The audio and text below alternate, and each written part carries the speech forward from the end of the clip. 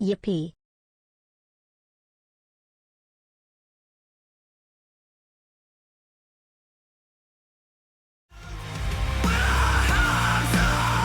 Hyperdrive.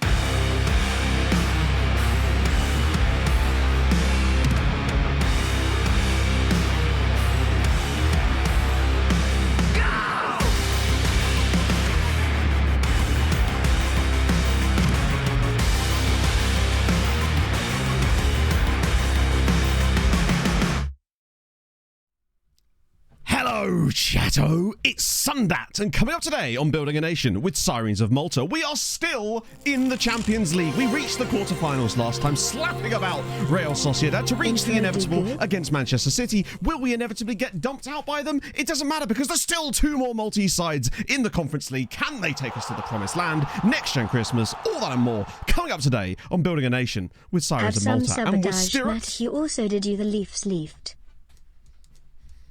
Sabotage cannot get me. I am inevitable. And I will take my flowers. Thank you, stream. Lovely times. Not bad. How dare you? I fought through it. I overcame it. I think there was double sabotage in there. Let me just check.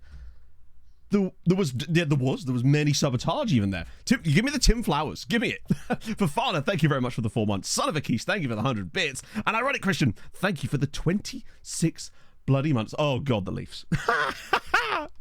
Yeah, that wasn't great, was it? I guess you got it to game 7, right? That's something. Right? Backpass, thank you for the 34 months. Happy Sundat Matto and Chatto, and a big thanks to the leakiest ever defence in the Premier League for letting Hudson-Odoi do the same move 3 times, score 2 goals and hit the post. We might just survive yet. Hudson-Odoi is an underrated Iron Robin clone in places. You know exactly what he's going to do, but he just does it anyway. It's great. Happy 14th Tim with the 14. birthday or something like that. We're nearly old enough to drink, Tim. 4 more months or something. And Ice Cold, thank you so much for the 9 months as well. Good into the morning. playoffs. I think they're good fun, right? And also, if you missed it earlier, it's Dan's HHHHHBBBBB today. So if you get some more HHHHHBBBBs in chat, that would be simply fabulous. I think, yeah, Matawake, I think they have a very similar running style as well, which I think kind of makes it even more obvious. Because we were in for Hudson-Odoi as well at the time, and I think that, honestly, what a signing he's been for Forest this year. I mean, I don't know what Forest fans think, but every time I see Hudson-Odoi, which is usually when Fulham are playing Forest, admittedly. Now, even in the 5... Did he play in the 5? No, I think he might have. I think he might have probably been their best player in that game too. But when we played against you guys, when we lost 3-1 a little while ago, he was so good. He's such a good player. It's just nice to see him playing football, isn't it, right? Ah, dear. McCaps, well, it could be worse. You could be the Buffalo Sabres, right? That's all we have at the end of the day. It's like, it could be worse. You could not have made the playoffs since 2011. And speaking of the playoffs, they're set now in the Championship. And I've got to be honest, from an outside perspective, unless you're a fan of Leeds, Southampton, Norwich, or West Brom, I feel like the sentiment from me at least is that might be the most boring Championship playoffs I think I could possibly imagine. And I imagine it would be the same if Fulham were in them, for fans that weren't Fulham fans, because of the way that we yo-yoed all that and were sort of just around that area for such a long time. It's just like, I don't care who goes up. There's no like underdog story there. There's just nothing particularly interesting, I suppose, for me there. I don't know. I don't think I've ever been less interested in who wins the Championship playoffs. Normally there's some kind of story there that, like last year with Coventry City, and I think it wasn't just Coventry, was it? There was another team in the playoffs last year that was kind of interesting too. You need like a Preston or a Bristol City or even a Hull. I would have settled for a Hull. Like, oh, of course, Luton was the interesting one. Yeah. Boing.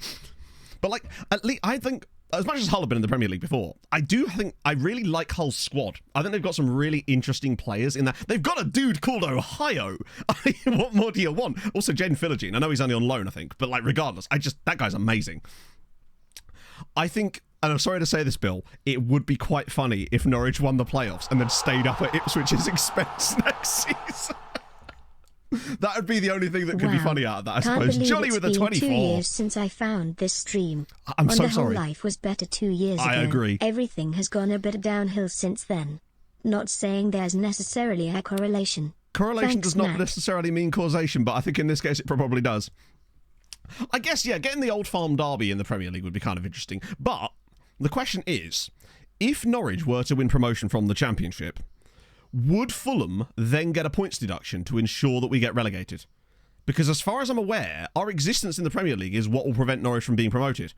Like, they could be 10-0 up in the playoff final and something would happen because it would just go, no, it can't happen. It's a hard block. It's not allowed to happen. We're not allowed to play in the same league. We just lose our license for some reason. We're found guilty of the Khans were actually embezzling the money and it's been put into that swimming pool the entire time. It's -10 for swimming. To be fair, we deserve at least -5 for the swimming pool. And I say -5 because I know that wouldn't affect us too badly. Well, how long was Ross Barkley's contract? Was it a 1 year? Or is it like a multiple year contract at Luton? Because I think, would he even stay? That's the thing, right? Declare for the NFL draw. I think Polinia, you know, he loves a tackle. What could I say? Don't want to use off in the sub. Yeah, it does feel like it, doesn't it? But my preference, I guess, but I simply have no preference in it. That's how little I care about it. It just feels like, yeah, I don't know. Mad. Fulham beat Norwich 6-1. No. We've been in the same league as Norwich in the Championship a few times. There was the season when we got promoted, I think. The last time we were in the same league together was, I believe, the season we got promoted when we won the playoff final against Villa. We beat Norwich at Carrow Road that way. Yeah, Adama, of course, yeah. It'd be terrifying. We did beat Norwich 6-1. We've beaten Norwich quite heavily a few times in the Premier League, actually, as it goes. We beat them 6-0 on the final day of the season in 2005 to relegate them. Good with regards to the drama, I guess, but I feel like I need to have, basically, who cares? I'm a complete outside party in this. If you're a fan of the clubs, you don't care if it's boring or interesting. You just want your club to go out, right? Totally understand that. Hello, Daz. I think we can all agree yesterday was shit, right? We all go home going, oh. Neither of our teams can finish at fucking dinner. And that's okay, right? We can resume this rivalry next year. Like, I'm so glad I didn't watch the game yesterday. Pog and I went shopping. And I was like, oh, God, I'm going to miss the derby. And then I noticed that it was 0-0. I went, oh, I've missed absolutely nothing. Like, just absolutely nothing. Other than Raul missing an absolute sitter. But what changes, right? I suppose Rodrigo would have scored it. I think fucking Bernd Leno probably would have scored that as it goes. What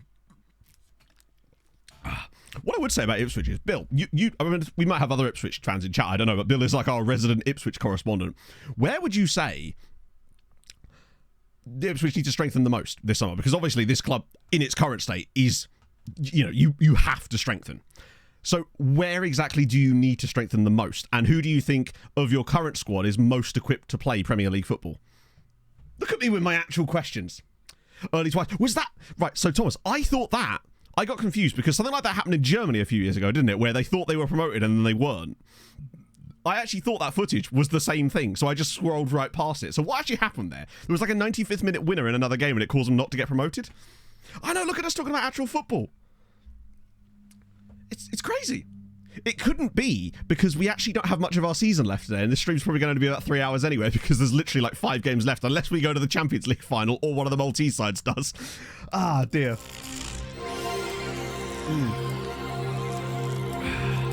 Hello, Yeah, I actually Matto have and Chatto. blades down for a draw mental yesterday few as part of an days, acca. Finding out that I may have hemorrhoids. Oh. Shout out to Ipswich getting promoted, and Wickham has changed owners to Mikael Lomtads, who is worth a whopping $5.7 billion. Georgian. We are out Wrexhaming Wrexham. Take that, Ryan Reynolds. You beautiful Canadian. Did the thing with the Reading training ground thing go through, or did that get like vetoed or something? Because that's all gone very quiet. And I remember us talking about it a month or so ago, but I haven't heard anything about that since. So I'm assuming that just didn't happen in the end. Groningen equalised. That's... Oh, wow. So there's still more games to play in the Netherlands with that. Okay. So yeah, St. Pauli will probably still go up though, won't they? It would have been funny if they could have done it against Hamburg though, because Hamburg just seem to be perennially trapped in that league. It's like they are actually in purgatory. 3-point gap. So what's the goal difference like? Is it still a case of they're probably going to get it? They just... Right, let's get off my face.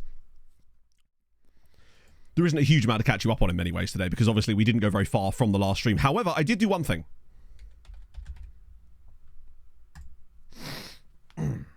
just put that there for a minute. Just let that, just put that there for a minute. Wandering Scarlight, thank you for the 45 bits. Is Georgian? Oh, Georgian Kazakhstan. Oh, fair enough. But yeah, didn't go through. That makes sense. So basically, Kylian Mbappe is here as a coach because basically we were looking for some more of the loan guys, which we have got a couple more signed up. Not that he's one of them or anything, but then Hadrian noticed that Kylian Mbappe. Do you know who else you could potentially get? Technically, Vinny Jr. as well. But we don't have any more room on our coaching staff because we've got the rest of it packed out with Use's loan farm guys. But Vinicius Jr. is also available and would potentially sign for us. Which is great. He is definitely a better player than a coach. Yeah, for sure. Vinny is better. Oh yeah, but he's not Mbappe, is he? Like, who cares? Neither of them are any good. They're not here because they're good coaches. And also, he's not really that good either. Particularly as he wants to be a coach. He's not really got many good coaching attributes anyway. 4 goals yesterday. Yeah, that's just fight though, isn't it? You want to stay on the pitch. I'm annoyed that I had De Bruyne down for goal and assist yesterday. That worked well, didn't it? Hey, Chris. Yeah, he's basically the hope with Mbappe is just so that we can hopefully get him to another Maltese side, and then we get to say, hey, we're up against Kylian Mbappe's Gziri United. Who wouldn't want that? Although actually me at the moment, because Gziri's new manager, of course, is one of the loan farm guys. So we do have some new guys that we brought in. We've maxed out the coaching staff in every single area. We do have some free scouting spots, though, so that might be something to do at Mapmen in the summer. But yeah, we got some new coaches. Let me check. I think it's all under 19 and under 23 coaches as it goes. Let me just check. So, new guys. We've got... I don't think that's him. Yeah, Anton Stack. He is rubbish, but uses loan market. So he's in as an under 23 coach. Cheetah! Thank you very much for the 26 months. How's it going, man? Maticus, long time no see. How are you, man? It's lovely to see you. How's life? Sarsia managed potential. Yeah, I mean, I'm alright with not knowing it, honestly. Coaching courses, yes. So we're trying to at least. I actually have a guy that's set to do that for us, so it should just happen automatically. But we probably should stay on top of that. I don't know if Angelo Menendez. No, he's just one of our really good coaches. In fairness, we've also got this guy here, Jack Knaus, who uses loan market. Is an American. In my head, he's related to Chad Knaus, even though their name is literally spelled differently. No job in the city. Ooh, very fancy. Well done, man. That's awesome. 16 years in Spain. Yeah, it's. I suspect, Jack, it's because this is what I'm on about with FM, right? Where people gain incredible amounts of scouting. Basically, the scouting knowledge decays too quickly, pretty much. So it's just very much recency bias. That simple as stuff. Enjoy your day, Bill. Enjoy. You deserve it, man. So yeah, we've got Jack and House as well. Basically, all these guys are just crap coaches, don't care about their actual attributes. They will get better because most of them have got really low contracts. Oh, sorry, low, well, not him actually, as it goes. And then there's some guys in the under-19 staff as well who we go to through here, isn't it? Yeah, here. We've got a few more of them in here because it's easier to stock them up on the coaching side of things. Do I really have to just do it from this one? So obviously Mbappe. We've got Tom Puili, who, again, rubbish, but uses loan market. The idea being they get poached. We've also got Cordoba, who I think, uses loan market. Colombian dude here. Lozano definitely does. And he's not shit, but he's not good either. We've also got Hugo Rocha, who is another one. Uses loan market. And also higher director of football for first team. That's intriguing. I've never seen that before. Our own coaching stats. I think they're maxed out. They haven't changed since the start. And obviously these guys here, you already knew about. We signed those ages ago. Pardera, he's another one. This guy here, Massimo Pardera. And I think the last one, Stenberg, might be a new one as well. Yes, so lots of these guys now packing out the club. The idea being, of course, that... Whoa, Morindor with the tier 3? Fucking hell, man. Thank you so much for the tier... Why are there so many more tier 3s lately? But I really do appreciate it, trust me. That's just... Wow, thank you so much, man. Hope you're having a fantastic Sundat. Poached. So no, we don't release them at all, Marcus. What we believe happened, the only reason we started really funneling into this is because we got... How you get so many? We basically just have to find them. So Slugs has basically built a Python script that helps you locate them. I couldn't get it to work personally because I was having trouble getting NumPy installed properly. But essentially, he's made a Python script that is able to look for the memory addresses that stores this information and is able to find them for you, potentially. Not that I've used it for this because, again, I couldn't get it to work, but he he's shown me the data, and in the thingy of in the Discord, you'll see that he's used it on someone else's save, and it does actually work. Because unfortunately, the game gives you no way of searching for it, which is really silly. Does not handle transfers. Is ready to use them. What do you mean, Steve? So bear in mind, the coaches using the loan farm is not about what they do for us. It's to do with what happens. Basically, what we're trying to do, we bring these guys into Malta as our coaches. We then hope they get poached by other Maltese sides. So when they become managers, because you'll notice all of these guys have staff role preparation of manager. No, but yeah, I don't know what it was. It's when I was trying to do the pip install for the requirements TXT for this thing, it was throwing me numpy errors, so I'll have to talk to Slugs about that later, which is a strange one. So yeah, but all of these guys have staff role preference of manager, which means that they're very likely to be poached by other clubs. The only reason we started doing this is because on the last stream, one of our coaches that had that thingy got poached, basically. Who give the transfers off. Yeah, I don't know what that's about. My guess is fact is, he has that. That's what we're really interested in. And in theory, another one of our staff members is also now the favourites for the job at Floriana. This guy here, Angel Bratinov. So we noticed that because they're really low rep and they're on generally quite low wages, they seem to be wanting to be poached by Maltese sides more often because they're not actually very good managers, which stops them from being too good for the other Maltese sides. So the idea is if we can get them into the Maltese managerial pool, we can start getting loads of Maltese clubs that have managers with Use's loan market, and therefore they're more likely to take our loans later. That's the theory anyway.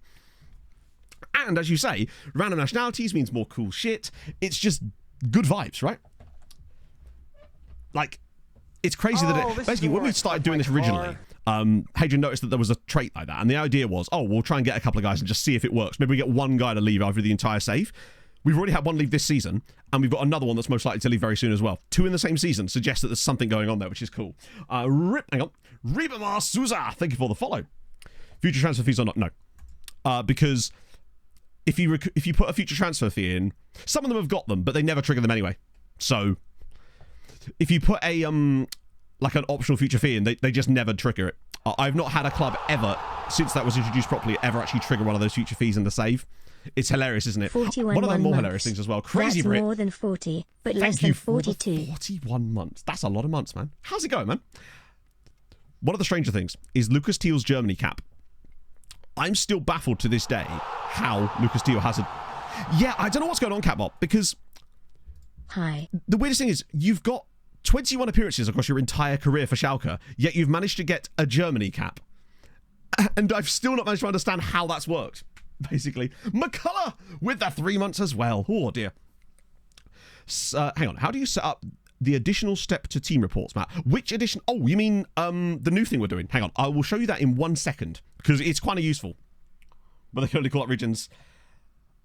Oh, very good point. You're right. Yep. Because there would have been maybe a little tiny bit where I was maybe playing off stream in between the update and me reinstalling all the different fixes that come with it. That's a great point. I hadn't considered that.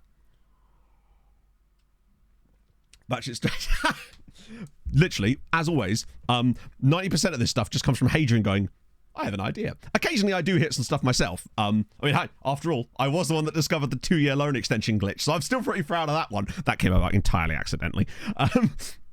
Still glad it's in the game, though, this year. But, yeah, this was another one of Hadrian's bright ideas, and it just so happens to be working way better than we thought it did. So the new thing, let me just see, has that song request gone through? Oh, bit of James Blunt, don't mind if I diddly do. So, what you want to do is set up a filter that looks like this. What I might do, actually, is save this filter and so that you guys can just download it. But for the time being, you want age between 15 and, honestly, whatever. I've upped it to 20 so we don't miss out on any players.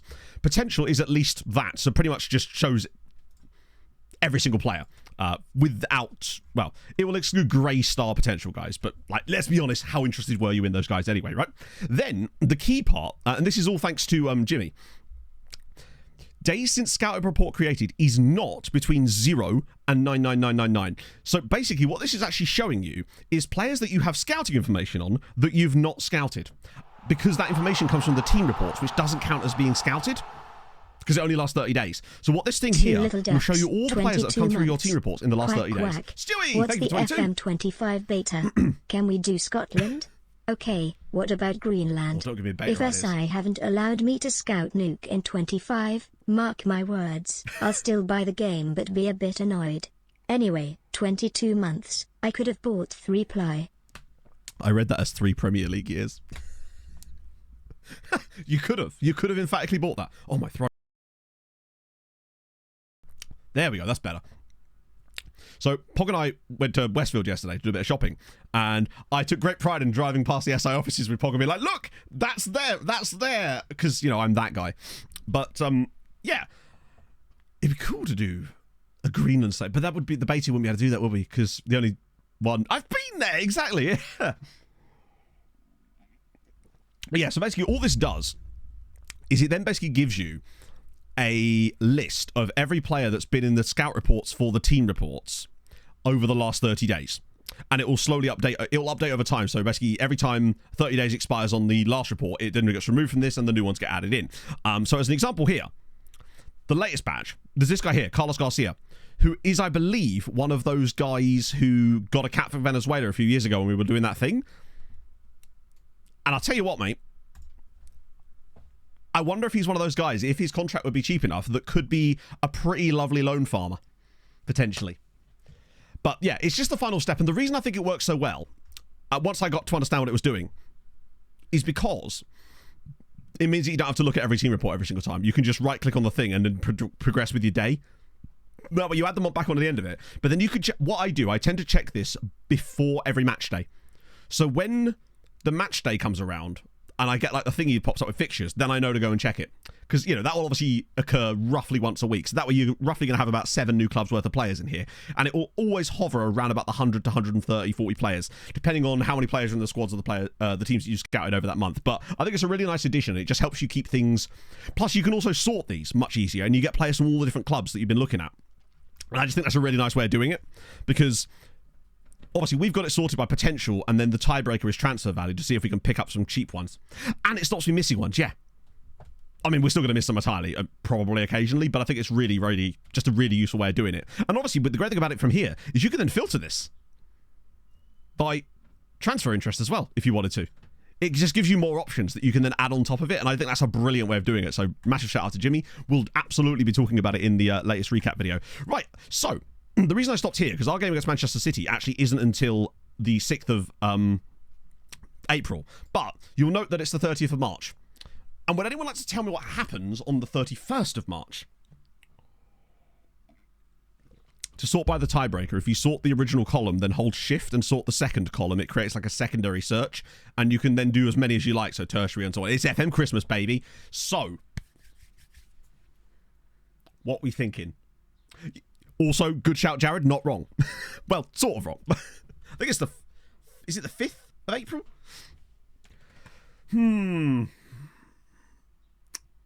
What am I thinking? Yeah, Hadrian can't take part because he has a version of my save file where he tests stuff, like he was looking for the loans thingy, so he already probably knows who's going to win this. So, I don't know. Fonseca, thank you very much for the 3 months. It's very kind of you. Thoughts on the next gen? Right, okay. I reckon it could be a boring one. Actually, no. I'm going to go with Saudi Al Nassr. There's been a lot of Saudi and UAE players on here lately. And I feel like maybe one of them's going to go for it. Right. So the next day, FM's going to edge us now and watch this trophy semi-final be before the fucking... Oh, no, here we go. There it is! Literally! Just as we were talking about it, there it is. Floriana have offered Sirens Angel Bratanov a job as manager. There we go. Perfection. Obviously, we're not going to ask him to stay. So that would be 2 of them gone. 2 of these guys would have been gone to other Maltese sides. Perfection. Right, here we go. And you want... I don't think they have... Well, maybe they have. I haven't seen them on the next gen. Right, let's go. Oh! Immediately just hunting for Saudi... Oh! Not quite. I mean, wrong club anyway. 19-year-old, though, which is... These guys here that are 17, though, very intriguing because that means they've got a lot of football. Oh, there's some good, interesting ones in here. Okay, let's have a look at Ibarra. The next, Gabriel is that Gabriel Jesus? Gabriel Jesus. Oh. Wait, hang on. Oh, no, sorry, that wasn't a next anyone, was it? The Malian Araujo? Okay.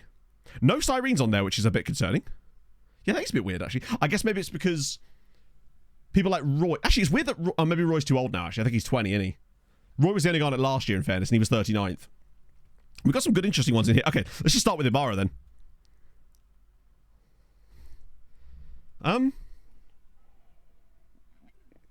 If I had to guess, it's probably Ronald Araujo that I think they're thinking of anyway. Yeah, Sheffield United and Charlton is interesting. True, sometimes it glitches out. Good passing, good vision, very expensive. And I don't know about the potential, but definitely worth another scout, right? We've obviously looked at him before. I think he's been on this list in prior seasons. That would be my guess. Although this guy here, wanted by PSG. I mean, that's usually a good sign. He is considered a wonder kid. Oh, go on. We'll guess Prince's one. I'm going to go boring. I'm going to go Spanish Barcelona. That gets me right. So hovering over... Which bit am I hovering over? Nah, it looks like we are genuinely lacking of it this year. We had Roy on it last year, but that was the only one. And obviously with Roy being too old for it now, I think it's just that this season, our squad is a bit older and we're not getting any younger players in our squad currently just because we're really pushing for that next level. I suspect, though, in the coming seasons, we're going to see a lot of guys... Like, I think we've got a golden crop of players that, like, people like Bitchik, Itchik Biton, and guys like that are out on loan. I think they'll start to grow into it now that they're getting those loan moves to Sweetie, which is going to be good. That's the thing. I think next year we're going to see loads more because of the guys at Sweetie and Hamron that have taken. So let's have a look at this guy. Hjard. From Radcliffe. He's ridiculously valued, isn't he? I mean, if this guy played for us, he'd be worth about 800k. it's sad, isn't it? Hey, James. Yeah. Probably not one for watch Giddens as well be worth at least like 30 million. Oh, I was joking. Oh, he's on loan from Arsenal. In fairness, that I thought if he was a Charlton player that was worth 32 million pounds, I would have been like, FM, have a word. But no, he's on loan from Arsenal. Is that his contract up or is that just his loan? No, it's just his loan. Ah, dear. So did you guys see that there's been complaints now about the price drop glitch affecting Premier League saves now? There was a thread someone posted in the Discord yesterday. Number 2. Oh, we looked at number 2 already. He was the fast winger. And hilariously, SI were like, oh my god, what's going on here? But the mistake the person made when reporting that bug to SI was that they were doing an Arsenal save. If they'd have been doing a Manchester City save, maybe something could have been done about it. But as it is, it's not possible, I'm afraid. Morian, thank you very much for the 28 months. You bloody love to see it. Oh yeah, I mean, if it's hitting those Man City values, things change for the better. But right now, yeah, I don't think we're going to get our bugs fixed. I did, Peter. Yeah, I don't know if you guys have watched this, but Max's latest video, really interesting video, as always. Bro is stopping YouTube. I am actually upset. He is my favourite FM YouTuber. And I'm curious to know his reasonings. But it sucks, because I think he made really unique content in the FM space, and that means there's going to be a hole there for that type of content, personally. Because I really do think there's a market for that data-driven analytical approach to the FM match engine and various features within the game. And, yeah. There's just no more evidence left. He'd solved all the crimes. Maybe Marcus. I mean, I do like that kind of video. I mean, the irony being, I was actually going to talk to Max about maybe getting a video idea together or something so that we could collaborate. But such is life, right? But the thing is, Hadrian, I feel like when we do our silliness, we always have an element of, like, I like the data stuff as well. I just don't feel like I'm smart enough to do it a lot of the time. Jack the Hobo, thank you very much for the 9 months. Got a nasty lung infection from work, but it allows me to play Menelord until the GP tells me I can go back. Very true. So it's kind of every cloud, I suppose, but that does suck. I hope you feel better soon, man. Vibes. I think we could do both. I reckon we could do science and vibes. I used to be so much more analytical driven in my content back in the day. He's interesting. And surprisingly not that expensive, considering he plays for Chernomorets. And he's not alone. Too young, but shortlist for sure with him. 2 caps already. Yeah, I mean, if you won't talk to us, you won't talk to us. I suspect he's one when he turns... When does he turn 18? So, summer. Wait, no, hang on. Yeah, no, summer. So he's like a late summer icon. Loan to buy. It doesn't work. The whole loan to buy thing is an absolute scam. Because they want so much more money on the loan to buy thing.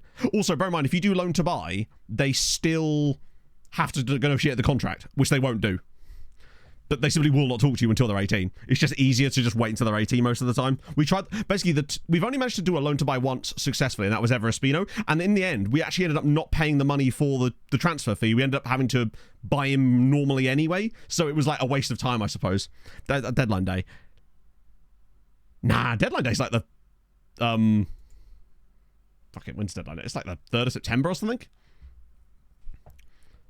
Yes, true. He's nearly Matt. He's Marat. So we got him. We've got this guy here who is no doubt turkey tax. Gustepe. I know nothing about him. So he could be good, he could be bad, I have no idea. It's nice. I love seeing players on here that I've literally never scouted before, which does indicate that I'm not scouting Gustepe. So certainly worth a look here. And also, while I'm at it, scout Chernomorets too.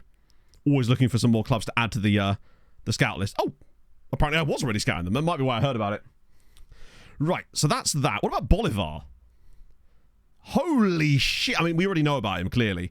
Oh, he's super expensive, though, isn't he? How expensive are we talking? 10 million quid. Hello, slugs. Yeah, we've looked at him before, you're right. He's so expensive. Like, he's good, but he's so expensive. And also not homegrown. I think you're right. He might well be worth it later in the window. Because we might have a lot of money. Are we shortlisting him? Yeah, we've got him on the shortlist already. Wait, hang on. Let me just make sure we do. I was going to take him off and add him on again, because it might be that thing because we talked to his agent that he then goes on the shortlist. Will be a good striker for us. Yeah, but he's not going to play. He's not as good as 3 or 4 of our current strikers. Hang on, is he left-footed? No. Although he doesn't want to be there. I use the RDF training schedules, Rita. So if you do exclamation mark training, you can get... You'll get the download link, you'll get the video that RDF explains all of it. I just use those and the logic that goes alongside them because I'm not very well versed in that element of things, so I trust him way more than I trust myself. Yeah, I think you're right, James, which would explain why we have him fully scouted, essentially, or as close to fully scouted as possible. He has a minimum release cost of 12.5 million. That's a lot of money. But in the summer, what's the injury, actually? Okay, that's fine. Does he have any big issues here? No issues with adaptability. Consistency is good. Nothing about big matches. And again, if you watch Max's latest video, you'll find that that was a big issue. So we really have to look at big matches on players, I think. I think that's actually something we're going to have to start triaging a little bit, because I don't know how well that improves or whether that changes much as the player gets older in the same way that consistency does. So we've got Mehmed Kaya. Oh, I right-clicked instead of left-clicked. PSG. I mean, he's very good. But again, it's a question of the ceiling. I worry that he's probably not that going to get much better than he currently is. I suspect with his 72 appearances for Kashim Pasha, that he's pretty much just one of those players that's got really, really good because of the game time. Meshkovej, nice! Don't have any homegrown players. So basically, Cyprus, you have to make them. You can't really take the approach of, I'm just going to sign homegrown players. It doesn't work. I mean, it does, but you just end up weakening other Hungarian sides, right? You really have to be planning for it 5 years in advance. So as soon as you physically can, start signing players that are 18 or under, and they will eventually count as homegrown. Firstly, after they've been at the club for 2 years, they'll be able to be played in the Champions League without having to be registered. And then by the time that year is up, they'll have done 3 years before the age of 21, which means they will now count as homegrown trained at club. So you have to basically make your own homegrown trained at club, guys. That's how you do it. It's about the long game, pretty much. It's unfortunately, you're right, it's turkey tax. Javi's going to be on loan from someone. Yeah, that's Sevilla.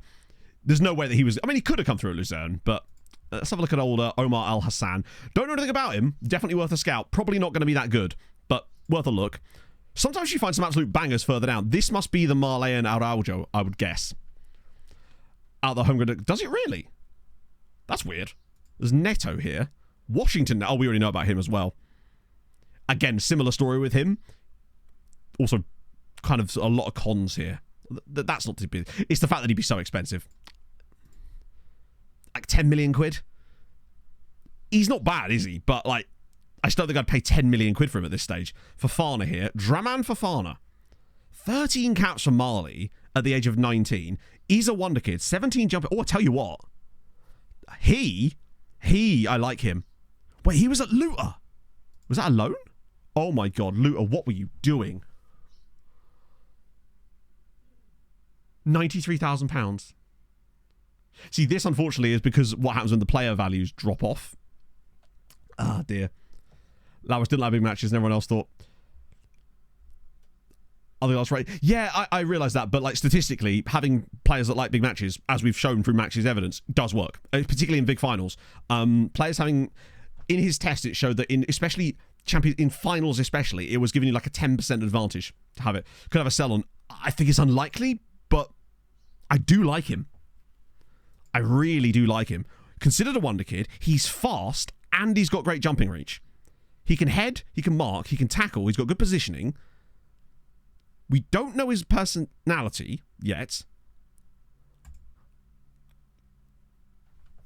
Let's have a look.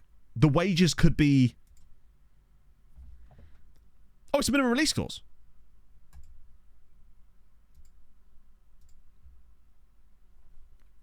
Do you know what? I think we might just... Thoughts, chat? I think we could probably just sign him. He might still have homegrown status, potentially. It's also great to see that Luta signed someone as good as this. I think he's worth the money. Yeah, the fact that I love that Luta signed him. That's amazing. It's a lot for a punt, I reckon, but like, I do like him. Like, he feels like a match engine player. He reminds me a little bit of Luis Navio, except he's actually tall. One of those guys that might not have the potential seen him, but his attributes are already good enough for him to compete. You guys are at Benfica and Porto, and you might well be good, but you're just never going to sign for us, are you? We could have a look at his information. I don't think that works unless he's actually in Malta again, so we might see how that works, because he's only 19. So it's whether he can do enough... Hang on, is Malta cumulative or continuous? I forget which one it does. Or does that not matter for homegrown registration for Champions League? Because sometimes there are certain ones that you can get it if you leave the country and come back, but there are other ones that it breaks the cycle. Is one or the other. Right, okay. You need cumulative. It's all cumulative. Yeah, I thought so. That might work then. There might still be time. Yeah, oh, you're right. That is for nationality, isn't it? Yeah, I'm an idiot. Kabai here is Belgian-Moroccan. We already know enough about him to have star ratings on him, which suggests I've already looked at him. Ortola. Don't know about him, but he's worth a look, right? We'll check on other players. I want to just look through this first. Again, it's Porto, innit? Like, he's worth so much money. Ooh. Ahal. Ooh. Okay. He feels very much... cumulative is better, yeah. But not that really matters for this, but I think he's going to be... Oh, he's not on loan. Oh. Kurt beats. Kurt beats Battlestar Galactica. I just assumed he was going to be on loan from insert name of large Austrian side here, rather than playing for Austria Lustenau. Obviously, they're a top flight side, but he felt, yeah, or like at the very most, on loan from like Rheindorf Altac or Sturm. Do you know what I mean? One of those types of teams. Oh, I've heard of the team all right, but like a naff Instagram DJ? Wait, is it actually Sharpie? Beats by Kurt. Okay, we're definitely scouting him. I'm also going to shortlist him because I want him to show up like and actually highlight in the scout report, so I know to have a proper look. I think that's Luke Collins. Yeah, had to be Luke. Is he a face in the game? I feel like, or did I do that last year with him as well? Right, Chaguri. Don't know about him, which is an intriguing one. 9 heading because he's a centre back. Oh, 18 jumping reach, though. We like that. There's Dominic. Wait, he's literally just called Dominic. Dominic Contreras. Okay. Wait, did that just say he was born in the hospital? I mean, to be fair, many of us are. Many of us are. Vidal, Alain Vidal. I mean, yeah, PSG youth players, obviously. Ooh, there we go. Here's Sturmgratz. Marko Muslimovic had to be Bosnian Austrian. And again, he's worth a look as well. Very expensive, though, because Austria. Argentinian here at Seattle Sounders, who I've already looked at. Another guy from PSG, Sam Lefebvre. God, look at the number of games he's got for PSG too. That's wild. Another guy from PSG. His name is Drake. That's amazing that it's Kurt Beats. That's perfect. I love that Seattle are farming in those areas. It's good to know that they find them, but it's annoying that we didn't find them. Hey, Bente. Wojciech Volnwy. I don't know if it actually would be said. It's a Polish name. Born in Teltov. Actually, he's got quite well-rounded attributes, but he does play for Hertha, annoyingly. Another guy from Flamengo. Okay, we've obviously had a brief look at him in the past. There's enough there to suggest he's worth... I mean, slow in Poland. Hey, what was his speed? The irony. I almost want to sign him more now, Tomek. Just because of that alone. Wojciech slow with his at least 15 pace. That's great. I like that a lot. Oh, did he really? Oh, he did. I still think we scout him. We've got time. But, oh, another guy. Slovachko. Ah, no, I've looked at him before. Yeah, not sure on him. Any more? Renier will be stupidly expensive because Switzerland. Richter is Italian, apparently. All right. A guy. Oh, there you go. Things you didn't expect to see. A Hull City player in the NextGen list, but he is on loan from Roma, in fairness. Still. There's also Ahmet Bektaş at Stuttgart. Yeah, on loan from Roma. It's not quite the same, is it? Apostolos Metaxas. Bayern with the fantastic names this year. An Angolan. I hope he's not so good that he's going to keep our Angolan goalkeeper out of the Angolan national team. There's a guy called Butty. Oh, there is. Oh, Thai guy. Oh, there's De La Hoya again. He was in it last year, weren't he? Stuttgart guy was cheap. He's not really that cheap, though, is he? Because they'd want 4 million because it's Stuttgart. Also, he's not really that good. He can't really tackle that much.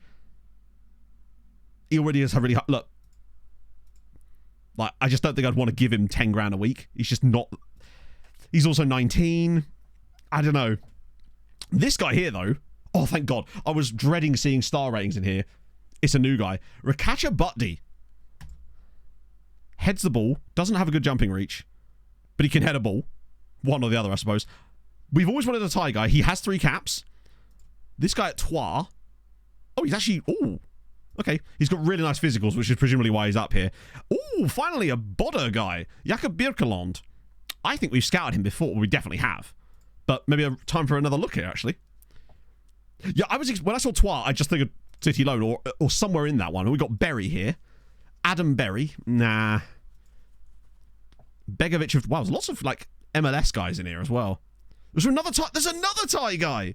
Also, okay. So many questions. I have so many questions about Rafael Capital, the Finnish Englishman who plays for Preston North End. What? Rafael Capital of Finland. Finnish English. Not... And with Finland caps, he's a spy. Glenn Kamara, yeah, in it. Kapitalainen. Toss him to Chelsea. Do they need more players? I mean, fair enough, but I don't know why he... I mean, at the end of the day, wherever he goes, I don't really care where he goes. He's going to be painfully average there too.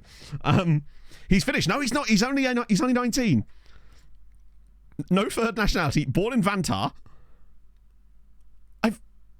I assume it's just because there is a player called Capital in the Finnish name pool. That has to be the reason, right? Unless he's like a face in the game, maybe.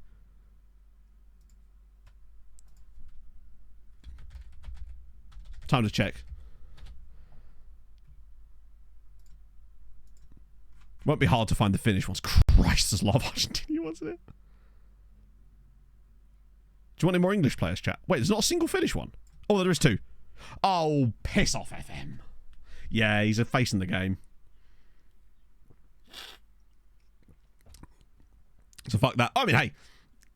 I guess it's just because homegrown status, right? Why does it FM ruins all of our dreams? Whenever we find an interesting player, it's like, oh, it's a face in the game. Useless. Right, what else we got? Okay, second guy, please. Yes, again, a player I've not scouted. This is glorious. Oh my God. Hang on. He's 5'8". Imagine if he had 15 jumping reach at 5'8", because he would actually be... Oh, he's like Maldini. I really hope he's good. That would be amazing. You know, like Zebedee at the back there. Another guy from Bodder. Arve Uppegård. Oh, wow, there's some really talented, like, DM centre-backs in this particular set of teams. Yeah, Thai national team, great shout. Also, Klagenfurt. This is a loan, isn't it? It's not. Alexander Bogdanovsky, North Macedonian. God damn. NextGen is delivering this year. Also, Haitian guy at Palmeiras. 12 caps for Haiti. Or, I mean, maybe that's just because he's... But then he's playing for Palmeiras. Well, a little bit. I think he's worth a look. Haitian at Palmeiras is kind of... Oh, Balash as well. Donetsk Estrella. They're normally... Good God, what is going on in the next gen this year? And lastly, this guy here, Ciro Pereira. What is going on? We get him now, right? We just take him.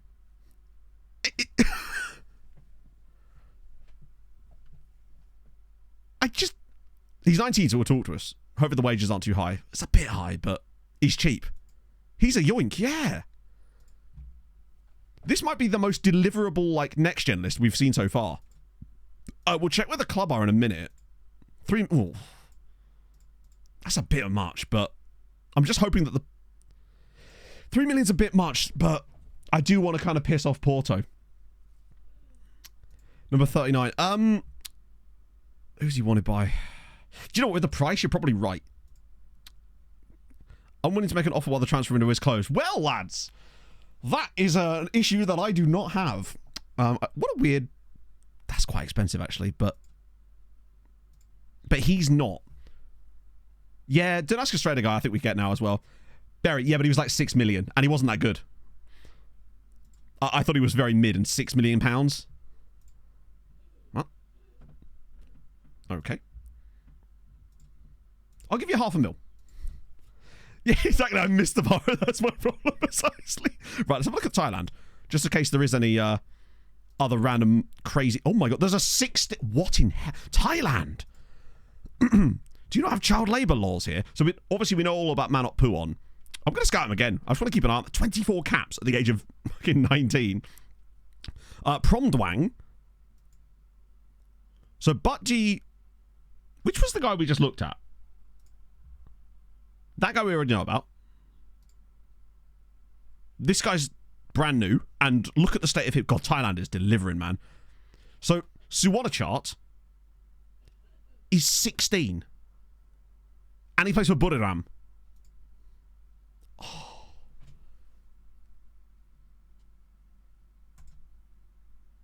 $16 and he's got a cap for Thailand. That's... Yeah, it's like, you want to chat? So we looked at Butt D. What about Chachana? Good God, man. Just sign. You can't. He's 16. He's 16. He's not going to discuss terms with this. See? But we'll just scout all of it. I think we've just...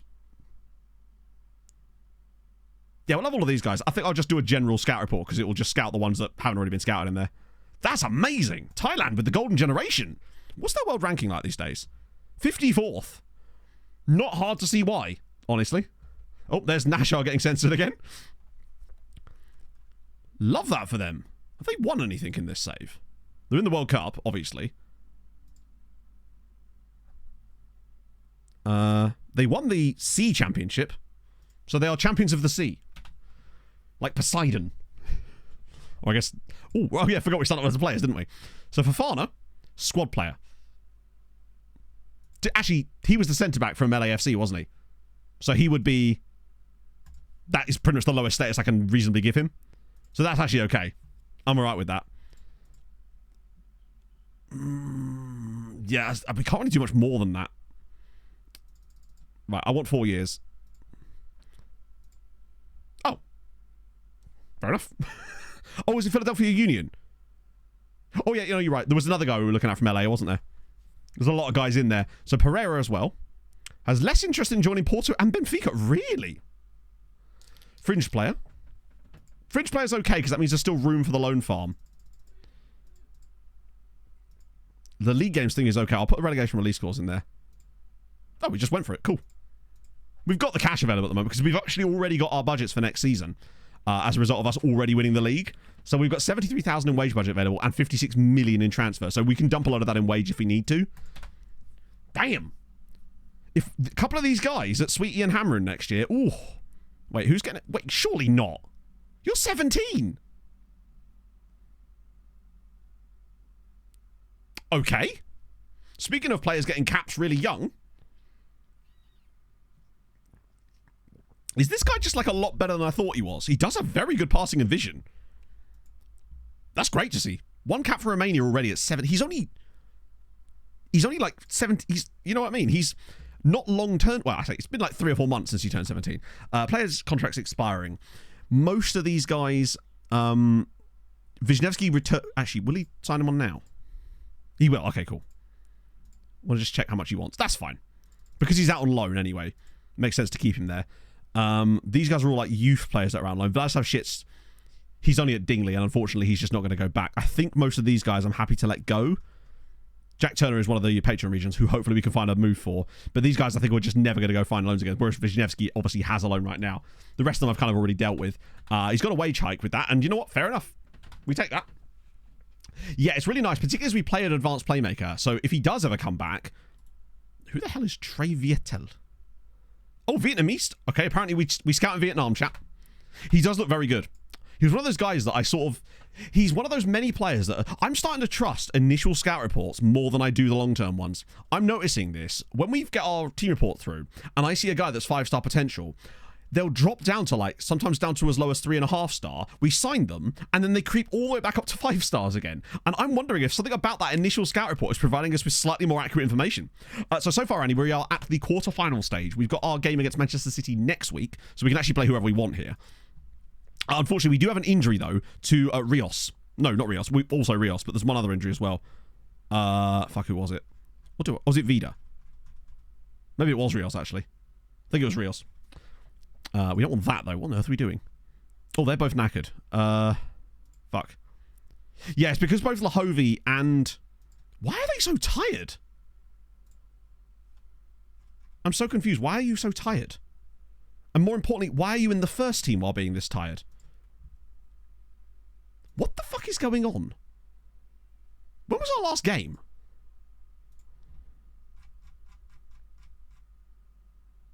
Four days ago. It was a friendly against Florian. Did I actually play the first team squad? Kinda? Strange. Oh, I didn't look at Yanis Andre. Hang on, let me just try and sort this team out a little bit. I don't know what the hell's going on with this here. I just want to find a team that's not horrendously dead on its feet. Let me just ask my assistant again, honestly. But why is he starting players that are like 70% fit?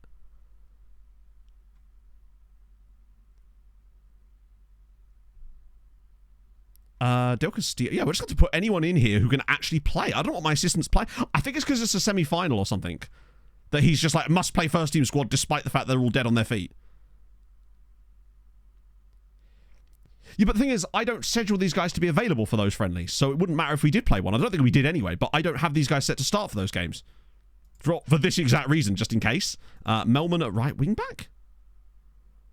We'll put Quabena in there. I'm just putting anyone who can, like, be reasonably fit in the team. I guess Palma Tesa, because he's actually not horrendously unfit. This could lose.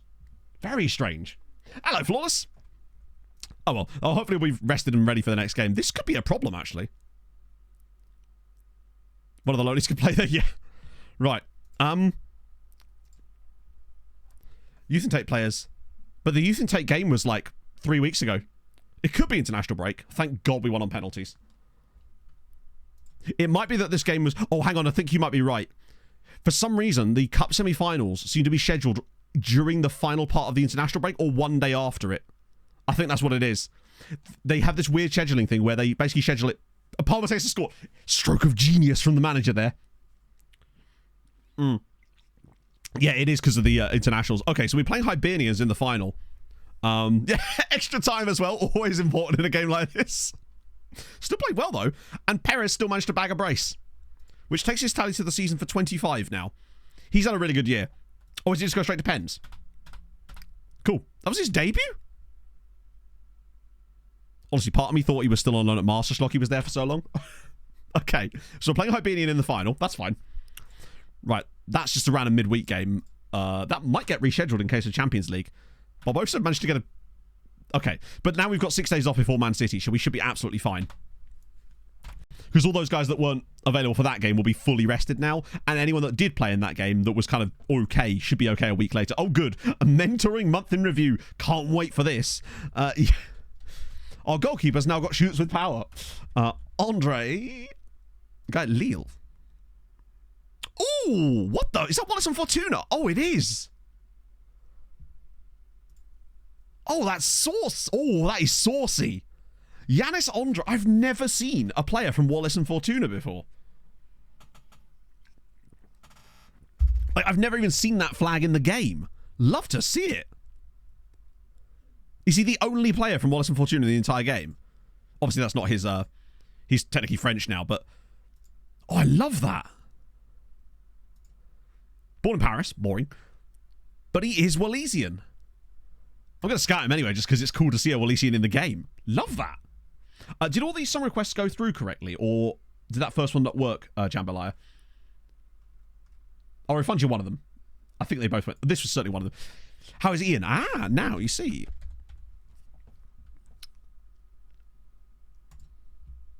God, you're really good. It just took a while for you to get going. And now, what league is this in? It is in the Championship again. Norwich have had a weird ride, haven't they? From Europa League semi-finals to yo-yoing between the... Wow, you really just will... You know exactly what you're getting with Inferno. 7 goals, 3 or 4 assists. That's your lot. You're getting... No matter what league you're in, that's what you're getting. Champions League, 7 goals, 4 assists. League 1, 7 goals, 4 assists. Ah, dear. If you type in training, exclamation mark training, you'll get the training links, I believe. Coach from Crimea. Oh, fair. Right, hold on, Alsace, yeah. Didn't really do much, did it? Right. Eric Nunez gets forward win. Do you know what? Credit where credit's due. That actually might work. Because he is our Trek. That could actually be quite helpful. Ooh. I do wonder if massive transfer for like 40 million in the summer could be on the cards for Nunez, perhaps. I like him, but he's the sort of guy that isn't he's not absolutely essential to the way we play. Oh. We'll settle. Settle.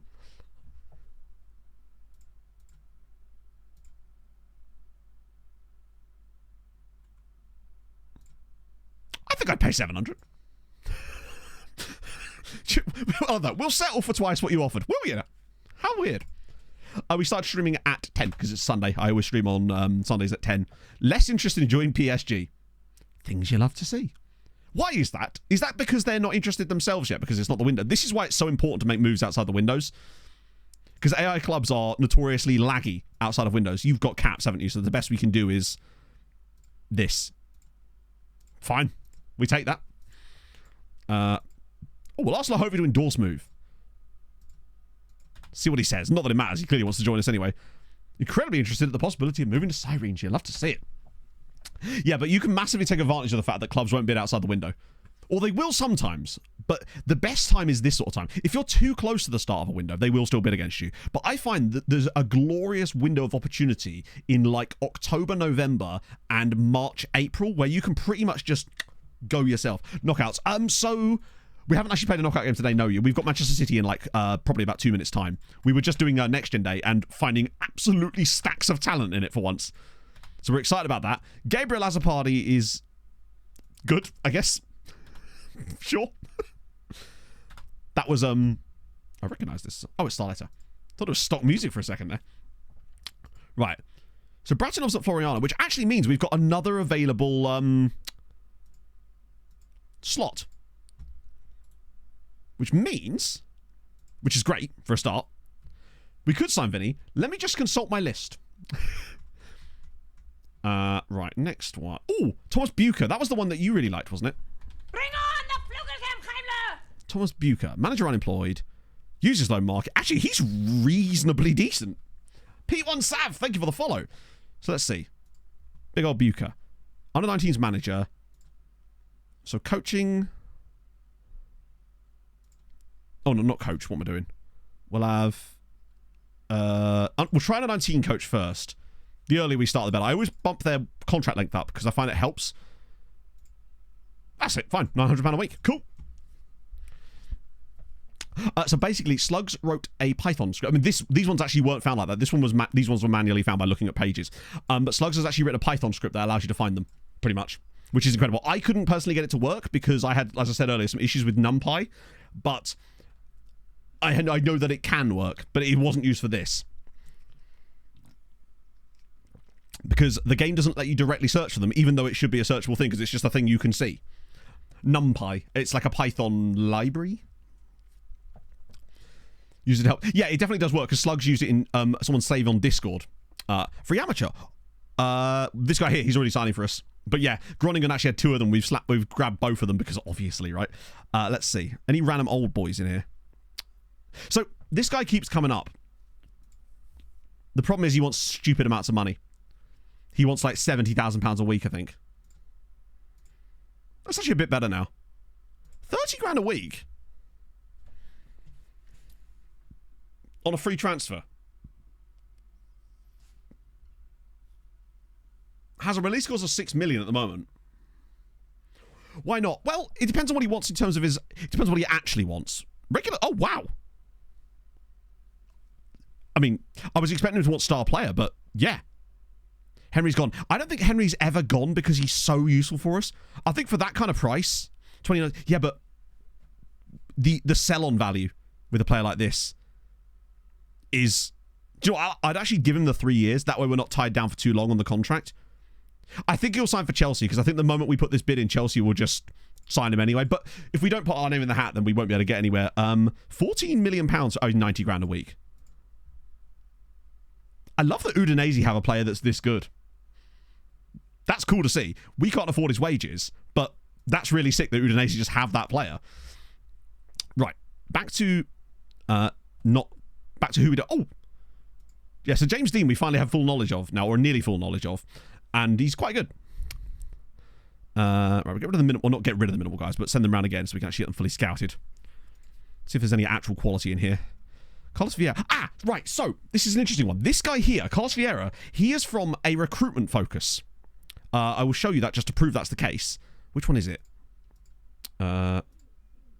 It is. Hang on.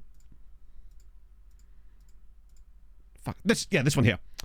He's from Recruitment Focus, but he's actually maintained his potential stars despite all my intensive scouting, which is really intriguing. And not only that, look at him. Model citizen as well, by the way.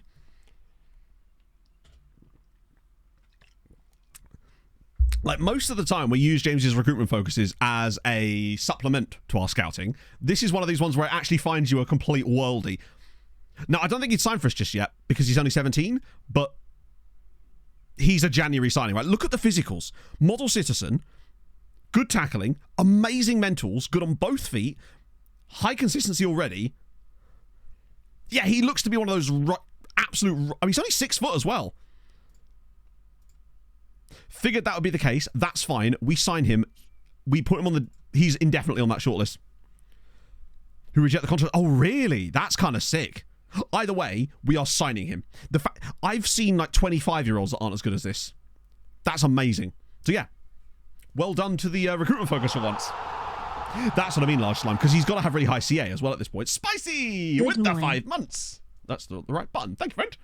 Hope you're having a fantastic Sunday. This guy here, Amarildo as well, was also in a recruitment focus. He would actually talk to us.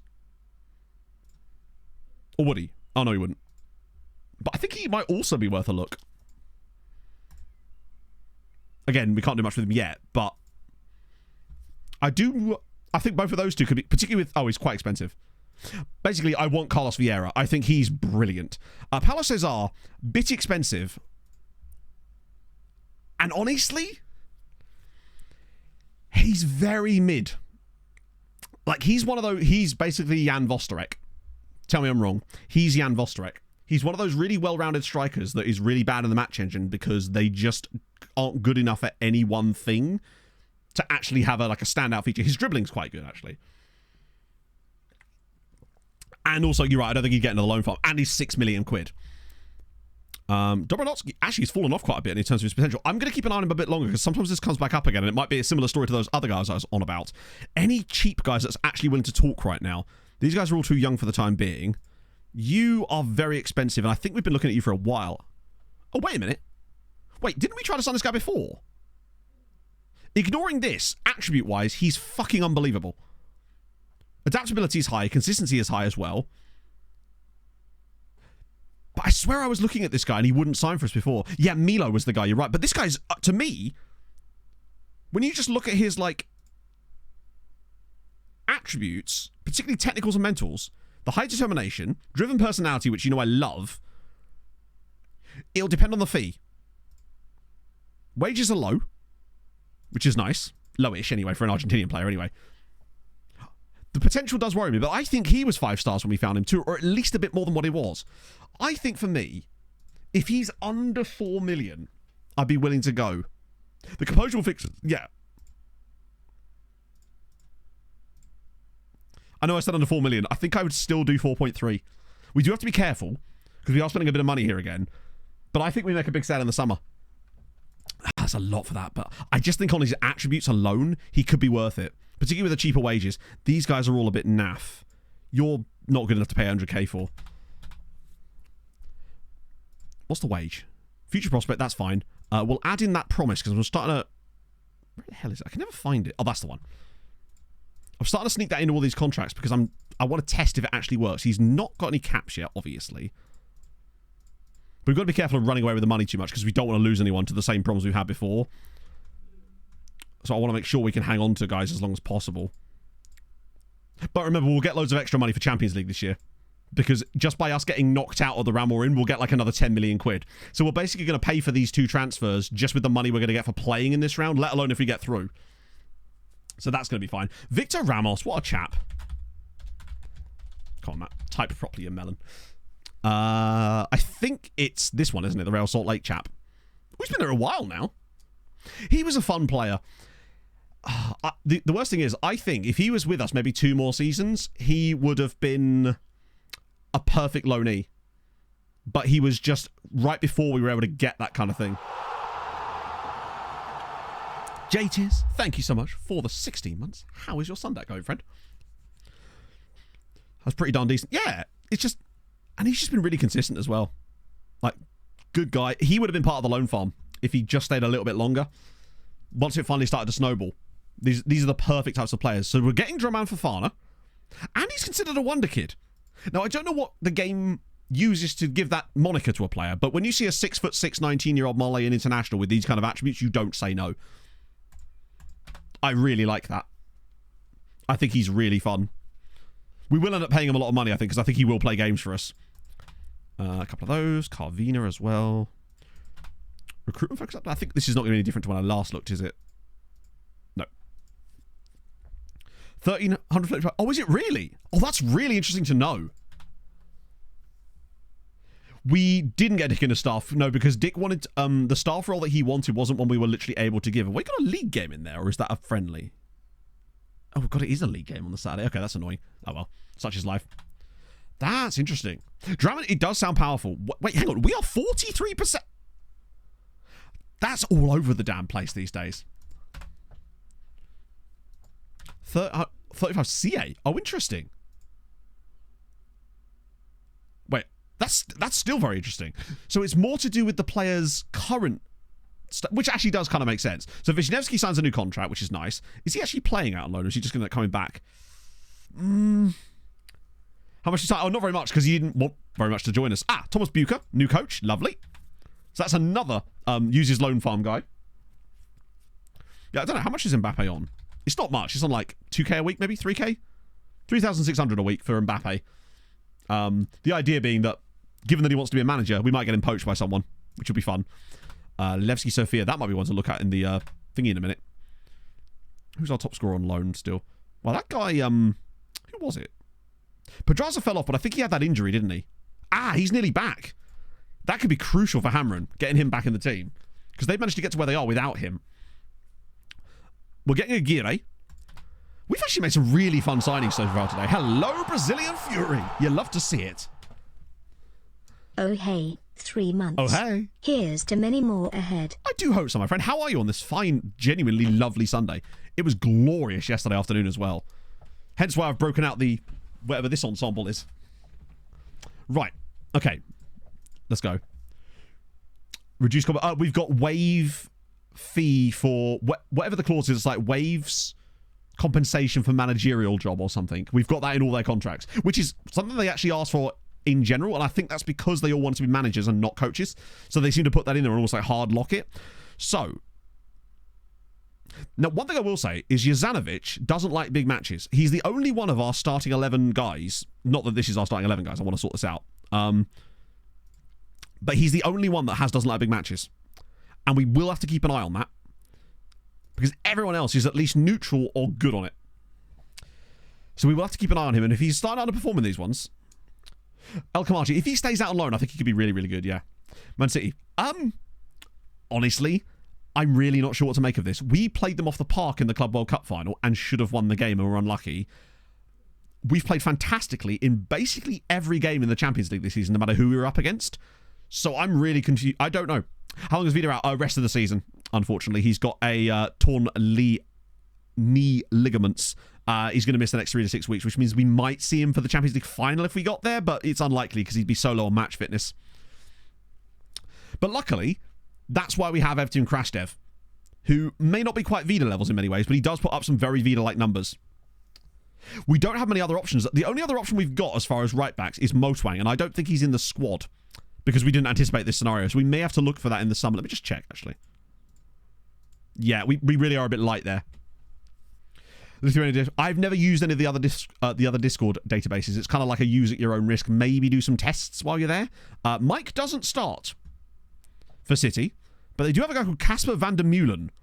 Also, they've got Anwar Zaim, who is just absolutely insane. And obviously Erling Haaland, still at 37, who does still only have 10 pace, though. So they've not got the paciest of strikers, but it's still Erling Haaland. He will no doubt score a penalty. Actually, start a loan farm. Pretty much pricey, but it is a lot more complicated than that. It takes a lot of work. But if you do exclamation mark loan farm, you'll see like the cheat sheet that we've got. I wonder if he'll go to 40. That'd be intriguing. It's weird how we've got a lot of interest in April here. It's kind of unusual to have this much interest in our players in like April, but it's fine. We've got the contracts tied down. Okay, City away. Let's go, right? I mean, did it say he was retiring? Okay, I didn't see that part. Right. But yeah, I was unsure as to how many players we had that didn't like big matches. The only one that we've got that's a regular starter for us is Jozanovic. And we'll have to be careful about that. And it's the sort of thing that might lead me, if we were to reach Champions League final, to potentially actually starting Everton Espino over him. But I don't know if the negative impact on him is enough to outweigh the quality bonus that he gives us. So, City away from home. All we need to do, it's easier said than done, I realise, is get back to Malta with something that's not like a 3-0 defeat. And I'm going to think positively that we're not just going to concede their first shot on target after 35 minutes after we dominate them. We're actually going to play well here. Or if we do lose, it's going to be because we don't play well. That's all we want to see. Just some kind of performance here. We showed real promise this season in the Champions League. We finally looked this season like a team that can actually compete at the very top table of European football. Oh, look at that from Gert. That's a shocking pass, though. He's done all the hard work, and we've immediately started playing like a team playing against the high rep side, where the horrendous passing begins. Go on, just a long way. Oh, here we go. Nice. Right. Okay, never mind. Well, it's a shame, but actually, to be fair, they're both at it. Both teams are being very profligate in possession. Oh, for God's sake. He's offside, I think, but yeah. This is the whole, like, when you're playing against high rep teams that I've noticed the most. It's the passing. Now, it could just be that City are playing a high press, but some of our passing are just so weak. We need to not be. Got away with that there. Rojas has got to do better. I wonder if his match sharpness is... He's a bit offside, in fairness. We'll be okay. But it was a scare. We've got to do better than that. But it looks like City are a bit sloppy in possession as well. So we might find moments. If Gert Gillet can have a good game for us... Oh, City have started really well. But at least they've not scored their first shot on target. The game doesn't know who to rep roll. Right, let's see.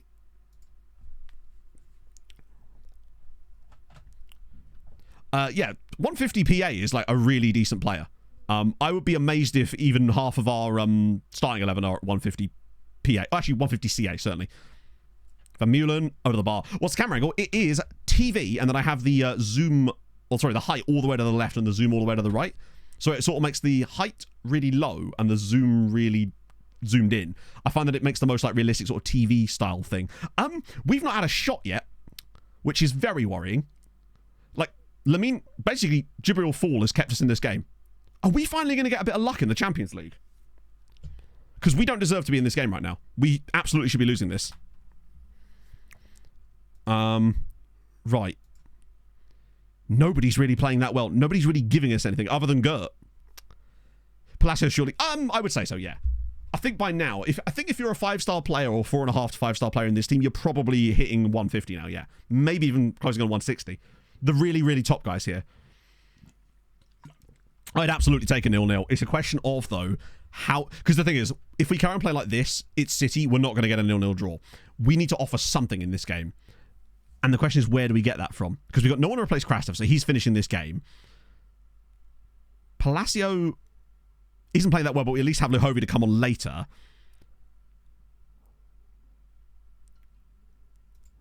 This is a weird choice, I realise. I'm bringing on Radek Markovic at half-time. There's something about Markovic that I really like as a footballer, and I don't know what it is, but he just seems to perform when he's in the team, and Rojas is really lacking match sharpness right now. The rest of them will leave for the time being, but I really like Markovic. And at this point, I don't think that's going to be the thing that make or breaks this game, but it might give us a slight edge if we need it. I am thinking Lahovi and for Palacio very soon, though. But unfortunately, I do believe that the way we can see the goal in this game is just going to be us randomly giving the ball away. Because City are pushed up so high and we are unable to play through their press. Oh, that's better. That's the first time I've actually seen us in this game play through their press. Come on, Palacio. That's better. We got runners. Oh, we got run. Oh, such a bad touch. Wait a minute. Perez! No fucking way. City 0, Sirens 1. I tell the swamp donkey to sack it. Do you know what? We've had shit luck in a lot of games in the Champions League this year. A lot of them. Right? And it's about time it actually went for us. I'm happy to accept that. That's very, very fortunate. The defender actually kicks it at Roth. Straight into the path of Perez. I think he would have been offside. It was an absolute disgrace of a goal, and it's fucking finally it's happened to us. You know what? I'm happily going to take that. We obviously called it out because it's still very fortunate, but how many times... we've had maybe, I think, 4 games this season that are... The game is finished with our opponent scoring their only shot on target. And they've resulted in us losing matches and drawing matches. So, oh great, Palacio's now got an assist. Which makes it harder for me to make subs. We'll keep things going for the time being. I still think that we end up losing this, but we've given ourselves a chance. At least someone is scoring with the first shot. It's true. Byline Basher, thank you for the follow. And thank you very much for the 50 pits. Jambelaya. Watch us give the ball away in a stupid way now. Oh, go on, Perez. Challenge him. Oh, hello. Go on. Turn back inside. You've got... Oh, that's poor. He had options there. I can see this is where City just play through us. Perez, maybe. Maybe for what? Oh, hang on. Hang on. The space. Perez. Oh, he kind of has to... Yeah, I mean, I don't blame him for shooting there, honestly. I think if he waits... Right. Can't really get going. Yeah. We maybe do Espino. Barbosa also doesn't like big matches. Can Espino play on that side? Yeah, okay. Right, who's playing poorly? Quasi's actually doing really poorly as well. I might even get Henry on.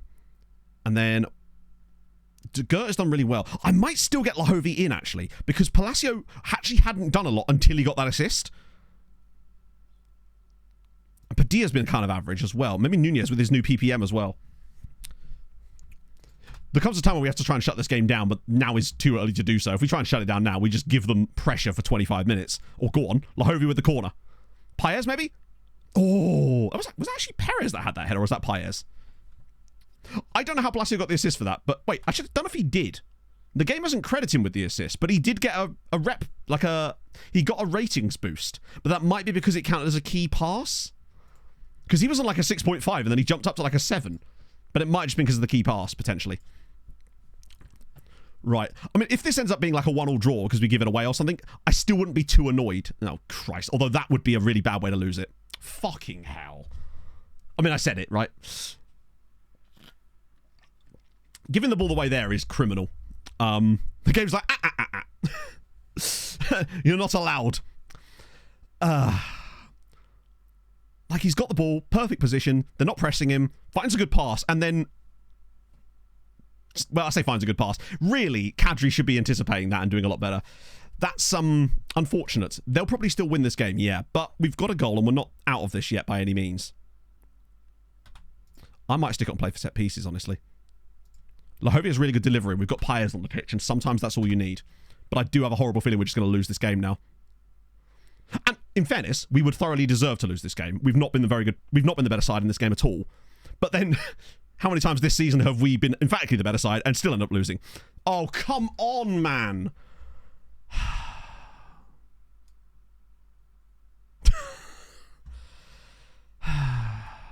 Back post header from Haaland? Yeah. I mean, what can you do? Never mind, eh? Better luck next year, eh? Ah, good. FM's fun, isn't it? Just those passing. It's the passing, as always. That's the biggest sort of sign. He's running away from goal. It is the hope that gets you. It's still only 2-1, but it is frustrating, man. Krasev's had a 5.9, but there's nothing we can do about it because he can't come off. Ah, dear. Oh, please not a third one. It seems, unfortunately, it's because City are playing quite a high press, obviously. They're very good in the press. But what I seem to notice in every time you're playing against big sides is your passing goes out the window. See, that right there is just City pressing the ball really well. But it's when your passing just goes to shit against these big sides. It's so funny. Particularly as now we've got decent consistency in the team anymore these days. So it's not even about the consistency. They're all liking big matches except for Jovanovic, who's no longer on the pitch. The thing is, a 2-1 gives us a chance. 3-1, I think, is basically curtains. From a winning position as well. And the thing is, this is a really long high. Oh, hang on a minute. Can we take advantage of City's bad play? It's Perez. Go on. Yes! Yes! Yes! Come on! Man City 2. Sirens 2. We're FMing them. Perez scores again. Do you know what? That was great from us again. That was great from Krastev. He won't get the credit for that, but that was brilliant from Krastev. Also, Perez to take it round the goalkeeper there. The composure from him there. Oh. Play the big boys. True, but remember, we are a big boy now. Oh, come on. Wait. Oh. We're going to concede another one, aren't we? Back post header.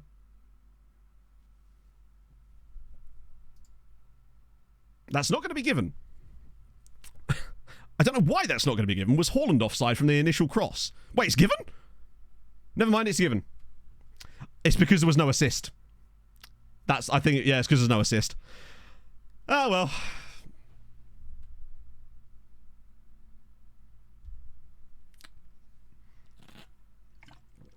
They've deserved the win. They've been better than us in this game. It's just, I mean, look. We didn't deserve the 2 goals that we got. Like, I hate that Krastev didn't get any kind of benefit for that ridiculous interception that led to our second goal. So we thought we'd got it, but we didn't. 3-2 is still manageable. We said we wanted to be in it, and we are, in a way. I love kebabs. Thank you very much for the follow. Pog would appreciate that. Okay. We weren't good enough here. City played like actual Manchester City. We've still got the return leg. It's not done yet. But, fuck. A 2-2 draw would have just given us that. We would only need a win. Which we are all our day good enough to beat them, but now the problem is it's like, are we good enough to battle the inevitable amount of nonsense we're going to get in the second league? But at least in that game, they scored 3 goals and had loads of chances and they tore through us at times. That actually doesn't bother me. At least it wasn't like their first, at least they didn't have like 3 shots on target and win, you know? Ruined Fat, thank you for the follow. Yeah, we've got to rotate heavily for Tarshin, get the big boys back in. I love the Sporting here as well. Remember, we've got Thursday's fixtures as well for the other Maltese sides. Oh, I'm massively disappointed. Like, we should have won the Club World. We played them off the park in the Club World Cup with their full-strength side in the summer and got absolutely FM cheesed in that one. Not that game was FM cheesed. Like, if anything, we're fortunate. Like, we didn't really create that much in that game, but it shows how important Perez is to this team because he just does stuff like that. Right. Sweetie are away at Nordsjælland. Hamren are away at Slavia Prague. And if they were to get through, by the way, they'd play each other. I don't think they will. Imagine. I feel like they bow out here. Oh, we're getting Pereira. Nice. And we're getting Neoyash Villarreal. We are getting this guy for free. Do you know what? I'm all right with that. Free transfer for Neoyash. Or Neoyash? Gonna need a pronunciation guide on that one. Inferno. Now yes? Now yes. Queen. Okay. I think he must do, yeah. Right. Just sign an Everton. It's true, yeah. We've got our very own yellow submarine. Right. Noish. Noish. Come on.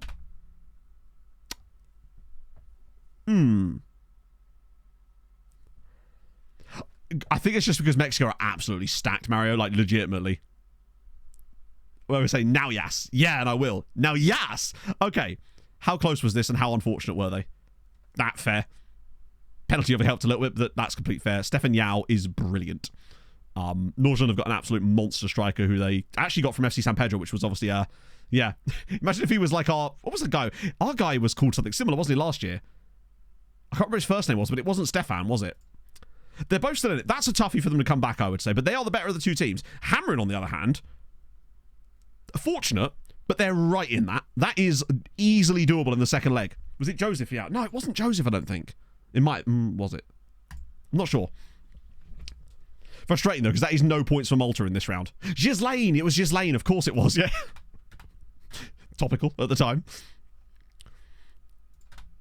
Reports on that. Yuzanovic making positive. How can you make more positive developments, bruv? Like, but he is somehow still apparently growing, which is filth. Because if he just didn't have the doesn't like big matches. Oh, we're getting Ballas as well. We've made some proper moves today. Obviously, we haven't lost any money because those moves haven't gone down, but those transfers have been paid for just by us playing Manchester City. It's a shame that we're probably going to go, oh, come on. No, actually, no, we're not. Positive vibes, Matt. No, it was Ghislaine Yao. Attributes for your players. It's a Z-Gen pack. So basically what it does is it adds AI-generated faces that look like real people that aren't real people to the regen players, which is really cool. We lost 3-2. Yeah, unfortunately, Jinjo, City immediately scored after that. Fall pulled off an absolutely brilliant save off of Erling Haaland, and then it just fell straight back to the defender, to the striker. I feel like all three of City's goals, no, the third one wasn't, came from us just giving the ball away randomly. But City play a very high press. But I do wonder if at home we might be able to use that to our advantage in some ways. Carl's going to go in for some reason. Yeah, no, for sure. But I was more thinking of the fact that he's 23. He's played a lot of football, which suggests that he's probably getting pretty close to his highest CA, but he's probably got a few things that can still grow up. Things like his agility and balance, which weirdly will grow a little bit longer. Let me just check in on the scouting report, because we've scouted a lot of big sides lately in the team reports. I want to make sure that there's no... wow, there really isn't, is there? What a set of disappointing options in there. I'd have thought from, like, you know, your Levskis, your Hardukes, your Ludogorets, these sort of teams, we'd have been seeing someone of note. Lumping goal kicks, probably not, because we don't have very tall strikers. And that would just be us basically giving them possession. I realise that, you know, as far as giving possession away, you'd rather do it up the pitch than further back. But if we do that, we're just basically giving them the ball every single time. Let's see, we do Sotelo and... Who the fuck are you? Like, legitimately, who are you? Oh, you're that new guy. There he is. Motwang Lahovi can start. Z-rated youth player. He was... Fuck, what was his name? His name was Etienne Galea. And I'll show you him in a second because he's actually quite good. Rojas, and Del Castillo. Yeah, Ramiro's not starting as a libero. But I love the idea. I rate it, but not that much. We'll play Ndoye in there as well. For the face pack, can you do it mid-save? For the Z-Gen pack, you have to do it mid-save because you won't have any regens in your save prior to the save. So yes. The only way you can do it is mid-save. How high a rep can you get the Maltese League? Well, you can get it as high as you like, really, basically. But the problem is that the rep sort of... what's the word I'm looking for here? The entropy on the reputation in the game is not fast enough. So it means that everyone's rep kind of grows over the course of the save, and you actually end up with a lot of teams and competitions that end up reaching max reputation, which is why it sort of becomes impossible to get above. So the season after we finished MTK and I was playing it off stream in FM24 after I ported the save over, when I was playing on the alpha, that we actually got them up. We actually leapfrogged La Liga in that year while I was playing the MTK save on the FM24 alpha version I had. So, and I actually looked in at an FMRTE afterwards, and we weren't actually that far behind the Premier League either, but it just kind of tops out. Hello, Tommy. How is life? I'm very, very well. Disappointed in the last result we just got, but such is life. Load FM with the raid as well. It is a blessed day all around. How was stream? Also, Tarshin, are they playing on... They're actually not. They are playing Reno Smoke, but weirdly they're not playing the guy we loaned them. How do we install the facepack? Yes, I believe Zealand has more than one video about it as it goes. It should be a literal video embedded in the link, I believe, actually. It's good. Hadrian was actually talking to me about this earlier, right? I've got some things to show you about this, because reputation is kind of quite an important thing in FM as far as these things go. But let me just show you some stuff to put in perspective where we are as far as reputation goes. So this is a bit glitched, but I can still actually show you it, I believe.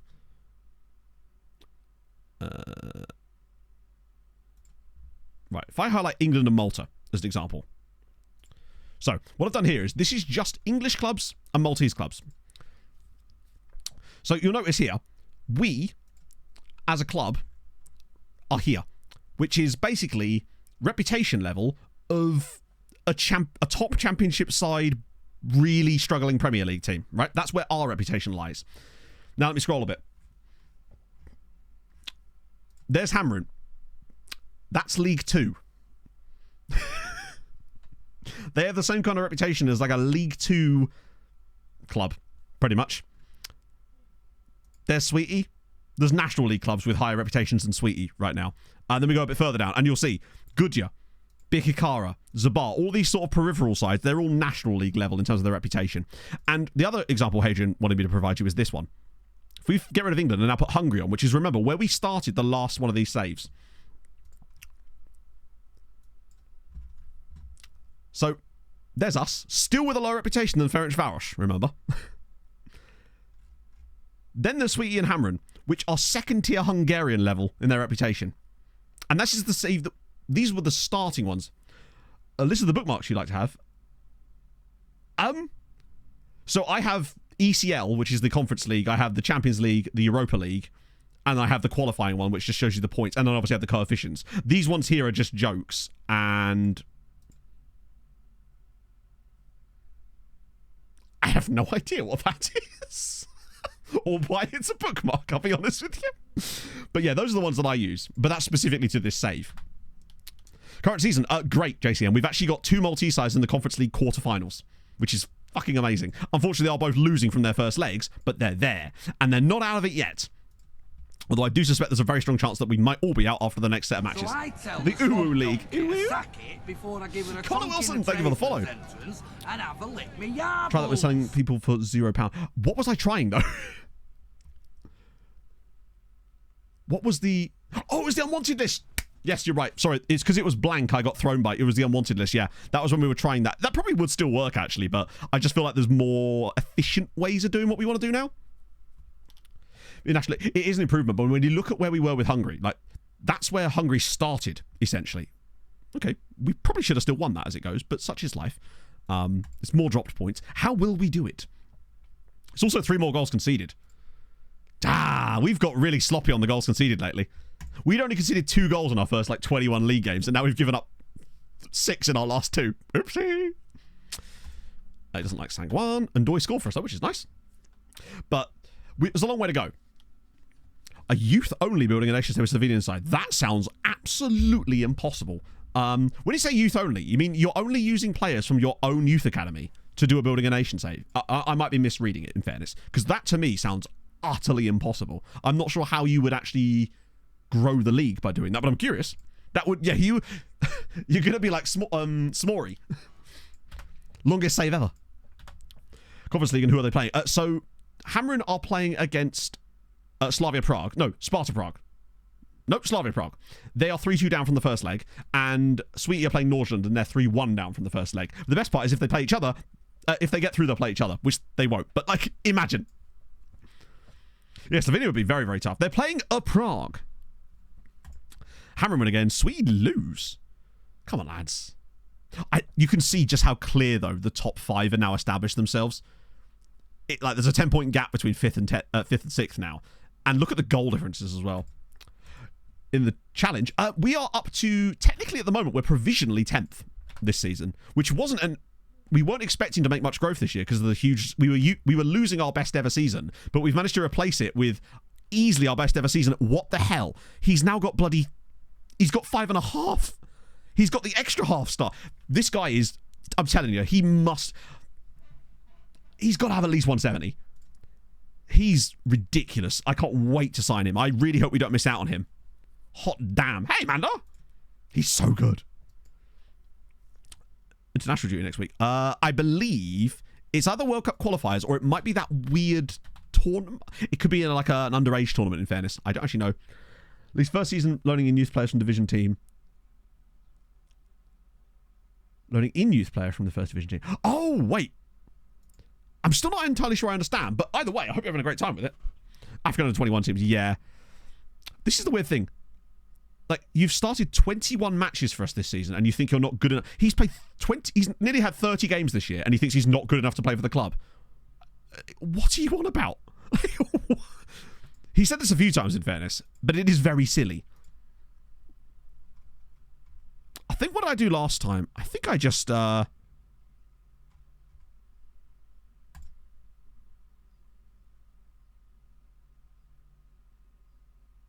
literally... What?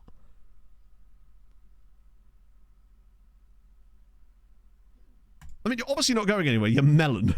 I love it when players complain about the amount of football they're getting when they're literally getting that amount of football. Keep them out of the yeah, it's very easy, condition. Not actually very easy. It is fairly easy. You will always have players that come back, but that's why we maintain such a large loan farm. So at the moment, our minus 32. Our loan farm is closing in on 230 players. We are at 226 loans. And oh baby, you think you've seen fodder? This summer we foddering up to the max. Hadrian, show me another little trick we can use to find fodder. Yeah, we're trying to go for the full reversal of it. Oh good, Padilla's out for the next game. Ah dear. Yeah, so if it goes back to the positive again. Best players out on loan. Probably Zhong Dong Suk, I would say, is the top guy. In terms of like pure quality, I believe. Oh, also, by the way, we've got our loan reports back. Now, ignore the Gwikune one because he's not actually at a domestic side.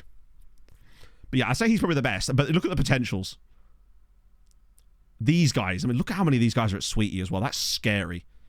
Now, I suspect we'll be losing a few of these guys from the loan farm. Not from the loan farm, but from their loans this year. Like, for example, there's no way that Cazorla's going to choose to go back because of the... Unless he's on a 2-year loan.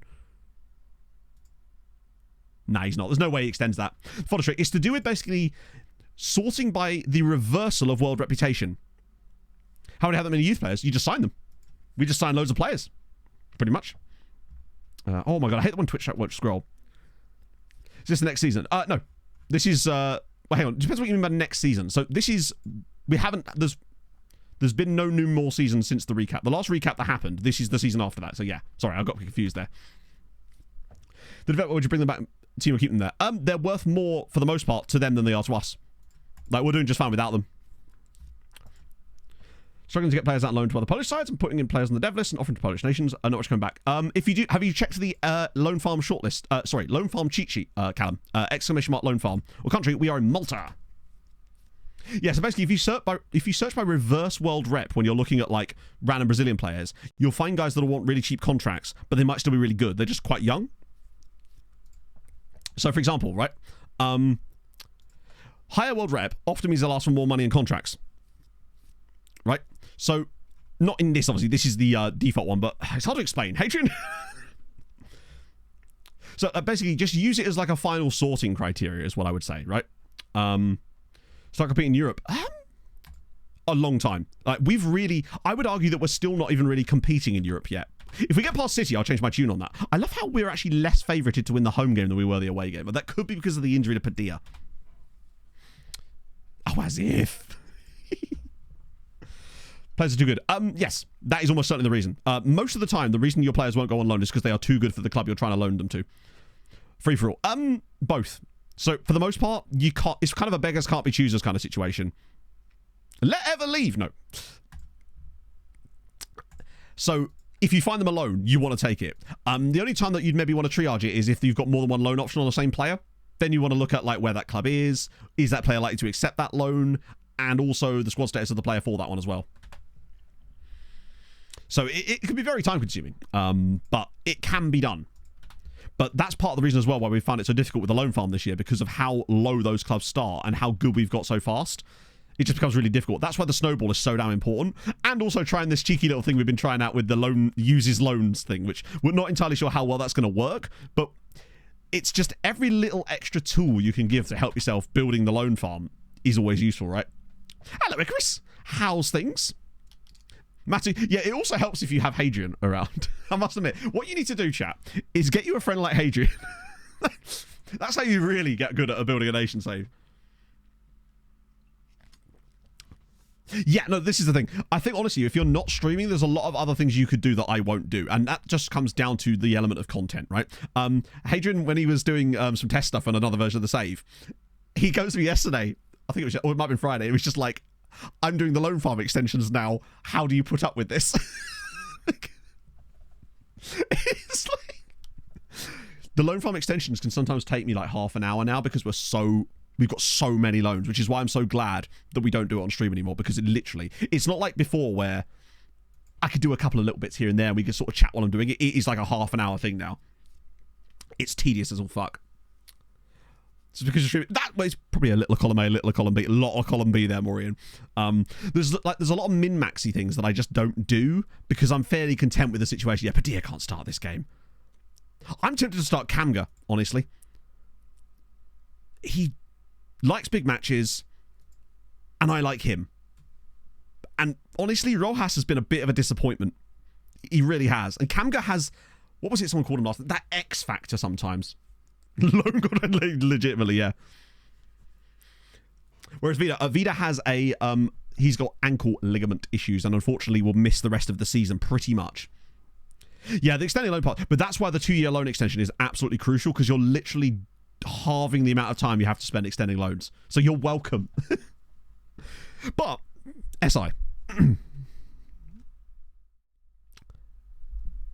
I would like to still put a heartfelt plea forward for the ability to extend all loans. I would do horrible, horrible things to whichever developer, and I mean sexually, would put that into the game for me. Just saying.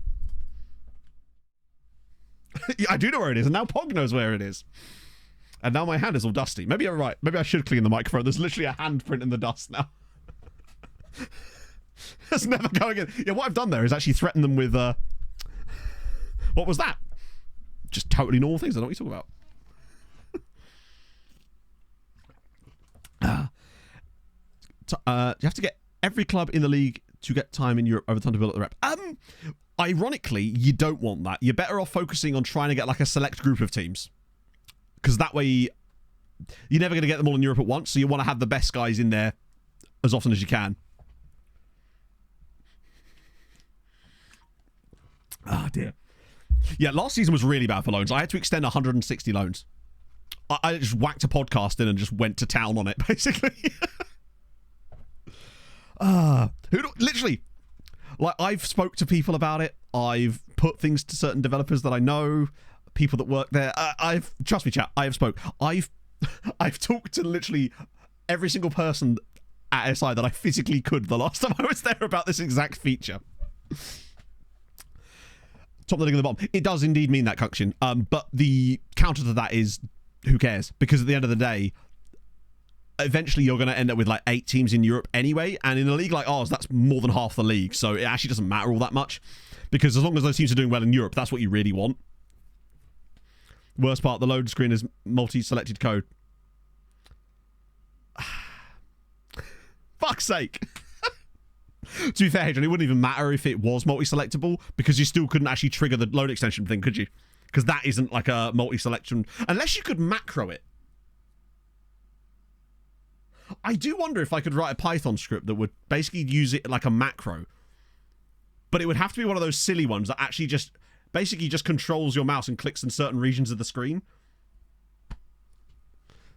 It's probably doable, but I suspect there's so many ways that it could go wrong. So, is Mike starting? He's not starting.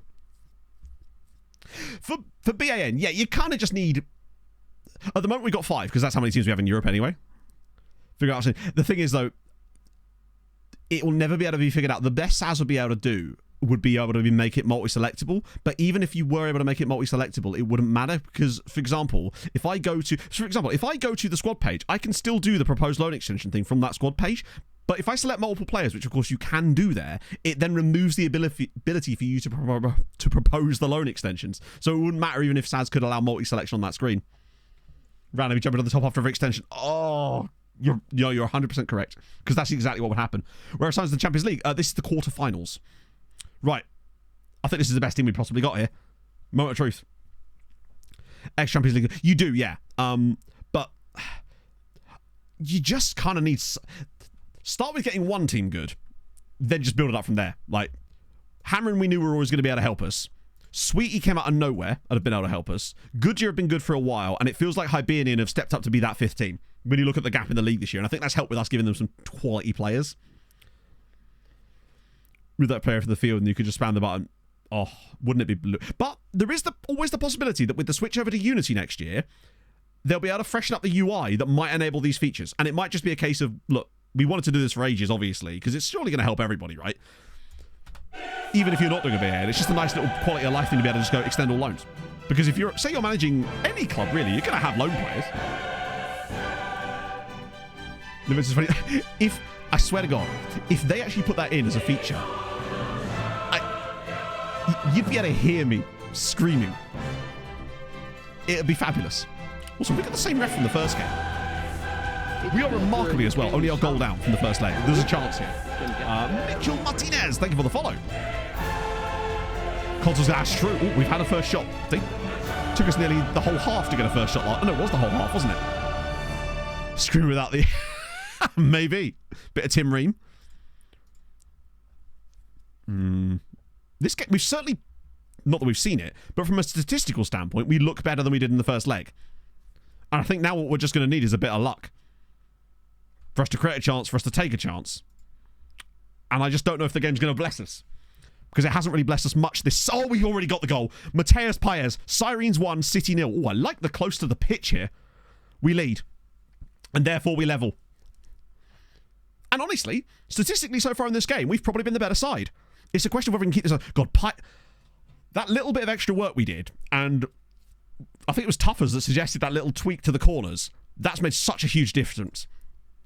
Paez is always the guy that ends up on the headers because he is sort of the most athletic and best in the air. So he's the guy that we're always aiming the ball at no matter where we're aiming the corner. So that's why he scores front post and back post because he's always the one it's going towards. And last year he got double digits. Oh, hang on. Oh. See, right there, right, can we get a touch? Yeah, this is the sort of stuff that happens. Like, to me, there's about 2 moments on that play where we should have won the ball, but we just don't. And then situations like that emerge. Like, we definitely should have done better with that, but we do lead, albeit our only shot on target. So, but we've ever so slightly edged this game. We're keeping in it. We're actually going toe-to-toe with City, which shows you the level that we've managed to get to. Krastev's having a much better game. Paez is obviously a goat. Yeah, away goals, we do them. Haaland's having a poor day for once, which is lovely for us. Zaim still looks absolutely dangerous. Look at this, the key passes from Ismail. Is that both their wingers? No, he's a central midfielder. Badini's been kind of mid as well, which admittedly means that both Haaland and Badini will score against us in the second half to knock us out. I'm still going to yell at us, because we do need to pick this up a little bit. And this is a weaker side than the last game, remember? How's Kamga got on? Kamga's done well. Gert's been fine. The defence has been good. Perez has been... I haven't really seen him do anything, really. Nunez has looked a little bit lost, but we've got really no options there. Just thinking of second half substitutions, I think the obvious solution is Lahovi comes on around about 60 because we just do that. If Gert struggles, Ko comes on. Henry comes on for Perez at 60 if he's still not doing anything, because Henry is just... He has that special sauce. Kamga can play Trek, I suppose. We could push Kamga up to Trek and then bring on Markovic again. Maybe. Particularly when he's already having a good game. I find that can help. And Kamga has done things in that role for us before. And again, with the giving away of possession. What do you reckon? We go out on penalties or something? Imagine if we did get through, though. Because bear in mind, if we were to get past City, we actually have a very achievable path beyond that. Hello, Kwasi Awuor. He's gone all the way through. Kwasi's all the way through and he scored! Holy shit. He's so good at that. Sirens 2, City 0. His first touch and his ability to accelerate is... He's got, like... Holy shit. He's so quick when he gets the ball from a standing start. Like, this little touch here just to burst through the middle of them all, and then to actually finish with that right foot. Good God. Right. Now, obviously, it's going to be the hope that gets you, of course. Oh, Christ, straight from the kickoff.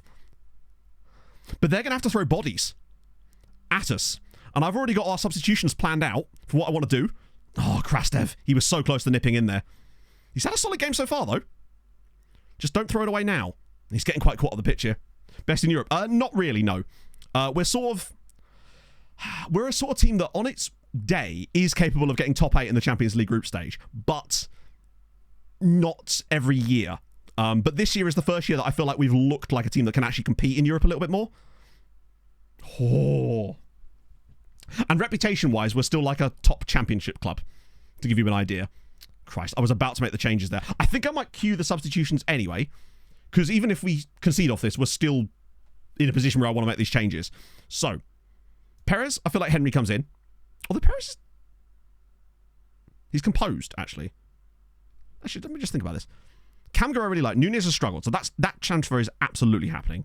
Markovic is pleased as well, so he can come in. And I trust him. Palacio's done well, but he is looking tired, and Lahovi is looking okay and composed on the bench. Rep climbs very slowly, yeah. Well, you say that, Doc, but this is the first year that we've truly got to that level. Porto, Benfica, and Ajax. Well, we beat Benfica 5-1 in the Champions League group stage this year. Ajax are crap in this save, and Porto are kind of crap in this save. So it's kind of a hard comparison. And bear in mind, when we beat Benfica 5-1, they had a red card. Arda Güler got sent off after like 5 minutes in that game, so they've won a Champions League in this save. So that's fine. Those two subs I'm okay with. I want to give Perez maybe a little bit longer in this game. Bayern have got better. They're still not great, in fact, that I think they're still absent. But they're certainly better than they were. I mean, they can't get much worse than they were. Their sort of nadir was when they didn't even get into the Champions League group stage by losing to FC Copenhagen in the qualifiers. Jesus, what are we doing? What was that? We are literally encouraging City to score a goal on us here. Right, Palacio, come on. Back post. Actually, I'll tell you what, Krastev could get a good cross in here. There's bodies. Go on, buddy. Maybe win a penalty or something? Nunez, great touch. There's nobody in the right position. Quasi! Kamga, Palacio, go on, bud. Oh. Holy shit, we were very close to a third goal there. That was great play. We've been the better side in this game. We've actually outplayed Manchester City, but there's still so much time left. The subs have been made.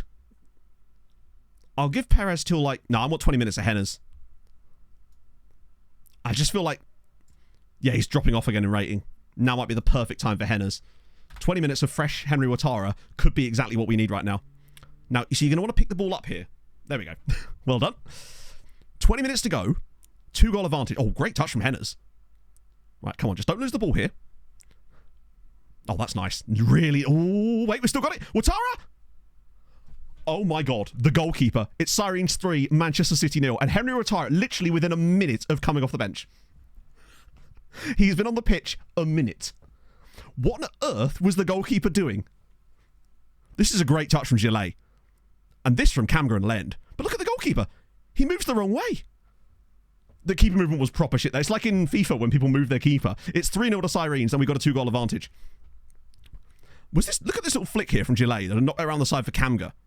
Oh, he was just onside because of that. But that little touch there as well to get it to Watara. Okay, we can actually praise the team for the first time in this whole thingy. Now, Henry's got some special sauce in matches, which is so damn important. Right, 3-0 Sirens. Can we get through the final 10 minutes? I think now is probably the keeper paid actor. Set pieces. Bring it down. I've always liked Henry. Every time we sort of threaten to not need him anymore, he just kind of is there. Krastev is dead, but Vida is not coming on because we'll just lose so much right now. Okay. Time wasting up. Tempo down. Okay. I don't know if that was the best keeper in the world guy. Was it Restes? If that was the guy, then yes. That's definitely the best keeper in the game at the moment, Restes. But that might not be the guy that's actually in goal for City. I don't know. I didn't see his name. It was. Oh, fair enough. Kamga! It's done. Kamga and Lend. Sirens 4, Manchester City 0. We are going to the Champions League semi-finals for the first time in this save. What a cross from Lahovi. And what a run. Look at this run from Kamga. Just peels away to the back post. Nobody there for City at all. And Kamga is the man that sends Sirens to the semis. And we've just knocked out one of the best teams in the Champions League. And deservedly so. We've been the better side of the night, albeit 4-0 is extremely fortunate. But the amount of XG that we've saved our XG up. And it's Sirens 4, Manchester City 0, Paez, Awua, Ouattara and Kamga. The lads coming through. Oh, great piece of music as well. Yeah, oh yeah. To be fair, the stream would still go longer even if we got knocked out because we've got other multi-sides in there and still league games to finish, but at least we've got more content today. Oh, we were there at Ta'ali. The parking was dreadful. And it's coefficient points. Yes, precisely. So we get points for that, points for round progression, and £9 million, which basically just pays for those transfers we just made. Lovely. And guarantee of another £10 million. Holy shit. So we're playing Juve in the semis. Juve are not that good. They're worse than City as far as I remember. And it's Real Madrid. Now, if we were to get to the final, we would get absolutely clarted, right? But who cares? Yeah, Juve were 18th in the group stage. City were 10th. City won 5 games. Juve only won 3 times. They beat Partizan, Braga, and albeit Man United. Draws against Anderlecht and Real Madrid. They lost to FC Copenhagen and Dortmund. Oh. Lovely news. Now, the one downside is if we were to reach the final, obviously that would be part of the next stream on Monday with a recap. That means that the loan thingy might have to be done on stream. Watch the key. Yeah, so if the other 2 go through, we'll watch the games, obviously, yeah. Because that then becomes, like, really awesome. 2 matches, right. Juve. I think we could take them over 2 legs. Monday. Sorry, Tuesday. You know what I mean. Is it bank holiday tomorrow? Oh, fair. No, I'm going to do the recap tomorrow then. And then remember how to make thumbnails again, since I'm back to doing my own thumbnails. Right. Coefficient. Oh, yeah, let's have a look. 15.9. So we only got... If I remember correctly, we basically got 0.6 for that, because we would have got the win, and then we basically got the equivalent of a draw. No, Flute stopped doing thumbnails, so I'm back to doing them myself until I can find a new thumbnail designer, or I might just keep doing them myself for the time being. We're clear of Shakhtar and all those lads. We're miles away from anyone else, but we are sacked. No, he's just stopped doing thumbnails. Right, second legs. Hamrun and Sweetie. Didn't realise it was bank holiday. Huh, is there a second bank holiday in May, or is this just May Day? I swear it used to be later. Why is that? I don't know. I don't know his entire reasoning. I think it was just a case of that I think it was personal stuff. There's 2. Yeah, I thought there was 2. Because there's another one at the end of the month, isn't there? Come on, Sweet and Hamron. What at the end of the month? Okay, cool, that's cool. I will have to get into my group chat and be like, pub? Or random day trip to Estonia. Highest play... Oh, I didn't check that. Oh, no, it's brand new. Right. Highest player wage in the game. It'll be all Saudi clubs, but we're going to do this first because I can't edge chat any longer on this. Willian, I don't know who that. Oh, that's good though. Juzanovic being able to complete the that could really help him actually. Jablonets. Okay, come on. Just give me one of them through. It would be the dream. Oh my god. Sweetie won 5-1 against Norgeland. And Hamron won the game but went out. They were so close to actually playing each other in the semis. What a year. There's 2 more wins though for Malta. To be fair, the win on the night is deserved. Oh my god. Who missed? Nilsson, who, by the way, Gustav Nilsson now has Malta. He's now got Maltese caps. Oh, what a win for Sweetie though. That's such a shame that they could have. Yeah, they got the coefficient points, which is the main thing. Yeah, Slavia, I think, are worse than Norgeland. Sweetie could have a chance here. It would be Stuttgart or Marseille if they were to get there, which obviously is an instant defeat, but holy shit, how did they win that 5-1? They scored 5 goals in the second half off of 1.64 XG. Jean-Long Suk, Tanic, Gandelman, Henrique, and Miguel Torres with the goals. 5 different goal scorers. Sweetie bum time, and Sweetie are into the semis. Get in! So that's another 0.8, I think. Yep, 16.7 points this year. 16 points! That's insane. Our best ever year is 13.5, and we've outdone it by 3.2 points already, and we've still got 2 teams in Europe. Do you know what? It's about time we got some luck in the Champions League and various things, honestly, so I'm not even fussed, right? Are we lucky? Yeah. Do we deserve a bit of luck occasionally? Yeah. We'll happily take it. I love that we're even on this screen. This is the first time in this save we've ever been on this screen. Celebratory Harold, you damn right it is. Right. Join me, chat, if you would, in a Harold Bishop Ultras to celebrate the current success, but the continuing success of the Maltese national team. Wait, what? You know what to do. 5, 4, 3, 2, 1. Harold, take it away, buddy. You did.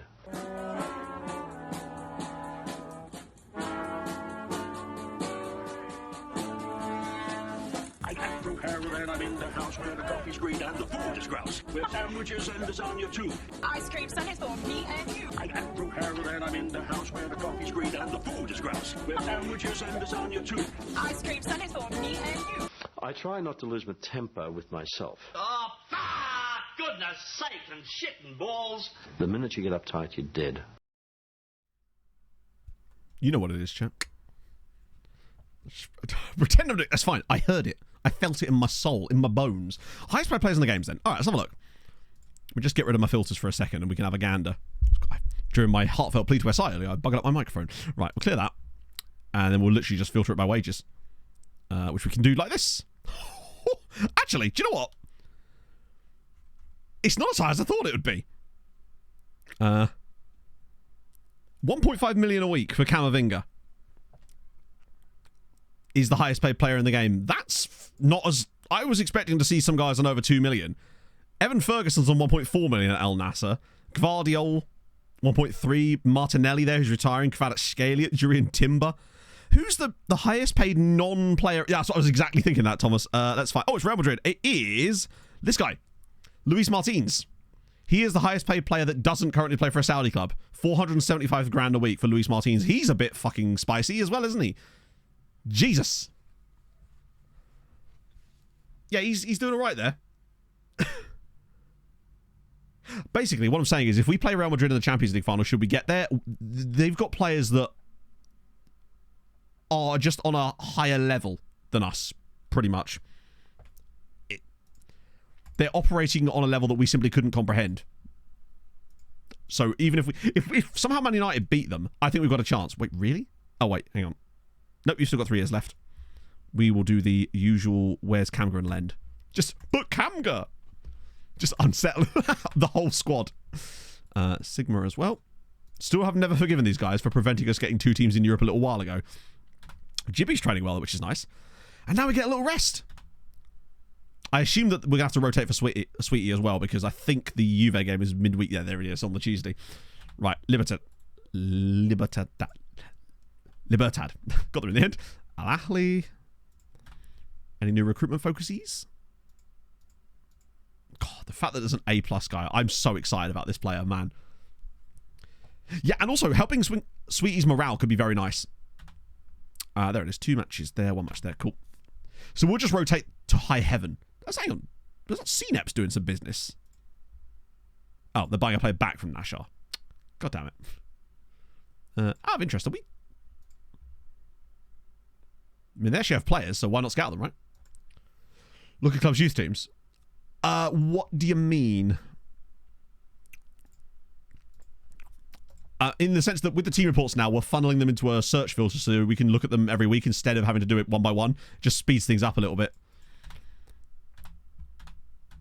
Gilet, that's good. I would like to see if if we see him move into that 3rd extra star, I'd be very happy. I mean, so far his development's been lovely. First teams, we look at their first teams as well for certain teams, like smaller teams. Oh, by the way, the youth player we got in the youth intake this year was this guy, Etienne Galea. It was actually pretty good. So yeah, we'll look at first team and B teams of certain teams if they have players in their squad. So with South American clubs, I always do it because sometimes you get ridiculous talent that just gets dumped straight into the first team squad and you don't want to miss out on them. So I will do first teams on a lot of teams as well, just in case. Not numbers. That's the default. I've never seen it graded in anything other than letters since it was like 2 or 3 FMs ago they changed it to letters, did they not? I'm excited about Galea. He feels like a loan farm is definitely needed, but he's high consistency as well. in DM training. Oh, you're right. That's because he's not under my control. Let me just get him off of that. That's the beginning of that. Yeah. I'll keep him on endurance for the time being since that seems to be working. But yeah, it's because he's under control of my assistant because he's in that squad. They might do, potentially, Johnny. I don't know. But yeah, as far as I know, the letters have been the letters for quite some time now. Oh, that's bad. I think it was maybe... We'll develop this player. I guess. I mean, we're developing every player, right? Match yesterday. Raul should have scored. Buka's getting his coaching license immediately. I think this is what happened when Hadrian tested this. So that'd be good. Hello, Suka. But yeah, so we will develop him. Just like every other player we've got, right? How many scouts do we have? We have 15 at the moment, but we actually have 3 more slots for 3 more, but we're going to hold off and do a bit of map men in the summer to get 3 new guys. Because one of our scouts retired. So we've actually got a bit of space in the scouting staff for the time being. Oh, yeah, absolutely. Yeah, we were crap. But we're just so on the beach right now. Luckily, I didn't watch the game yesterday. I just got to give you. We did, yeah. Well, by our standards anyway. 3.5 stars for us is basically like getting Mbappe in your youth intake, which is ironic because we have Mbappe is on the coaching staff these days. Yeah, map men. We got 3 guys for it next time around, which is going to be great as well. Broken ankle for you play for Balzan, so it's not the end of the world right now. Although it might prevent the loan from happening. Surname Asmed. Yeah, that's quite common actually. Usually Argentinian, right? Thailand is definitely I think we actually have got Thai knowledge. Oh no, we can't do. I think because those players that came through from Thailand, we didn't have a lot of base knowledge on them, did we? So there's Yanis Andre, the guy from Wallace and Fortuna, which is balling. Wow, that Thai guy is not good. But the others, he's still quite decent. But weird that we still can't talk to him. We'll scout him properly and then check. But a lot of intriguing players in this batch. I think a lot of these guys are all like NextGen list dudes, right? Brazilian, oh fair. I had an Argentinian dude called Assman. Yeah, the loan market thing will take you a little while. I would say to speed things up, if you have any knowledge of Python, maybe try out Slugs' approach because it will speed things up tremendously. Oh, wait, what? Kurt? No. Oh, he's absolutely shit. Oh, I was so hoping for Kurt beats Battlestar Galactica, but I don't know if I could risk £5 million on this. I'm going to scout him further. I don't trust it. This is mostly cope. But sometimes cope is all we have. Ain't that right, Avril Lavigne? Are you joining us already? Oh, yeah. That was a guy that, again, it's one of those guys that I don't think he's even that good, but when he came through the scout report, he was actually eligible to sign for us, so I figured, fuck it, why not? No potential, though. Yeah, but it's like, am I going to spend £5 million on a guy that's never going to reach any kind of level of potential where he can actually play for us? Probably not. And I don't really like spending that kind of money on loan farm players. These guys are obviously on this list for a reason. This guy's facing the game. That would explain why he's good.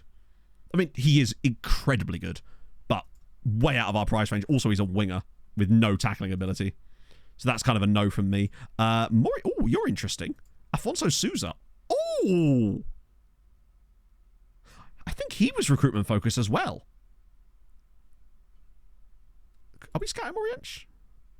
We might be, actually. Let's see. Nope, this guy must be a recruitment focus. Oh. Yeah. I mean, he's too young for us to sign him yet, but he's definitely we shortlist you forever. Actually, we'll do it manually just in case. How in Europe? We beat Manchester City 4-0 in the second leg. So we are into the semis. Draman's already joining us. I'll remove... Good Lord. Actually, wait a minute. Hang on a second. Now that we've scouted him, he seems to be way better from a CA and PA kind of perspective than we thought he was. Looter, by the way, what were you thinking? But that's brilliant, because wasn't he like here, but like here before? That's beautiful. And that's extensive scouting as well. Yeah, he's well worth the money then. Bolivar, oh, he's the really expensive guy that we might go back for in the summer. So we'll keep an eye on him for the time being. You're at Troyes, you're too expensive. Nice CA though. You guys are all just far too pricey. I did like Mr. Slow though with his pace. Yeah, I mean, like first team, we thought he'd be first team, but I didn't think he had much potential. It looks like he can actually get better, which is crazy. Nato, oh, he's another one of those really expensive guys, isn't he? Yeah. I feel like... Oh, yeah, we don't need Bolivar because we got Naoas. Yeah. Sorry, now yes! David, he's quite cheap. 19. I just don't know if I'd want to spend 3.7 on him. We did make another 10 million, but we've also got to be careful because remember, look at our finances, right? We've lost at the moment this season. Wait, hang on, it's the wrong screen. 18 million this season. Now, obviously, we're going to get some of that back, but remember, we've also got. Hang on. There is another £16 million worth of players joining us. So that's another 16 million quid that hasn't been spent yet, plus another 79k in wages. So we do have to be careful of FFP. So we have to try and balance it as best we can. I just don't know if these guys are the guys for this. This guy, though, I think could be. 18. Will be homegrown. What's the injury? Damage in neck. All right, bud. He feels like loan farm for me. If he's not on huge money... Bloody hell, that's... The thing is, with that kind of wage, I just don't think him going in the loan farm. Not at $6,000 a week. Even if we're paying him, they take that into consideration, annoyingly. In a few years, those guys we'll probably be able to get to a point where we can actually start giving like 5 and 6k guys, 6k a week dudes out on loan. But right now, it's very unlikely. We are still in the Champions League. Yes, we march on.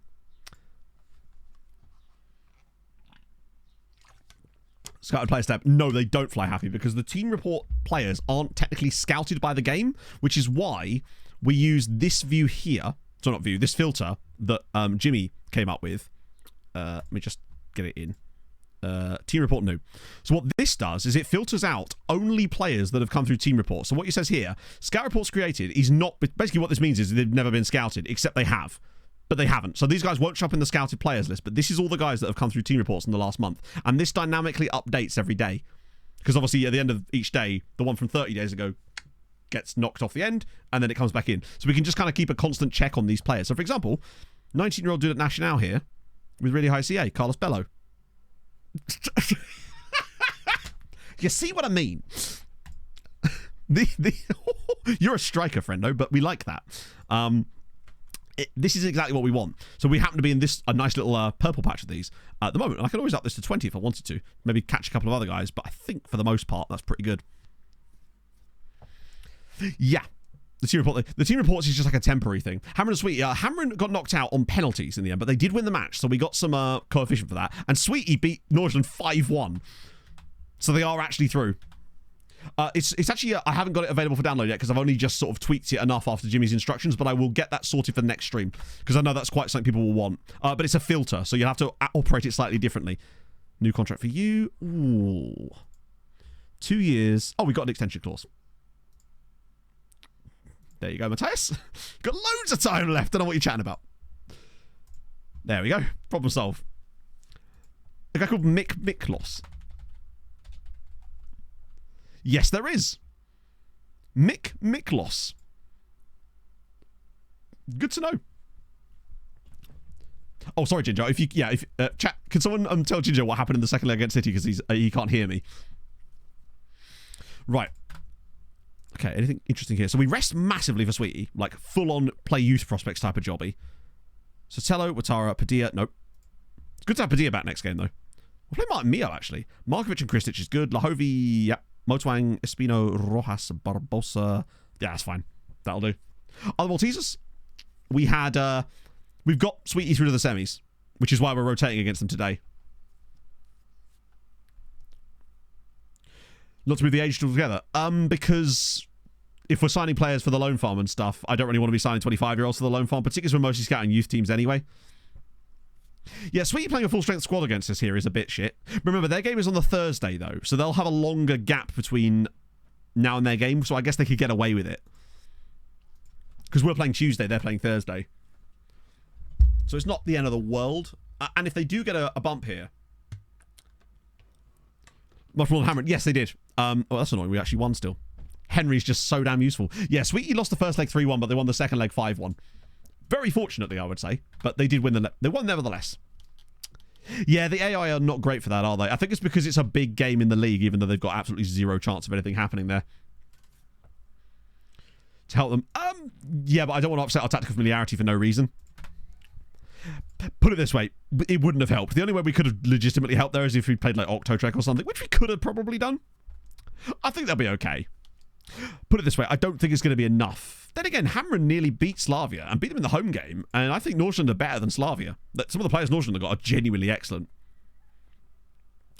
I think they'll be okay. I still don't know if they're going to get through or anything, but there's a chance. Recruitment focus reports that you create then show up under scouted player searches. Recruitment focus players do, yes, because they're actually... Well, sorry. A player won't show up under scouted unless you scout them. So, for example, with the recruitment focus players, what I do is what James recommends, which is we go through here, find anyone we like on the in progress, and then we manually scout them. So those guys will show up. I don't know if these guys will show up in the scouted players or not. I think they will, because they are sort of being scouted. But I've honestly never checked that, because it's not something we really focus on that often. Second place in Champions. It is quite important, but we'd still quite like them to reach a European final. Like, I think if I was in their shoes, I'd still probably rather reach a European Cup. But I guess Champions League is important, but it makes sense why they've done what they've done, for sure. Lovely, though. No Saturday game is absolutely crucial, because it means we don't have to worry about resting players in between the legs. Once again, we are massive favourites for the away game. And I've never really understood why. Dudu wants to come back from Sweetie. Why? They're playing the opposite of Dudu. Pace is injured. God damn it. Right. Independiente. Search engine. Like I said, the players that you scout in the recruitment focus, if you have manually scouted a player, they will show up in the scouted players. If it's come through a recruitment focus, I've never checked, so I don't know. And I know for a fact that the team report ones don't, which is why we use that filter. And if you say, can you check now? I can't, because all the players in there, I've been manually scattered by myself, so they would obviously show up in there. So the only way we could truly check would be to find a guy the next time it comes around, and that hasn't yet been scouted by me, and then see if they show up in the scouted players. I think they might do, because it's a recruitment focus, so it's been actively done by your recruitment staff. But again, I simply don't know. It's not something that I've ever cared about, because if a player's good enough, I would have scouted them manually anyway. So if they come through a recruitment focus and they look good, I'm scouting them manually. So it wouldn't actually matter, to me anyway. But obviously other people may play the game differently, so it might matter to them as well. I'm just trying to think of a scenario where that might be the case, particularly as we found really good players in the in-progress bit that never end up coming into the... basically, the bit with the Emirates, like, recommendations, we never even look at that, because all the recommendations are usually shit. Even the ones that you might look at that and go, that player's brilliant, and they're like, nah, we don't care about that. It's silly, isn't it? There's a promise in there of a lot of... Carlos Bernal. Oh, yeah, he's that random guy we signed for like a couple of million quid, I think. Basically, we signed him with the idea of maybe getting him a loan, but he wanted too high of a squad status, and now he's complaining about not getting any football, so he's just being a little silly Billy. So we'll just sell him in the summer. Showing in the scattered players list. Well, there you go. Yeah, so if it's recruitment focus, then it clearly will actually show that then. But it won't show players from team reports because they're not actively being scouted yet. Basically, if it ain't broke, don't fix it, right? I see no reason... Obviously, Padilla comes back in. Kamga played well enough in that first game for me that he keeps his spot. Sweetie won 5-1. Saying he done nothing right. To be fair, it was a fully rotated side for the last game, so I can understand his enjoyment of that. Options off the bench. Lahovi's still a bit tired, actually. Nunez is available. Henry's Henry. Markovic. We've got options on the bench now, which is nice. The only thing we're really missing is Vida. So we are playing against Jeff Hendrick today. They've got a guy called Benny Acton as well. And Carly Chokomika's in this team. And Destiny Udogi. Oh, and of course, one of the famous faces in their games, Kim Christian Huyenhall, who's never not decent. Actually, for a 29-year-old, he's only played 112 times. Okay, away from home, do what we did. I think we've got a good chance. Juve are not as good as Man City. That doesn't mean that we're going to get a good result. Sweetie do love a good result. They must be fairly old, given that we're, coming up to the end of season 15. Right. I think we've got oh, dear. That was not the greatest start. Hopefully I can rectify some of that. Okay, everyone except Paez. Same ref again, yeah. Jakob Niestrup is the manager. Any fun ones on the bench in this one as well? A guy called Luke Bentley, who is an Irishman, in fact. No, he's not. He's English, sorry. Second nationality. The big gamers. We have, yes. The only one in our starting 11 right now that hasn't got some kind of big game or hasn't got good big games or neutral is Jozanovic. But the only player that I could bring in for him would be Espino, who's nowhere near as good, and he only has neutral on that as well. So we kind of have to carry Jozanovic. Jeff Hendrick's going to score a hat-trick against us, isn't he? It is inevitable. But again, it's like the City game. We get through the first leg. As long as we're not out of the tie, that was dangerous, then I think we can do them at home. We've looked really good at home. We put 4 past Man City at home. I know they're not the Man City they used to be, but their squad is still absolutely one of the best. It's not so much we're not using doesn't enjoy big matches players. It's just that Max's tests more recently have shown that it is actually an incredibly important attribute, and it gets more important the further you go into competitions, basically. Luckily, as it happens, almost our entire starting 11 and bench have likes big matches, or at least neutral on it. Some of them actually have really high big matches attributes. The only 2 that we've got that don't have it is Juzanovic has got, like, orange doesn't like big matches, and Ramiro Rojas also has it. No, Barbosa, that centre-back guy. Oh, I'll absolutely refuse to explain. You know me, Thomas. I love a jape. I live for the japes. Max is evidence-based football manager. Unfortunately, he's now retiring from YouTube, which sucks. Like, really sucks. Right. Early days yet in this game, though. Oh, Christ. Right, that's nice. Right, breakaway chance. Come on. Yeah.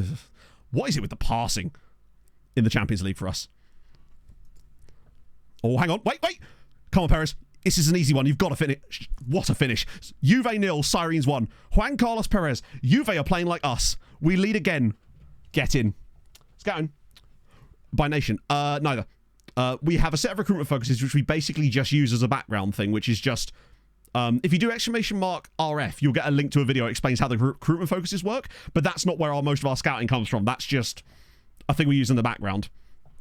Our main scouting is !team reports, that's how we do most of the scouting for players. And the rest is all sort of accoutrement on top of that. Come on. Yeah, they were very number dense, but I think the data he found was absolutely very, very important. I'll go on. Oh, what a save!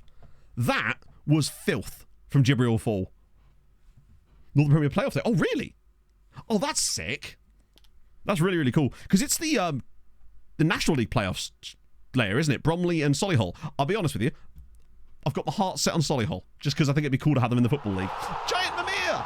With the 25 months. You come at a good time, my friend. We're in a Champions League semi-final, and we're winning.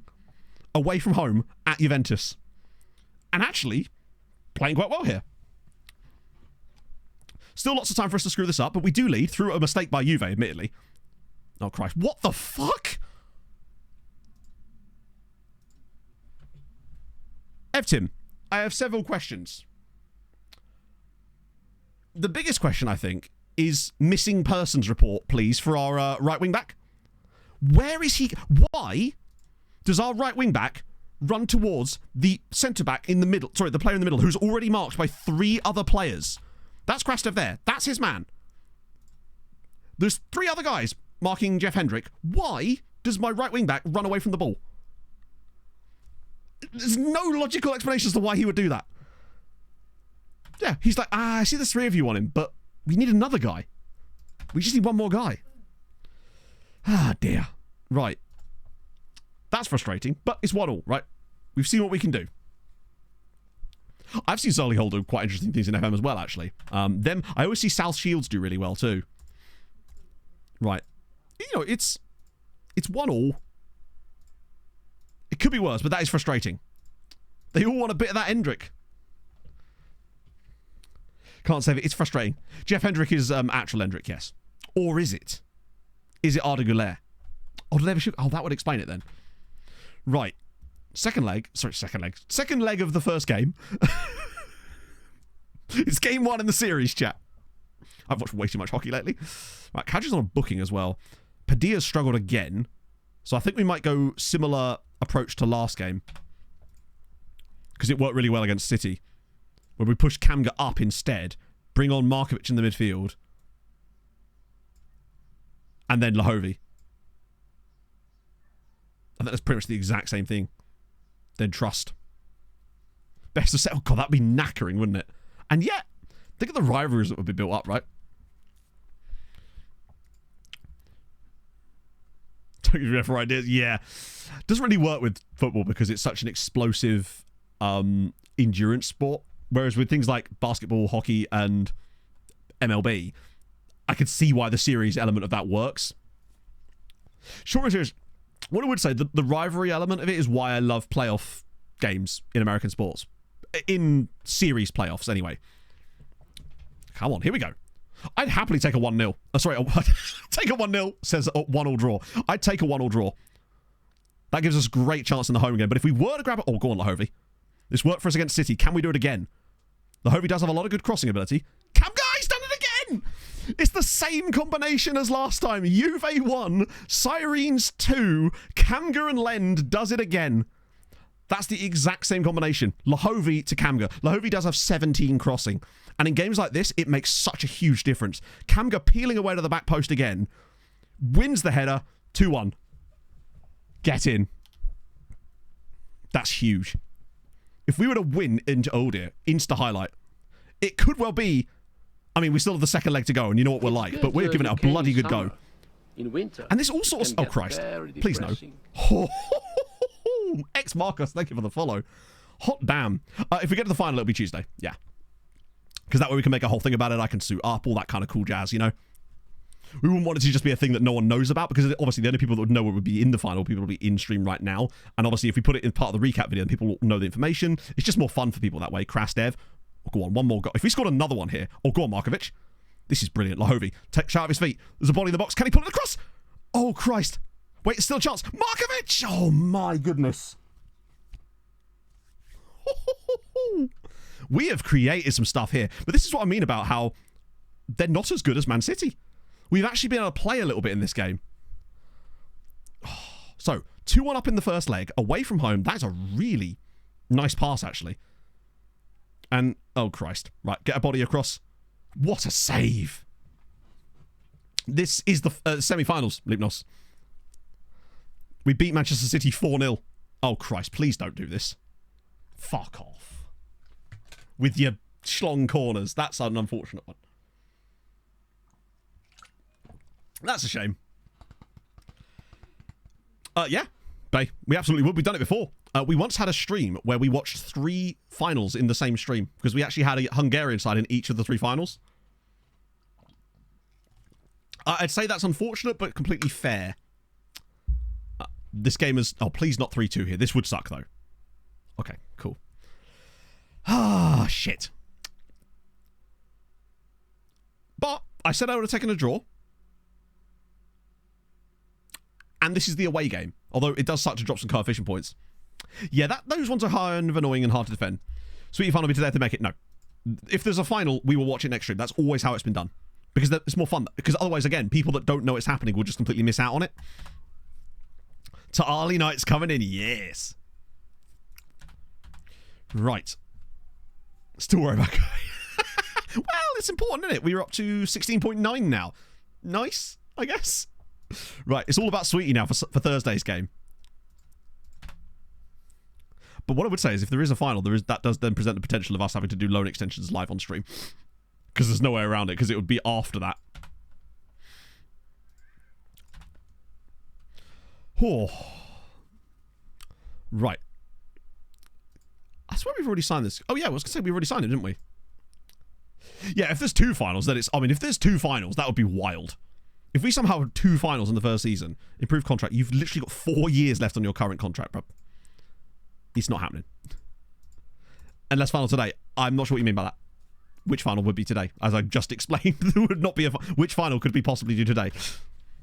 Right, cool. Let's go. 0-0. Wow, that was a dreadful game, but perfect for us. Okay. No one in between. It's Bulu. It's brilliant. Thursday time. First leg. Sweet at home in the first leg. They need it. They need something. They've got to win this game. Oh, I don't see them winning away, so they've got to win it. car. Young Marmite, thank you for the follow. My favourite rapper. I appreciate that. Come on. No shit. Sweetie 4, Slavia Prague 1. They've got a 3-goal advantage going into the second leg. We could be double finaling. Wait, we could... Oh my god. What a year. How deserved was it again? Do you know what? That's an absolute hammering. Bit on with 2 penalties in this game. You're right, yeah, when they lose 4-0 in Czech Republic, it's going to suck, innit? Particularly after we lose 1-0 at home to Juventus with a deflected goal from the edge of the box and they have 0 shots on target. That's going to suck, innit? Holy God. This is beautiful. Imagine if our first final year was a double final. That'd be mental.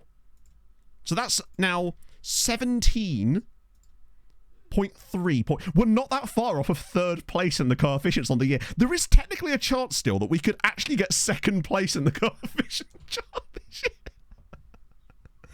Holy shit. Not expect this. I guess so, but like, it feels like we've had our thumb over the end of the hose for like the last 5 years, and this year I've just gone, how about that? Finish second and win the Conference League. They would go to the higher one. If they qualify for the Champions League, they go into the Champions League. They wouldn't get put into a lower competition. They would basically just get, whichever one's the highest would get priority, pretty much. They'd still go to the Champions League qualifiers. But what I think I like your logic though. If they were to come third, it would be better for us because they would be guaranteed champions. They'd be guaranteed Europa League group stage. Oh no, that's bad. That'd actually be kind of bad for us. Can we watch the Sweetie second leg? Yeah, fuck it. Why not? David Nieholm, thank you very much for the raid. Welcome in, everybody. Actually, do we want to watch the second leg in case we jinx? Nah, we can. Nunez, wow. What is Nunez doing? Why is he the only one? What's your passing like? Oh, good. Right. Don't know if I like that one with my 11 passing midfielder here, but that's okay. He's the only one that's getting anything from this, and bear in mind, I'm not telling him to. Malta are massive. Like, legitimately, David, Malta are massive. We've got a chance at 2 teams in the finals this year. We still have to win this home leg, which is eminently doable. But we're unfortunate not to win the away game. Ooh. Wow, hello. Look at his... because a couple of high CA guys here. Nicholas Zanfir, yes please. And then Ulysses Silva, also potentially. Yeah, literally, Sweet, you just need to not be horrendous. But FM's is a fickle beast. Guy at Man United. Is it even really worth... Actually, no, fuck it. We'll still scout him. It's good to know, right? Hello, Ragnar. Oh, this is a day. We are having a day right now. I'm going to need a pee break in a minute, but I'll do it before the Juve game. Well, lots of games after that. Right. Lovely scenes. Oh, no. Thank you very much for the 5 months. So for the 5 months, for the 25 bits. I don't know where that came from. My brain's on autopilot today. Right. It's cheap. Yeah, he's not though, is he? Because he's on a youth contract. So if we try to sign him off United, he will just either sign a new contract or they'll actually demand way more because of compensation, and they'll actually want £100 million. Well, not 100. They'll want a lot of money. With youth players that are like 16 from Big English side, the number is kind of meaningless. Occasionally, you can get cheap players from English side. See that guy I got from Chelsea. £100 a week would do. Yeah, literally. Right. Okay. What's the situation? Okay, so we are still favourites for this one as well. What the hell has happened to our team this year? And Aaron, with the gifted sub to Tyson. You love to see it. It's very kind of you, friend. Figure out a few reputations. Ooh. Share your findings with the group. Feels like Pedraza has literally like not scored a goal for ages, or has he literally been out with injury that long? Or is that 2 gifted subs? No, it was 1, wasn't it? That was weird. Still gonna get... Yeah, we probably will. But imagine if we could... I think we would still gain some reputation. Oh, hello. Their game is first. I would really like Man United to win this. I'd say that's better for us. I think Real Madrid's side is way better than Man United's. Some of the guys they've got in that Madrid team are utter filth. They probably have 3 or 4 of the best players in the world in that team. Whereas United, albeit, are still a good side. But when you look at this, Real Madrid, albeit, did drop some points. We actually finished with the same number of points and the same exact record as Real Madrid in the group stage. United do have the English boost, and that is bad because of coefficient, but at least it stops Spain getting any more coefficient points, so there's still a chance that we could catch them on that one. They 1-3-2. They did indeed, yes. Cholmer. That's convenient, actually, because that was the team that we were looking at earlier. Run 4. We run till 2, basically. But I don't know if it's going to be going as long as that today, because we'll just run out of stuff to do today, potentially, if we keep going. Ireland have actually done quite well. Ireland were top 30 when I checked before. Why am I not increase club rep over time more quickly? Interesting. The problem is, getting those higher up players to sign for those clubs surely is a bit of a problem, right? Home advantage. Well, true, but not for us. Right, second leg. True, but, like, there's only so far we can really go. Particularly as I have to stop at a certain cut-off point as well for the recap video, too. What time is it? It's only 12:30 here. Right, so we'll go to 2. Like, I mean, the fact is, with the amount of stuff we've got left, we've still got our second leg here. We've still got the second leg of the other game, which we're going to watch. So that's going to take up some time as well. We'll probably still end up finishing around 2 anyway. Right, I don't know why we changed the squad, right? That's the exact same... There's no reason to change it, right? So you can carry the... Oh, nice! Yeah, Ireland have actually done quite well in this save so far. 3 on Epic. No way. That'd be kind of sick. Zeep! We're at the 34. We actually are. Yes. We are 2-all from the first leg away from home in Italy in the semi-finals of the Champions League. Jeff Hendrick got a goal. Right. Okay, I'm going to have a quick pee break. Then we're back. And then it's Judgment Day. Watch us now lose and Sweetie somehow lose 4-0. Actually, even 4-0 wouldn't be enough for them to go out, would it? Oh, no, it would. Yeah, wrong scoreline. Right, back in a sec, Fred.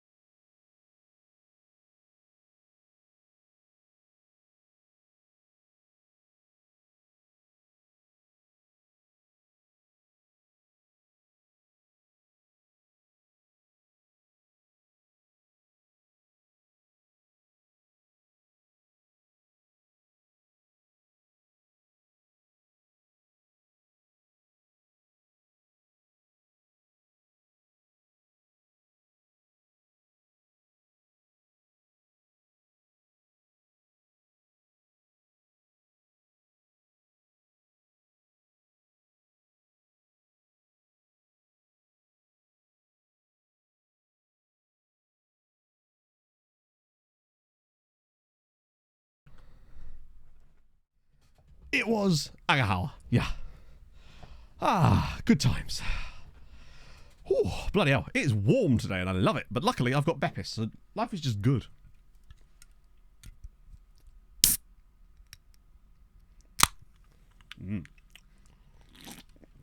Superb. Okay. Roll Platt. He's actually still knocking about. I believe he plays in the G'day League in this save, as it goes. I've certainly seen him, because I still have him on that shortlist from years ago, so I still get like a regular update as to what he's up to these days, which is nice. Okay. I rate this team. We just need... God, Padilla's got 15 and 15 this season, which is actually very good. He might be one of the highest contributors in the entire team now. Been a bit crap in this... Has he got, like, doesn't like big matches, perhaps? I don't think he does. No, he actually does. He hasn't really turned up in any of these big games so far, but maybe today's the day. Let's go. Kamga, if anything, has been the guy. Feels like the combination off the bench of Lahovi pushing Kamga slightly further forward just seems to give us a goal a game. Now you might say, why don't you start like that? Because I feel like it's more effective when we switch to it later in matches. Right. I was worried about clicking that because Usually putting any amount of pressure on your players leads to bad things. Lask. I've seen Lask win it a few times, actually. I think they won it more than once during the last save, too, actually. Okay, Champions League semi-final, second leg, same referee again. He's got a bit of a neck on him, which could be an omen. A good one, hopefully. Right. Apparently, it's the only ref in existence, yes. At least it's not old, what's his name? Mr. Valero. Is it Nicholas or Jesus Valero? Whatever it was, he was an annoying ref. Okay, let's have this. Home game. All we need is a win by any amount, and we're in the Champions League final. Out of nowhere. Paolo Valeri, that was it, not Valero. That was the guy. Right. Oh, hang on. An early set-piece goal would just do nicely. Jovanovic? No. But he's got it. We've started this game well, though. There seems to be some XG flowing our way. Chances are coming, but we haven't actually seen any yet. But it's nice to see that we've started on the front foot. This is quite patient play, actually, from us. Just got to get that ball to someone sensible. Right, here we go. Oh, nearly. That was close. Literally one final pass away there from a breakaway. But I'm a bit concerned now because it's a long highlight and we've given possession away. And unfortunately, that tends to mean that they're about to score their first shot on target. Wait. Oh, my goodness. Wait, again. Juventus are playing like us. We're kind of rep-rolling them. He's offside, isn't he? What on earth are we doing? That's surely miles offside. Yeah, what? Lads, we're overplaying it a little bit. It's nice to know that we can put the ball in the net, but that seems a little bit over-embellished. Not every drawing has to be the Mona Lisa. It's okay to do a little bit of a scribble occasionally and just put it in the gallery. Like, here, just spread it. Just spread it into the channel. Nothing silly needed. The fact that he passes it as well. I mean, the bad guy's feeling like it, yeah. There's a train coming anytime right. soon. Sal da Silva, thank you very much for the follow. They are building it But it's good now. to show that we're creating opportunities against them, but that was not it. Nice. Okay. Yeah. We're just like, if we're not scoring goal of the season, does it even matter? Krastev. Quasi-Awua! What a save. Wait, was that offside? I think that might have been from the follow-up. I think Perez was offside from the second shot there. But what a start. 25 minutes in, no shots for Juventus, which is a bad sign because you know what happens when they get one. But thus far, we've been absolutely all over them. Quasi again. Go on, where's Paez? Oh, we have come out swinging in the first half here. We're playing beautiful football. Oh, go on, Palacios, square it. Yes! Juan Carlos Perez, Sirens 1, Juve 0. We are an hour away from a Champions League final, and it's Perez again. Oh, beautiful again. Palacio, this is what I want from him. Get to the byline, little yard of pace, get that ball across the box, and Perez just across the goalkeeper. Boom. New England Patriots, thank you for the 20 bits. Okay, now we've got a lead. We're playing brilliantly. This is an absolutely phenomenal first half performance. Exactly what we need, but that second goal could not be more important right now. Because you know how it is in these kind of games. We need a second goal. I mean, we don't need a second goal to go through, but I would like one. For the security of the inevitable. They're going to get a big chance in this game, and as much as I trust Jibril Fall, because he's great, you just don't know, right? Oh my god, Football Cam, thank you for the 50 bits as well. They've had their first shot on target, and it didn't go in. We didn't see it, but it didn't go in. Sirens. A lot of injuries around this team as well. Nobody's really playing poorly for us. Padilla, again, is looking like a passenger in this team at times, but that's okay. Worst case scenario, we just make the exact same change that we've been making in every single one of these second legs. We just do the Lahovi switch. Oh, go on. Oh, he's out there. And TSRT with a 25 months. Nice shirt, King. Some memes of the fun. Thank you, friend. Thank you for the compliment on the shirt. Pog was happy. She convinced me to buy some new stuff yesterday because I don't normally like buying clothes for myself at all, really. But she was like, no, we're going out. We're going to find some stuff. Yeah, that's a bit concerning. Oh, hang on. Padilla does quite... Can you stop heading the ball? There's no reason to be heading the football here. And now we've conceded. As much as that looks offside, it's not going to be. Yeah. Why did he head that there? Other than to give them the ball. Right, 1-1. Like here. Right, not that one. That makes sense. But look, why? Right, there. Just control the ball. There is no need to head that. Like, who are you heading that to? And then this is a great touch from Jeff Hendrick, though. I mean, that little touch, that's actually quasi-esque. Keeper could do nothing with that. Right. Frustrating times. Oh, God, we're going to go out on penalties, aren't we? Oh. Right. Come on, again. That's what I like seeing, though. They still look a little bit languid in the pass, and Quasi's got that pressure to try and get in on them. I still feel like we could win the ball off them here. Well, it's a great time for him, really, isn't it? Oh, here we go. And again, Juve are just giving the ball away. It's like watching us against Man City. But the question is whether we make an advantage of it. Yeah, it used to be much worse, I must say. You could always tell when a goal was going in on like FM20 when they would head the ball needlessly to the sort of wide space here when there was no one there for it, when they could just let it roll through to their goalkeeper, control it. That was always the big sign. But at least it's not as prevalent as it used to be, so I'm kind of glad of that. Come on, Krastev. You've got to make up for that mistake into a goal, basically. The game may not punish him in that way for it, but for me it was. Quasi. Right, you're not going to shoot, or are you? Come on! Yeah, I saw the Raul miss yesterday. Man literally had his own postcode. Sirens 2, Juve 1, and Quasi doing Quasi things. He is just there, isn't he? Once again, this all comes down for me to his raw acceleration. Like, this little first touch, to didn't just drive past the defender and find that way to score. He is so good at that. We get goals so often just by his pure acceleration. Come on. And New England Patriots with the 30 bits. If we grabbed another goal. Oh, go on, Quasi. Oh, okay. Mixing things up a little bit. Oh, it's just offside. Okay. Just offside. We've been the better side here and deserve. Oh, imagine if we got a third one. Quasi's ball in a low drive. And it's deflected. Cleared away. How have we not scored there? I have a horrible feeling we might regret this. Padilla's grown into this game. But as much as Palacio's getting a bit tired, I still want to make the same change we've made in every game so far because it just seems to work. The rest of them will keep the same. God, Vida might even be available for the final. I don't know if I'd start him, but Krastev doesn't seem to have the same level of composure that Vida does. We've been the better side here very, very comfortably. We deserve to be in the final based on the performances in both legs, but it's a question of whether we'll get there. We're back in front. Juve have switched to a back five now. Gillet is dead. Ivanovic off. Why is Ivanovic off? Like, I know he's not playing amazingly, but, like, is Espino really good? Oh, he's pleased at least. He's fresher. Gert could probably do with a run out, a drop off. I might get Kona Guy on for the final little bit of final 15 minutes of this game. That's why Ko's here after all now, to be the backup. Not a big fan of... I don't really like making centre-back substitutions for the most part. I just find that it seems to cause more trouble than it's worth. Right. So it's... like, passes like that. Well, that's nice. Lahovi. All we need now is Lahovi to whip a cross in and Cam going to score yet another header. That's all I want to see. Right. Okay, track your runner. That's fine. That's okay. Like, we've deserved the win. We've done all we can. No, this is going to deflect through, isn't it? Oh, my God! How the fuck did Jeff Hendrick just miss that? He's missed the goal. Not like the chance. He's missed the goal. I think I might have actually got that on target. Right, we'll do the first set of time wasting now. Because Juve are throwing bodies forward now. Oh, Christ. Yeah, was that Raul? Come on. Ball whipped in. Keeper comes. What about that from Gibril Fall? Do you have an explanation? Sorry, I didn't want to miss any of the game to answer this question.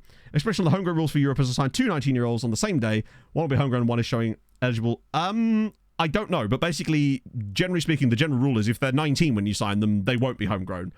So I'm not sure why that is, potentially. How do the players of the teams from the leagues that are not loaded don't have massive drops in attributes? Because that's not a thing in FM, basically. There's been some statistics that show that players actually develop better in those leagues when they're not switched on.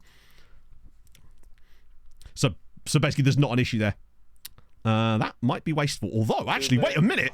Surely we're not going coast to coast. Perez, can he kill it? Yes, he can! Sirens 3, Juve 1. We're going to the Champions League final. Shropshire, thank you for the follow. Perez does it. What a pick out that was from Jibby. Not only does he come and claim that like the Don he is, but then he manages to pick out that pass. Great from Perez, yet again. Great touch out of his feet. Little deflection past the goalkeeper. It's 3-1 Sirens with 2 minutes to go and we're ahead of the Champions League final. New England Patriots again with the 40 minutes. Thank you, friend. 3 minutes of stoppage time. Surely now we are in the Champions League final. We've gone all the way. Sirens 3, Juve 1.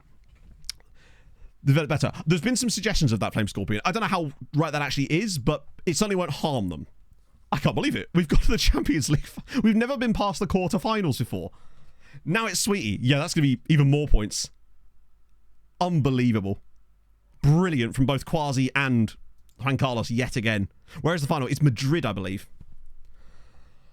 I can't believe that. We are up. We finally got there. I feel like we're now on the level to compete with these teams. Damn. Another 10 million quid. Man United, we will play in the final. Oh. Yep, that'll be Tuesday. Full suit, full bulls, everything. Hopefully it's not too hot. Oh. Holy shit. Yeah, we did it with MTK as well, actually. It's a hell of a twist in his career. It's not actually Jeff Hendrick. Or is it? Oh. Yeah, basically, everything's kind of been different since the Club World Cup. We were just different. Yeah, I wouldn't wear the full suit, just the top half. Hello, Mr. Progger. What a time to join us. Okay, so that's not till the end of May, but we know that anyway. We'll get that sorted. Right, okay, coefficient.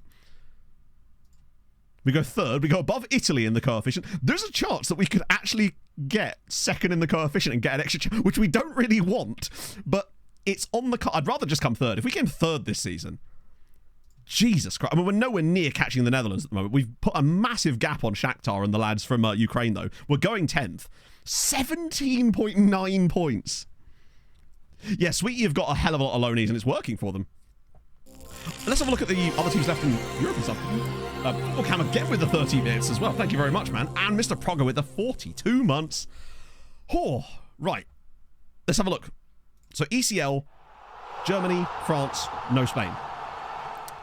UEL, we don't really pay much attention to. For a Denmark, long, nice England, time, Malta are massive. Sweden, and the Netherlands. So there's no more Spanish sides left. Good to see. Whew. Sasa Lukic, that's basically a suit these days, right? Yeah, Elfsborg are in the semis. It's pretty impressive, actually. Imagine an Elfsborg Midtjylland final. It's not likely to happen. Prize money for the final. It's not that much. Like, Europa League final prize money, 7 million. You get less than that for qualifying for it. Sorry, you get more than that for qualifying in the first place. Champions League, obviously, we would get 17 million. But we're already guaranteed another 13 million. Even for the loss. And then the Europa League.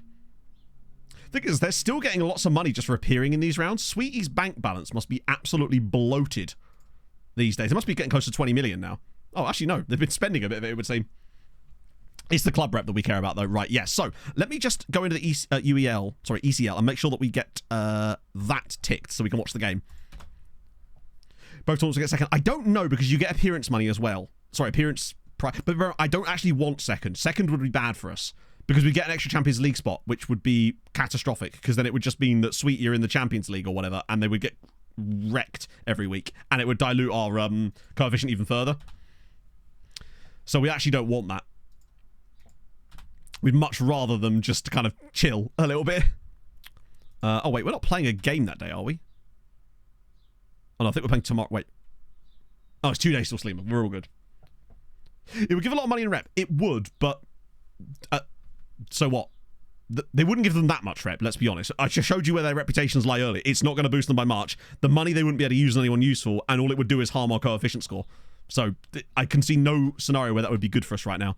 I want them to qualify for the Champions League, but when they're good enough to do so via sporting means. Because that way means they're actually ready to compete at that level. It would be a complete negative for us if they actually got in there without meaning to, if you like. Right. Slavia versus Sweetie. Let's go. Actually, before we do that, we probably should just check in on the scouting. See if our cookies are done. Yeah, after this year, we're just looking for the progression. Be a qualification spot, though. No, it's guaranteed group stage as far as I'm aware. Doesn't the second one just dump you straight in the group stage if you win that? Or rather, it wouldn't dump them straight in. It would dump the team that's currently qualified for the Champions League probably straight in as well. Either way, I feel like it would be bad for us because it would give us an extra team in Europe, which means our coefficient would be diluted even more, and we can't really afford to do that. Right, this guy's intriguing. Mr. Cordoba. Enzo as well. League rep based. I don't think it has anything to do with league rep because it's a real life thing, isn't it? The coefficients. It's just whoever gets the second most and topmost coefficient gets like an extra Champions League spot, as far as I'm aware. Point is, I can't see a single way it would be good for us. He's definitely worth a scout. Coefficient based.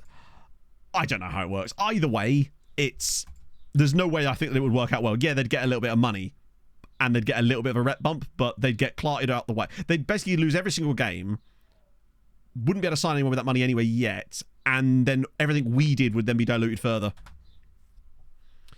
A+ to B+. Either way, I still think he looks really good. His attributes alone make me want to sign him.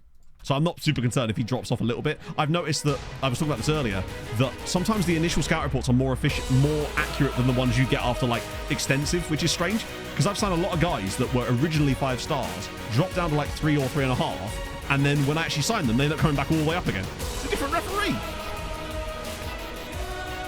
End of the season. The league rep ticks up slowly but surely in real time as far as I'm aware. So Roy Fleming, Jong Dong-suk, Branko Tanic, Sori Silla, Miguel Torres, Novaish, Olarte, Massetti, Sultan. Almost their entire starting 11 is loans. Imagine if Roy scored. Oh, they've got an injury already.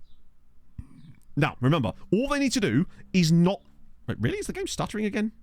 Is it doing that thing because we're watching another team's match? We've done this before, haven't we? Yeah, no, it's just stuttering normal. That's on... Come on, FM. Sort your shit out. We want to watch them in all their full glory. None of this nonsense. They just need to not lose by 3 goals. If they can do that, it's all dandy. Go on, John. Oh, great tackle.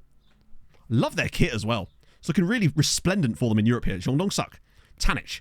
That's a great pass. Roy Fleming at the double. And they already lead inside a minute. Sorry, Silla makes it 1-0 to Sweetie United. Oh, beautiful. Great work from Roy there. I appreciate what he's done. That'll be us. Yeah, but it doesn't though, because it gives you an extra place in Europe. So we would get guaranteed and they would get our spot, which is fine and all, but that would probably just mean that either way, we'd end up with more teams in Europe than we want because we can't handle that many teams in Europe right now. So because everything would be divided by 6 instead of 5. So we would immediately be at a loss. Oh, Christ, that's tight. That's probably going in, isn't it? I suspect this is going in. Oh, what a save! Bloody hell, what a stop! Usually those are guaranteed goals in FM. Oh, great work from Mayhem Salter, and he keeps it in play. You love to see it. That's really just put a massive dampener on this game.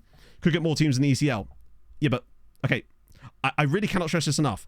Having more teams in Europe means they are diluting the points by a larger amount. If those teams are not going to do anything in Europe, basically you're getting an extra team in there, which doesn't get any money beyond a small amount, and would cost us points overall. Like, it would just cost the team. We don't have a 6th team that's ready to compete in the Conference League group stages at the moment. They would just lose every game if they qualify for it at all, and we'd lose coefficient points as a result of it because we'd be getting divided by 6 instead of 5. That's basically how it would work. So it would be it would just be a massively bad thing for us to have that extra team in Europe right now without actually earning it as far as a, oh, good save again. Come on.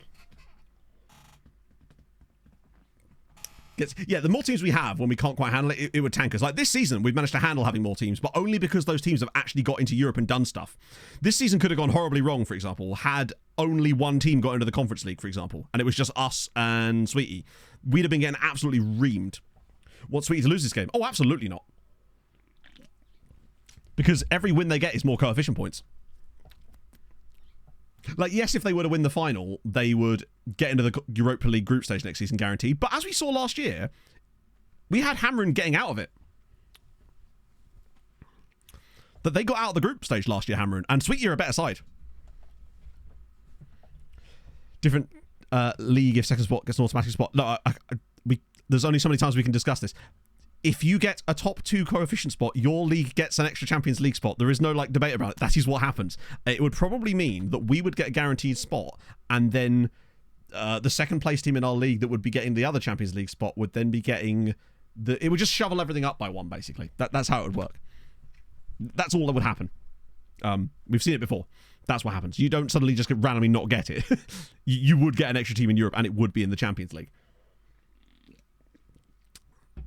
But like at the end of the day, it would suck if we... Oh, come on.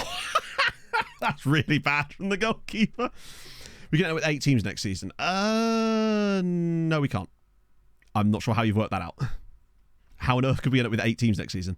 I'm trying to work out how... Yeah, no, we can't. We can end up with 6 is the most we can end up with next season. Because that would be if we got the second one. 2 for finals. Yeah, but we're already in... Okay. But, no, I don't understand. if we win the Champions League, we're already in the Champions League, and if Sweetie win the Europa Conference League, they've already qualified for the Champions League, for the Conference League. Sorry, the Europa League. Could get 7. One from coefficient. True. I'm still not sure how that works. Because, yeah, we'd have to win the Europa League. And even then, that would also be with us not qualifying for Europe. But we've already won the league. And Sweetie have already qualified for the Europe as well. Because the top 4 are 10 points clear. Also, are they going to score again? No, we're good. Yeah, 6 is the maximum we can get. 5 would be better, though. Yeah, and remember, both us and Sweet, all the teams that have already qualified for Europe have already qualified for Europe. So if they win in Europe, they're still already in Europe. So you wouldn't get an extra spot as a result of it. You only get the extra spots if the team that wins the final isn't already in Europe. That's the current setup anyway. But besides, the last thing we want is even more teams in Europe right now. Who are we going to put in? Like, I don't know who it. Oh God, it's 2-1. Slavia are playing quite well here, and Sweetie are starting to look a little bit shaky. Like, they're getting some good blocks in here, but it's a bit unfortunate. I don't think there's much the keeper can do about that. Burnt would have said that, yeah, I mean, they've not done a lot, and there's still a full half to go. I'm really worried they're going to dick this up. They won the first, 4-1. Surely they can't screw this up from here. Dingley will get in there, yeah. But yeah, we don't want any more than 5 teams in Europe right now. We don't have a 6th team strong enough. Maybe after next season, if we can keep feeding more players to be a Kikara, there could be a chance for a 6th team. Or at least the building blocks of a 6th team in terms of so when they are ready, they'll then actually be able to step in and be comfortable. Because they don't have to be as good as the others. They just have to be capable of getting some stuff done in the Conference League. And as they've already shown, they were capable of qualifying for it this year, but they didn't have a lot when they actually got there. Sweetie have, I think, just gone into shutdown mode now. 10 minutes to go. They just have to avoid conceding 2 more. No.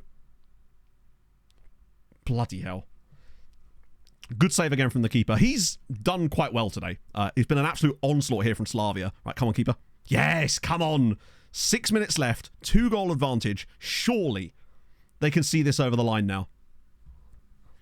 All they have to do... no fucking way. They're actually going to get to the Conference League final. This is the first time they've ever qualified for the group stage of a European competition, and they are going to the Conference League final. It's a double final year. They may have lost on the night, but who cares? Oh, deserved defeat.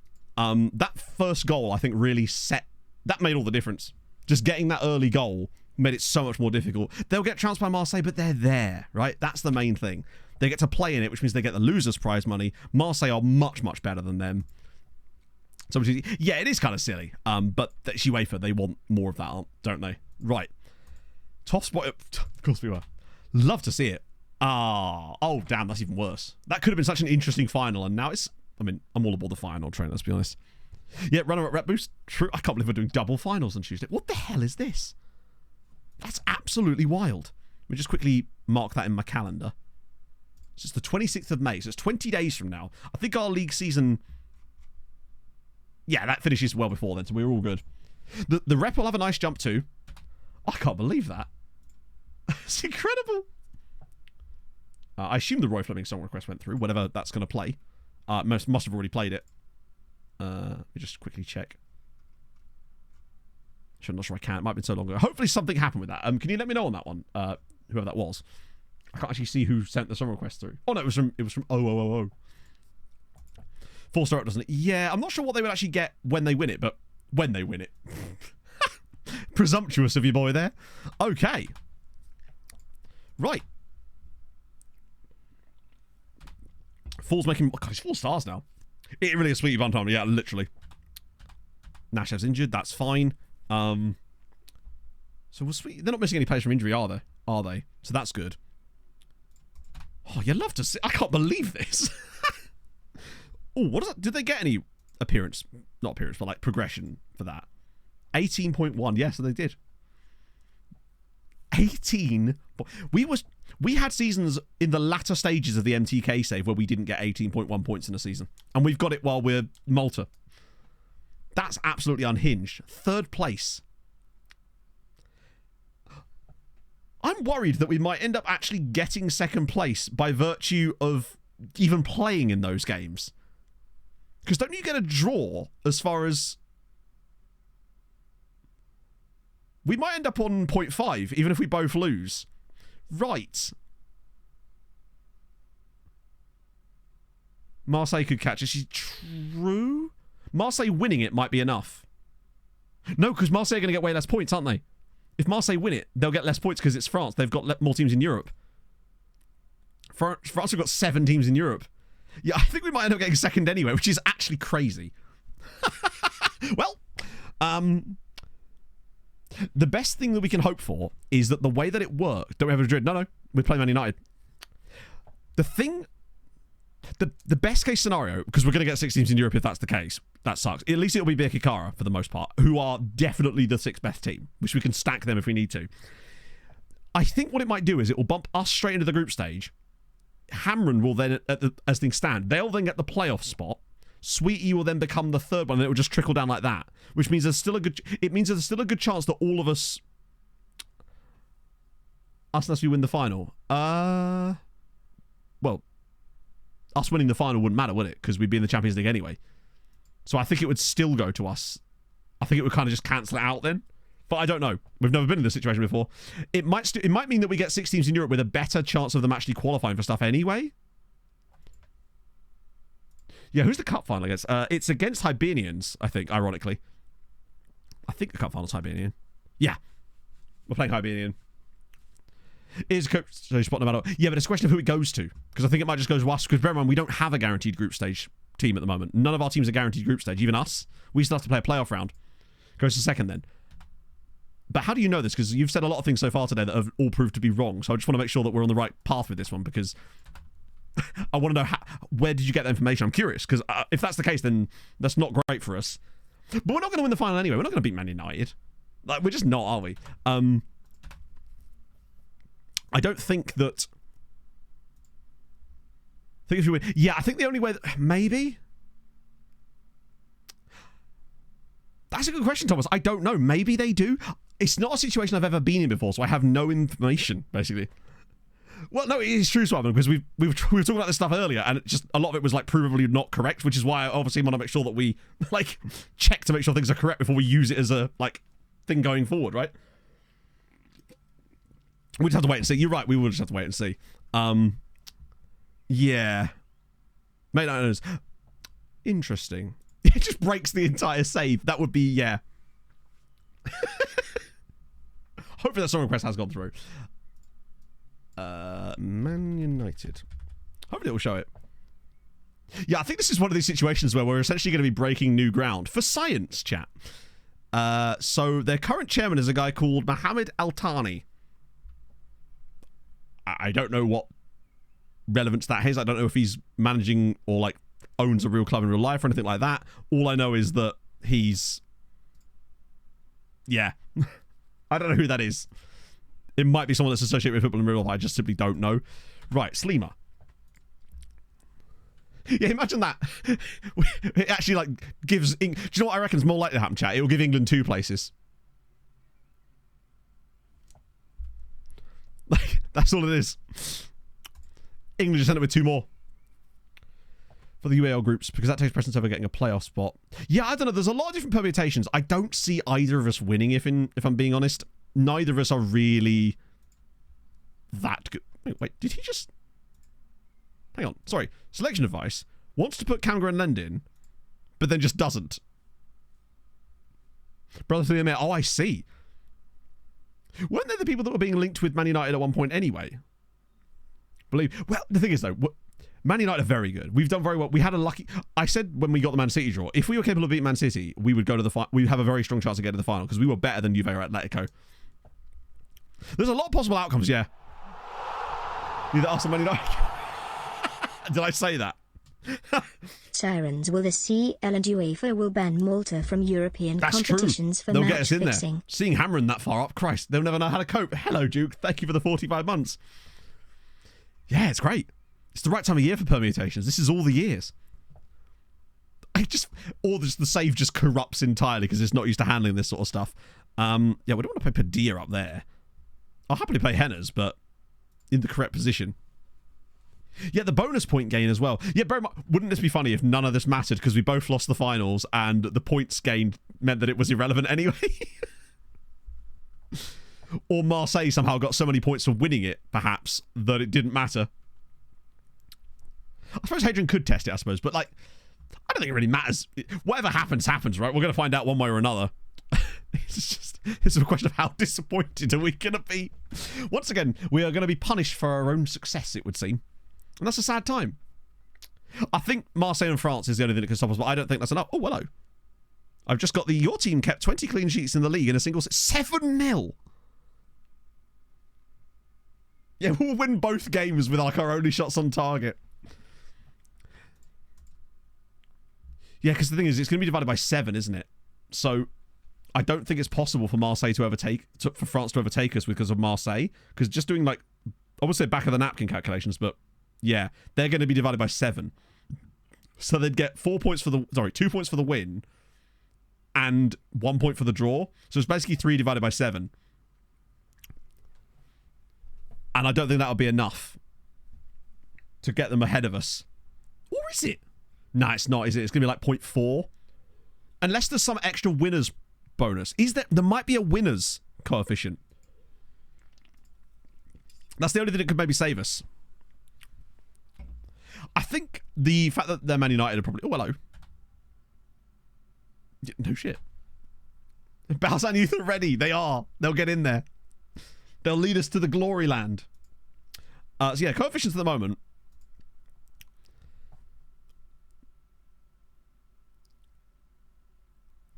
Basically, we just need 0.43.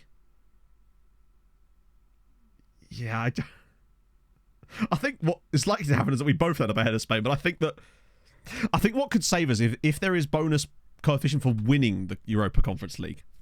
If there's a winner's coefficient, then that might be just enough to see them through.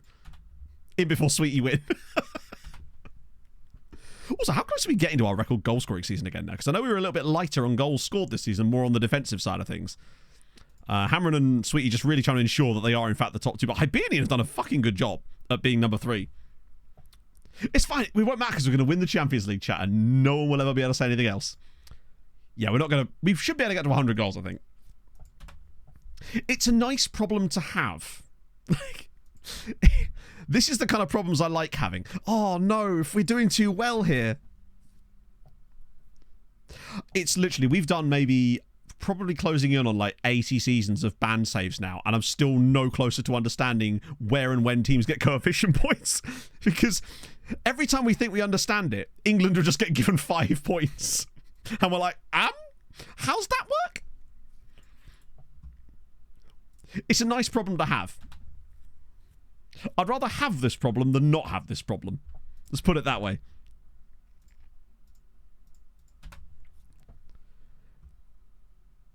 Yeah, we'd expect... Literally. I do. Eurovision voting would be so much easier. We'd have the judges, and imagine that at the end of each season. The Maltese FA have to like award points to the other teams based on various factors. Yeah, there's new stuff in place that I think... Qualifications bookmark. Oh, you just add it. So you just go to the qualifications page and then hit Control D to add a bookmark, or you can do it manually using like the actual bookmarks bit up here, but it's just easier to use Control D. But outright win, which is, by the way, that's absolutely mental that you don't get a bonus for winning the damn tournament. Like, but yeah, I mean, I'll take your word for it that that's the case, which actually is what we've been led to believe over the last couple of seasons, that is indeed true. But it is batshit that that's not the case, that you don't get any bonus for winning it. Yeah, to be fair, SI weren't far off, but obviously it seems to change constantly. Wow, we have a lot of Colombians, don't we? Oh, Gert's getting in the Belgium squad.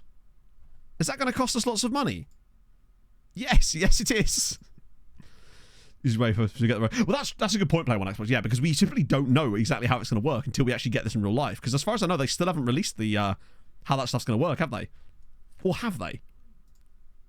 Because I remember us looking at a UEFA document earlier this game cycle that purported to have that information. On a guess. Well, yeah, they absolutely did, yeah. We do love the Colombians around here. Right, sorry, it's the cup final, which we apparently would be better for us these days to actually win.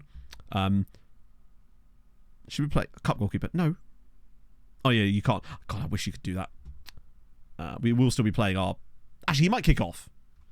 Why are we playing Paez in this game? I know it's a cup final, but that's silly. Particularly when we've got Ever Espino available still. We'll put him on the correct side. Lahovi, Markovic, Camgum, Watwang. Basically, Suggs, we were trying to work out if there is actually any bonus points for winning one of the tournaments or not. Bought a Siren shirt. I have no way of doing so. When we were in Malta, we had a little look around, but there wasn't much there. I can't seem to find anything online. The problem with them being such a small club is it's very difficult to ascertain that kind of stuff. With MTK, they're a much bigger side, so I got Gaffer. He got me all sorts of cool stuff, and I'm forever grateful to him for that. Rules manager. Oh, really? So that actually might be new stuff now. Yeah, the fact that SI thought that using the head-to-head results in the big league, that for me, someone needs a slap for that. That was incredible scenes. Right. In no world would that ever be... then again, I suppose maybe they were just trying to gazump what UEFA might do, which they're not exactly fond of their sensible ideas, are they? I remember, yeah. 4-1 victory. Lahovi with a penalty. 2 more goals for Henners. Another one for Eric, which is nice to see. That's the thing, they'd have seen it in a Man City save and everything. So when we just say big group, it costs a lot bit more money there, actually. What are we up to in terms of cash now? Christ, despite all that money we spent, we're actually doing really well financially this season. And good for us, I'd say. Watched by Barcelona. Keep watching. Yeah, how do you miss that in testing? Because surely it's the sort of thing you run into a Man City save in every season, right? Yeah, a treble for us is actually not that unusual, but adding that European trophy. If we did somehow sneak a Champions League win, that could change everything, because we would, I think, instantly be given 5-star reputation. Or maybe not, just because we're so low. It might be the lowest reputation team I'd ever won the Champions League with, for sure. Senior affiliate. Should one on the relationship end? Well, it won't matter, because if you're in the same league as your senior affiliate, it cancels the agreement anyway. So you can't be in the same league as your senior affiliate. So the moment that you would get promoted, it would cancel the affiliateship, and vice versa. Value is up now. Almost certainly not. Probably not. Now, what it might help us with is after... wrong one. After... a lot of guys got Diego Mendoza. After we get the next bump of values... well, actually, some of them have got quite high values, but those, I think, are only guys that were wanted by big sides already and got bid up before, so we'll see. Yeah, this is the thing, Julius. We were actually talking about the Danish coefficient situation the other day. Because there is... it's nice to hear people talking about the coefficient stuff outside of that. Is in League 2. That is kind of funny. Did you get promoted and they got relegated at the same time? Because that can happen. And so the game is set to cancel senior affiliate agreements if you were to be promoted to the same league as them. And the same way round. That's funny as hell, though. That's actually amazing. That'd be like if we got relegated and Dingley got promoted at the same times. Much higher valuation. Yeah, but bear in mind, those guys that have got the high valuation there. Quasi, Kadri, Padilla, Palacio. These guys have been at the club for a while. Padilla's been here now for 7 years. Quasi's been here for 6 years. Wow, is it really only 6 years? Kadri is 6 years, and Palacio, he's done 10 years at the club. It's weird how few league appearances he's made in that period. Yeah, that's actually wild that you wouldn't get any bonuses for winning the tournament. You'd think that that would be deserving of some kind of coefficient boost. You know, you've just won a European trophy. Nah, who cares, right? Doesn't cancel everyone? Oh, really? Was that because maybe you had more than one and it didn't know which one to cancel? Also, didn't someone say that this guy had dropped off? Maybe it was just like a one-off scout report, because he is still showing as incredible. League phase, which to me makes no sense. Why is winning the league phase rewarded more than winning the Champions League? So very odd. But again, I wonder if that's just because SI are shooting in the dark with it. I simply don't know. But that doesn't make no logical sense to me. Well, talk to us, would it? Wait. Oh shit, you're right, he would. Holy Christ, thank you so much. I missed that entirely. We can't talk to his agent again because we already did and it's not enough time has passed, but that's just an instant trigger. Nally, thank you very much for the follow. Right, what on earth? Why would he talk to us? He's only 17. We like that. Yeah, it's crazy, play on Xbox. That much, you get that much of a boost for it. But yet winning the tournament you don't. Hope it makes sense. Almost certainly not. Let's see. All wins from the group stage, 2 points. All wins from the qualifying and playoff matches. Yep. All wins from the group stage. Oh yeah, sorry, all draws. All draws in qualifying. Yep. Group stage bonus participation. So that's just for getting to it. Round of 16 bonus participation. Group winners. Group runners-up. Yeah, that's so weird that you wouldn't get a, like, even if it's just like the equivalent of like a 4 just for winning it. So strange. But then how many times have we just basically sat there trying to figure this stuff out in the past and just never really come to a consensus because it's just so dense and complicated, man. Right, keep scanning all of those guys. Oh, that guy El Fatah is so expensive. Hot damn. The basic you ever make. That's true. We're applying logic to a situation where logic sometimes is simply not allowed. Oh, hang on. This was that guy from the report before. Yamandu Silva. He's cheap, right? Surely we pick him up as well if we can.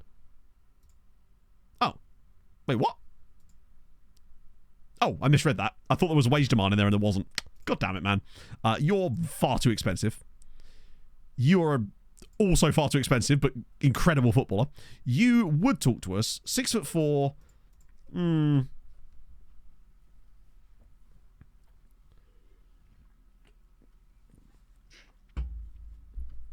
I do like him, but he does have low adaptability, really high competitive streak, and would be quite expensive. I mean, maybe are we shortlisting him already? No, we'll shortlist him as well, and then have a look for him in the summer, maybe, once we've sort of figured out what sort of financial situation we're going to be in. All of these guys won't talk to us currently. He is quite expensive. Hasan Markovic is very expensive. You underneath relatively cheap wages, but 6 million seems like, oh, that's that guy from earlier. The guy that's very well-rounded, but not a lot in between. He's 100% a face in the game. Vlad Alexandru Idita Sekan. I see this guy in every save, which means he's immediately a no. Now, I might have changed my mind had he have been an insane player. Tino Borg. Oh, Berg. I thought it was Borg. Chanov. Kurt Beats. Yeah, I think Kurt might be cooked, unfortunately. Now, you.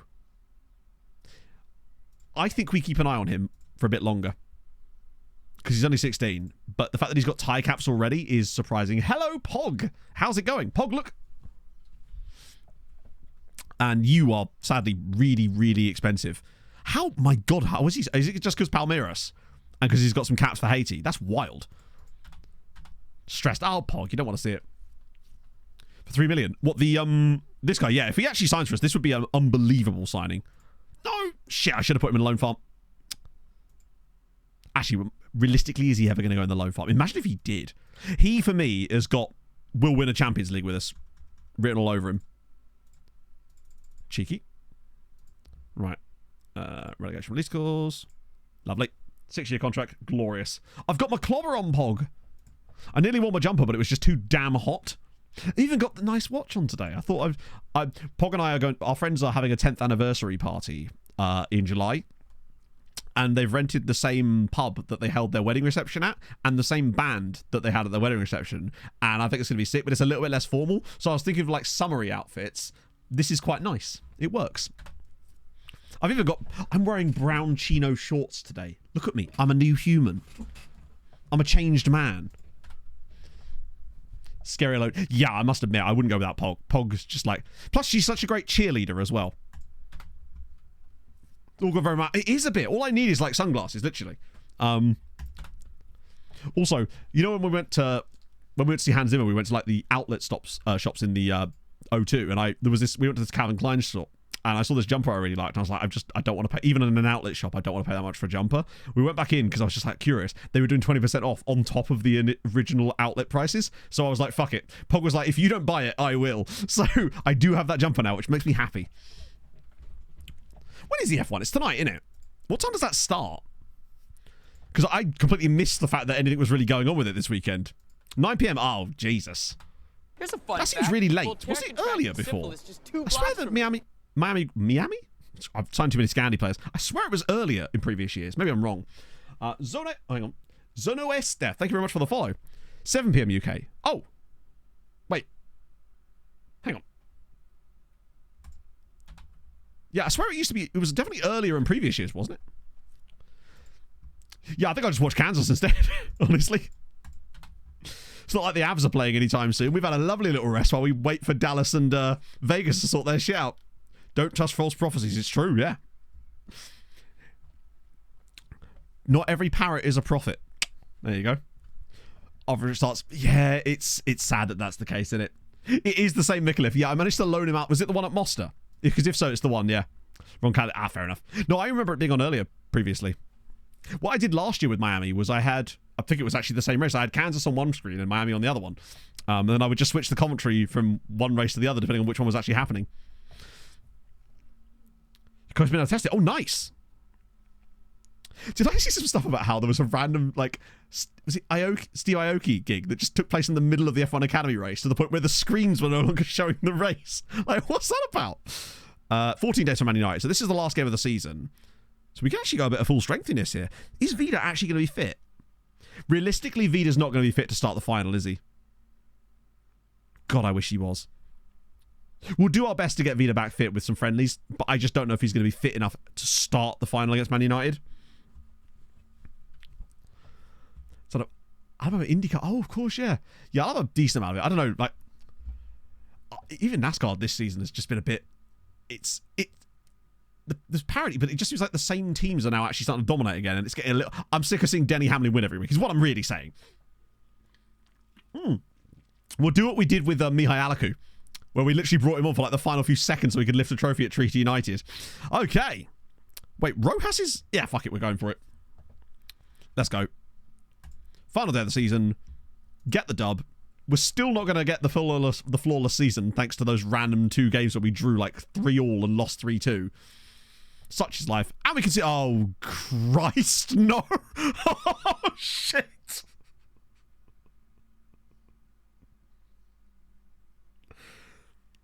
Help. Which World Cup Euro story is the best? I don't know. Denmark winning it was pretty sick. Greece winning it was pretty sick. Isn't Vida back? He is, but he's got no match fitness. So which means, but he's not going to get full match fitness in 2 weeks. We have to hope that this is only a minor injury, but I'm concerned that it's not. Oh, but very from save. Honestly, MTK last year was pretty damn great, and this year, I think this save has got a lot of potential to go to the stratosphere in terms of fun, and I've had a great time. Friendly in all of them, yeah, but if we play him in all of them, he'll just get tired, and then he was more likely to get injured again. So I will schedule a load of friendlies, but the likelihood of him not getting another injury is incredibly slim, and that's the problem. But Hamron do get third at least, but that's actually a bit concerning. God, look at that. 4 points separating those guys and 14. Well, we'll get Vida some friendlies to get him some match fitness back. Oh, he's done. It's the same goddamn injury that Vida had.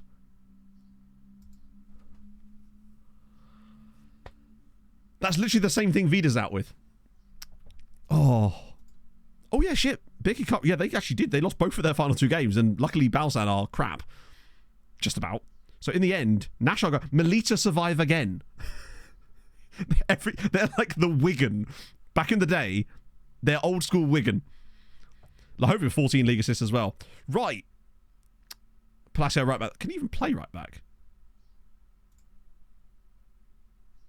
I mean, yeah, but he'd be punished so dearly that it would be completely pointless. The game would just basically make it as if he's never heard of his right foot. Okay. So that means friendlies in abundance. Right. Oh shit, that's actually only... Yeah, so it's...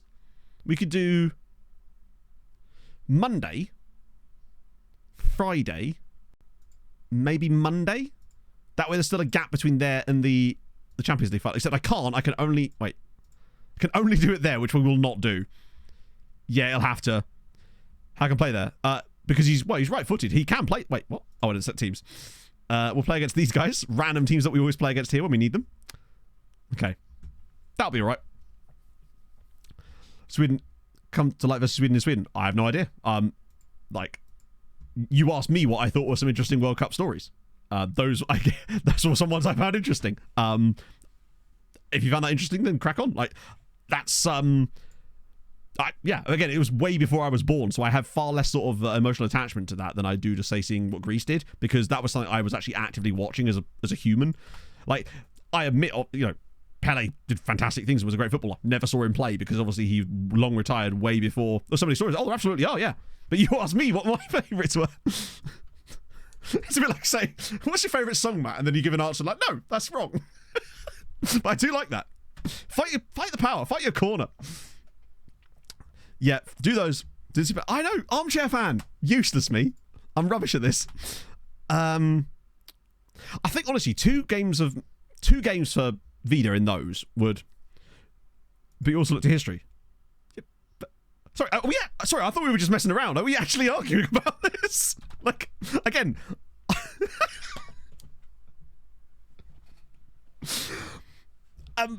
What do you want me to say? Like, sorry that my favourite matches aren't yours. Like, I'm here for it. I rate that. Oh, sorry, I thought we were just dicking about. Oh, dear.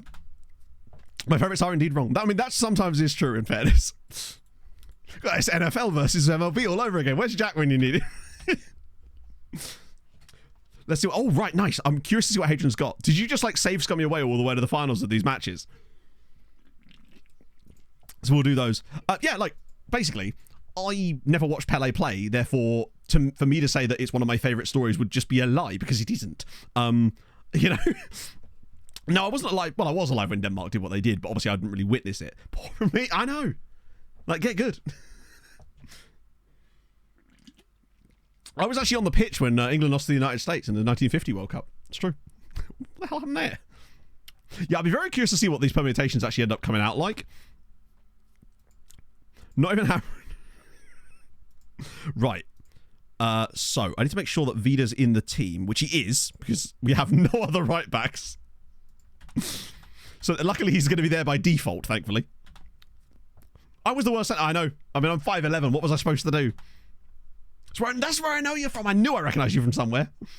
Scored a hat with the Shadow Striker. Oh, I bet you love the WM. I do like, actually, like, I was thinking about this the other day, like, what your first actual exposure to football was. Because it's all right when we say, like, yeah, technically I suppose the 98 World Cup, but that was like watching football. I feel like before then I still had like a, one of the stories that would be fun to watch. Oh, yeah, of course. Yeah, no, totally. I'm just saying that I would rather watch these other stories. And that's fair. We all have, that's the great thing about opinions. Everyone has them and everyone's entitled to them. Like, I'm just not super interested in it, really, I suppose. Introduce a... so we have you to thank for this. At 5. Wow. Yeah, so I remember going to Harlow Market with my mate and his dad when we were like 6 years old and buying like West Ham stuff because, again, Essex. And I think that might be my first actual footballing like memory. Oh no, I know. It was like a strange sort. It might be a language barrier thing as well. I just find it funny. I thought you were just asking like what my favourite stories were. Corey said, it's the problem, Slime. You got to be careful. They'll get you. Wow, what a season. Australia, yeah, New Zealand being the first team to not lose a game but be eliminated. Stuff like that. That's just funny. Can't with age 4.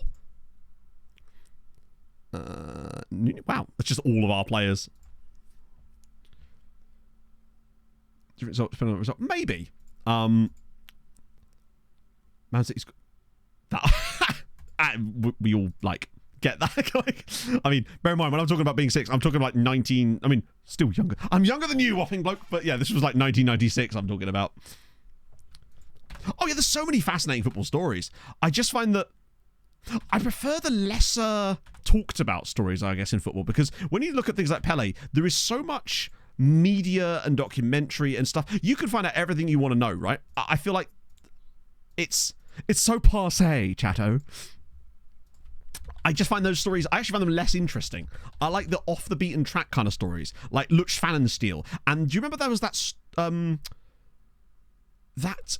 East German footballer that got bumped off by the Stasi or something? Stories like, I think that's probably an incredibly incorrect way of describing that, but yeah. Yeah, I'm a 1990 baby. It was Thomas Muller, yes. Thomas Muller. Thomas Muller was bumped off by the Stasi. He was. Yeah, now, Sweetie got to the final as well. Forward of the year, because he was the top scorer. He's scored. Oh no, he wasn't. Yeah, 70 goals this season. I mean, he's actually a very good player, in fairness. Malta competent. Yeah, Malta competent. Sweetie beat Slavia Prague 4-1. You could have been Goretzka. Yeah, true. Doing a real life FM. Really?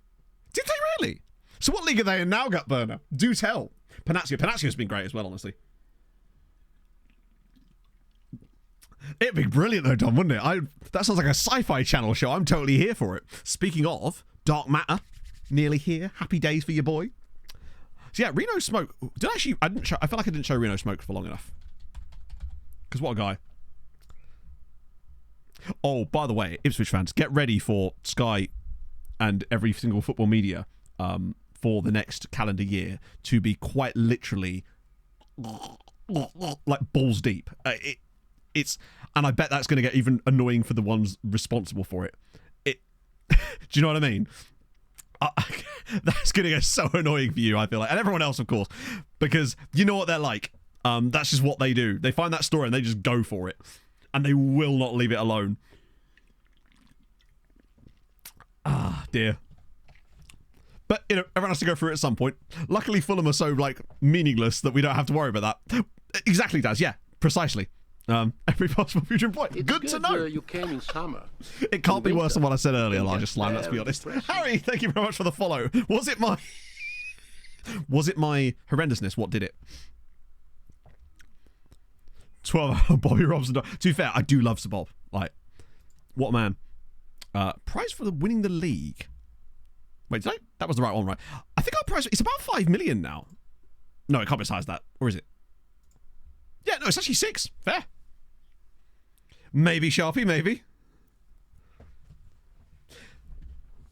This is what, yeah, I can't do football. Well, I mean, this is not just unique to football media. This is media of any sort, truthfully. It's the flavour of the week that they then try to build up so they can then destroy. Do you know what I mean? They'll be like, oh, look at this person. Aren't they cool? 2 months later, this person cancelled the really mundane thing that no one actually gives a shit about, but we're going to drive it to drive clicks. I can't be arsed with it. She is prospering. It's like Cheers Lad Bible. She will be Bible. watching Sweki and Sirens. Fun fact, Geo United became the first team this season to go winless the whole season. Yeah, I saw and that. And the Gazotan team will be so in what's the up Premier with that? League So the next Gazotan team's been season, granted entry into the league, right? How are they allowed that, peasants? Ed Sheeran story, only in theaters. Yeah, where's this Jamie Vardy documentary coming out? That's what I want to need. That's what I want to need. Words are hard, chat. Give me a break. So that's just great stuff. Yeah, no, I agree. It's frustrating. It's like, you know when Luke Littler burst onto the scene and then became like the flavour of the week? I turned to Pog and I was just like, I guarantee within like a month or so they'll be trying to tear him down. And they almost started doing that already about something. I can't remember what it was, but it's just like, the poor kid. Like, and I feel especially for one when it's particularly younger people that are thrown into the limelight like that, when they're just not really prepared for it. When's the Andy Micallef documentary exactly? It went well. Crazy Brit. We managed to win by, I can't believe I've forgotten. It was 3-1, wasn't it? Yeah, we won 3-1 in the second leg. Yeah, exactly. Shit like that. After the war. Oh, yeah. And you're not allowed to watch the Vardy documentary unless you've downed 3 Red Bulls prior to it. Oh, is it Victoria Hotspurs? They normally do quite well, actually, I think, in before they're rubbish. Yeah, there you go. They were second in the Gosden League this time around. They've won some titles in this save already, in fact. Emirata Khan, yep. It's just sad to see, isn't it? It's like a machine. Out loan. I believe at the last check it was, hang on, 226.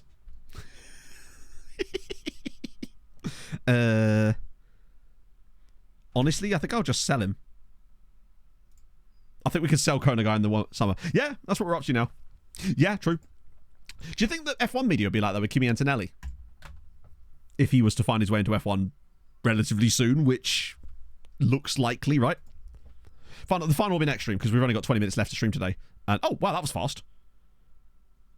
I think we'll get more money for you in the summer. Right.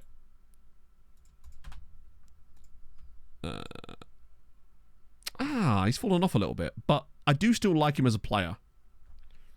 Or like, yeah, I find, I mean, I can't stand. One thing I actually really can't stand a lot of the time is like F1 content creators on TikTok, because as a person who watches F1 and hockey and football, I get kind of a mix of all those different fandoms on TikTok with a lot of stuff I watch. And I don't see it anywhere near as much in hockey stuff, but maybe it's just because I've not been exposed to it long enough. Like, because I've only really managed to get on hockey talk recently. But It's just insufferable a lot of the time. Anymore. I don't know who that is. I just see a lot of people. It's just half the... What I would say is half the time when I see F1 TikToks, they're never actually about F1. It's like the F1 content creator do anything, actually talk about F1 challenge impossible. It's a result of final. Hey, Charu. It's going good. I wonder if that's all because it's like because of DTS, or is it like that before? I don't know. Oh, thank you, Charu. It's very kind. How's streaming been going for you lately? Oh. Wait, what's this? Oh, have I just missed this screen for every single season thus far in this save? I feel like I've never seen this inbox item before. Maybe I just skip through it every single time. I've just never paid attention to it. That's kind of a nice little summary. See, that's better than a manager timeline.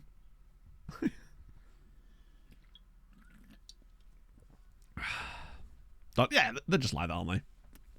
Participation points in F1. Wait, participation points? What does that mean?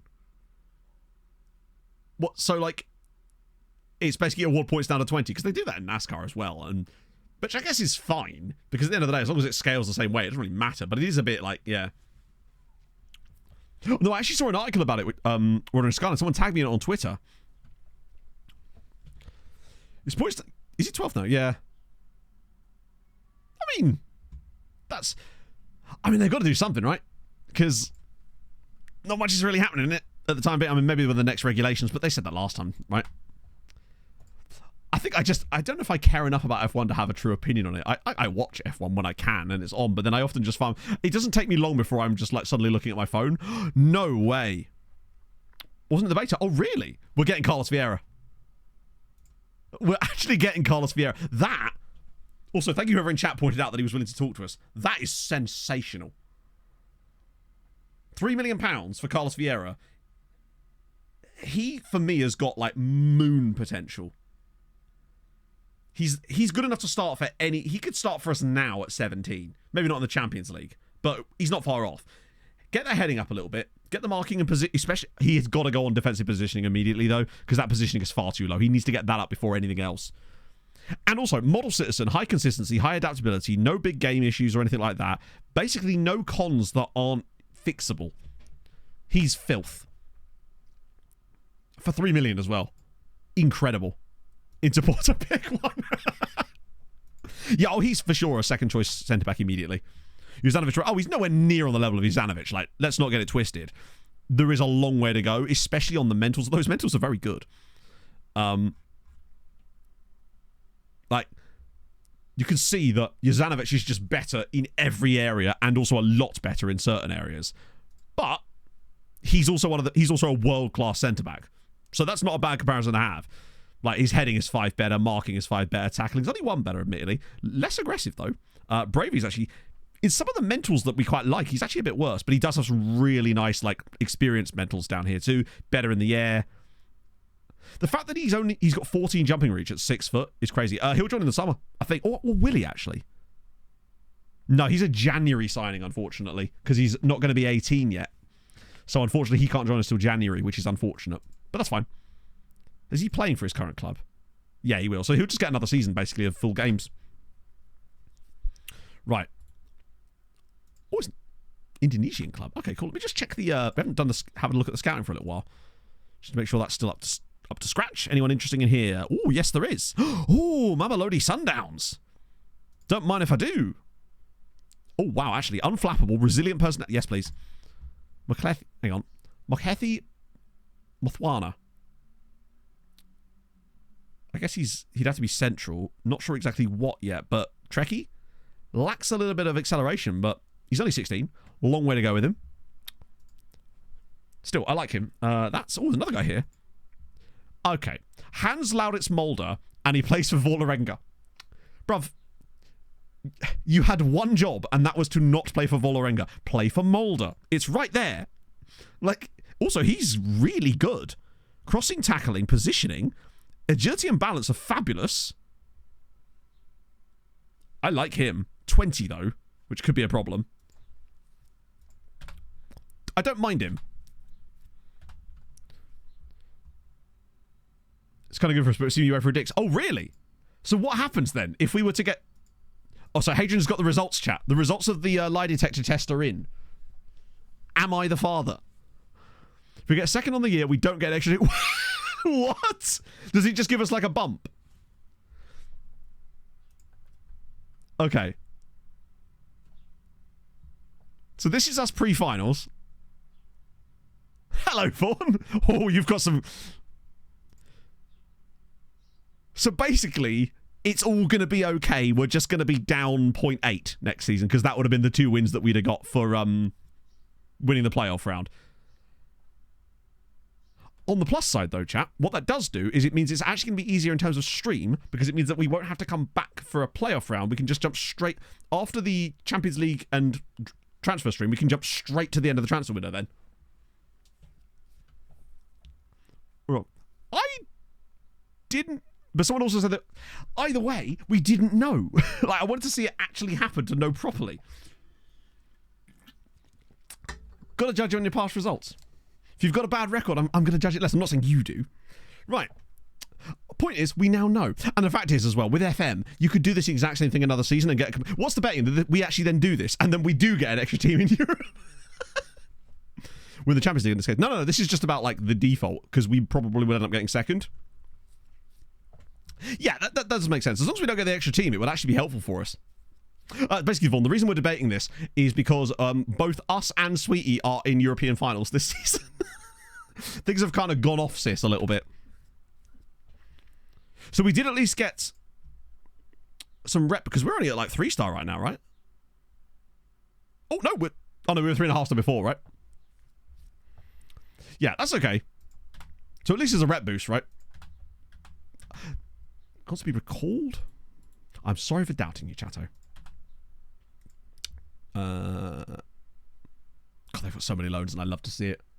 Even that's very true. Sometimes I'm wrong even less. Wait, right even less. See? I was even wrong in that statement there. We make mistakes. I more than most.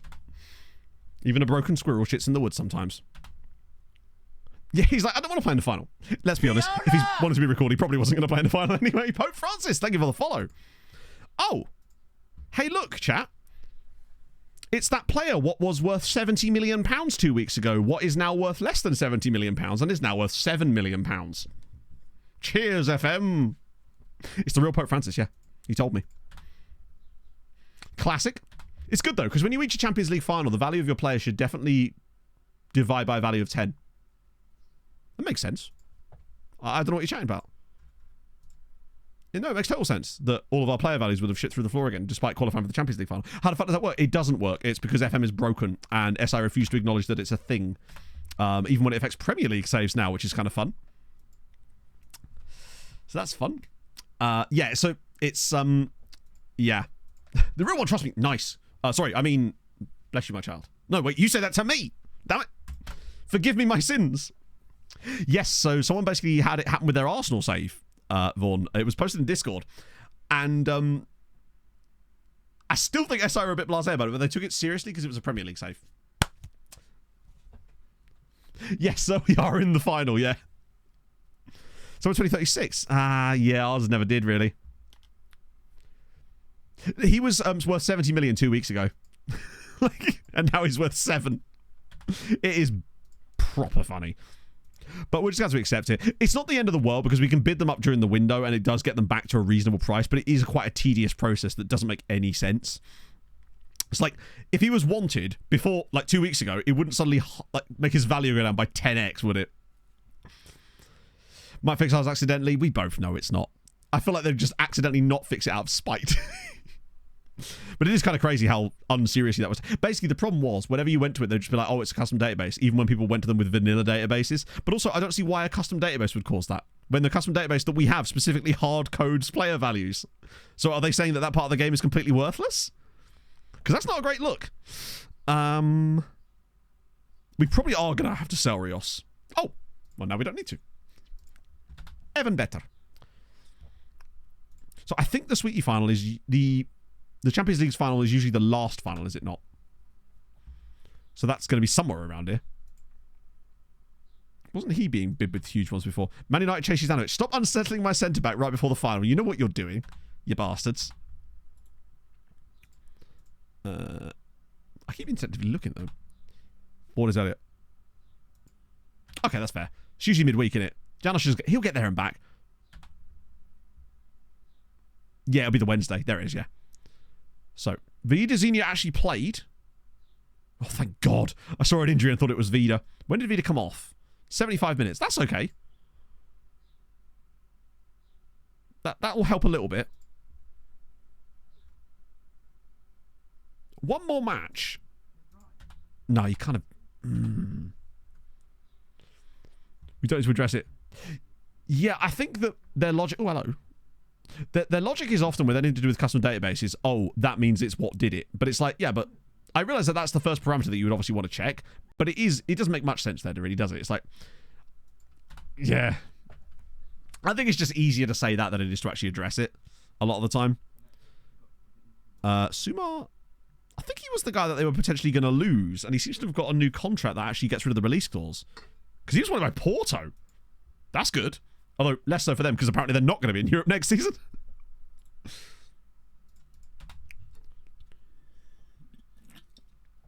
It is a shame that things like that aren't taken super seriously when I feel like they have the potential to completely ruin people's long-term saves. And it's just like, are they seriously expecting you to not do a save that goes past season 31? Sorry, season 2031, which is only like 8 years in, right? Bleed into the base. Well, the thing is, it does bleed into the base, but you're absolutely right. Because it happens in vanilla saves too. This is where they somehow reschedule the World Cup so that it takes place like before the Champions League final. Our entire squad's gone. So we lose. Not that it matters. It's the summer anyway. Oh, Nunez is there though, which is kind of sick. Melman there for Chile in his last appearances for us. Actually, no, I will get reports for them. Why not? Yeah, I mean, you're right. They probably don't. But like, surely not everyone actually enjoys the like 1 or 2 seasons with Manchester City type of save, right? I mean, they've obviously got the data to suggest otherwise, I suppose, right? Where to qualify is good question. Let's find out. No, that's the club book. I always do that. So Costa Rica, Denmark, South Africa, and Uruguay in a group. Colombia, Mexico, Nigeria, Romania. Guinea-Bissau, that's a fun group. That's a really fun group. Guinea-Bissau, Portugal, Thailand, and Turkey. I like that. Dr. Congo, Serbia, South Korea, and USA. Iran, Germany, Ecuador, and Cape Verde. All right. Canada, Egypt, Japan, and... Okay, it's fairly straightforward. I'm just expecting like a wild Uzbekistan in here. That's the one that always gets you. Syria, nice to see. Panama, love that for them. That's a tough-ass group. Brazil, Saudi, Tunisia, and Ukraine. Holy shit. Australia, England, New Zealand, and Sweden. What a weird group that is. Australia and New Zealand and England and Sweden in a group. All we need is like USA in there just for the English-speaking trifecta. You know what I mean? Yeah, or Scotland, yeah. Although I think it would have been funnier with the US because it's like all the different continents then. Chile, France, Jamaica, and UAE, Algeria, Bolivia, Greece, and the Netherlands. The quinfecta. Okay, we take that. It doesn't matter. We'll give that. Cool. Can't be this one. Oh, what we got? New Zealand, South Africa, Greece, and South Korea. That's fun. Who the hell was top seed in that? South Korea? Oh, the youth thing, it works really well. It's fun. It gets you a lot of results, I would say. God, Padilla is good. That means that Peru didn't qualify, despite having this absolute beast of a human on their team. He's still only 23. That's what's scary. The only thing he's missing is slightly better natural fitness and like some slightly better physical attributes, which he's never really going to get. But good God, he's good. 18 composure, 18 finishing. 1 Champions League silence. No. Oh, we've reached the final this year for the first time ever. I kind of want to look at his progression chart just to see the absolute madness of it. Oh my God.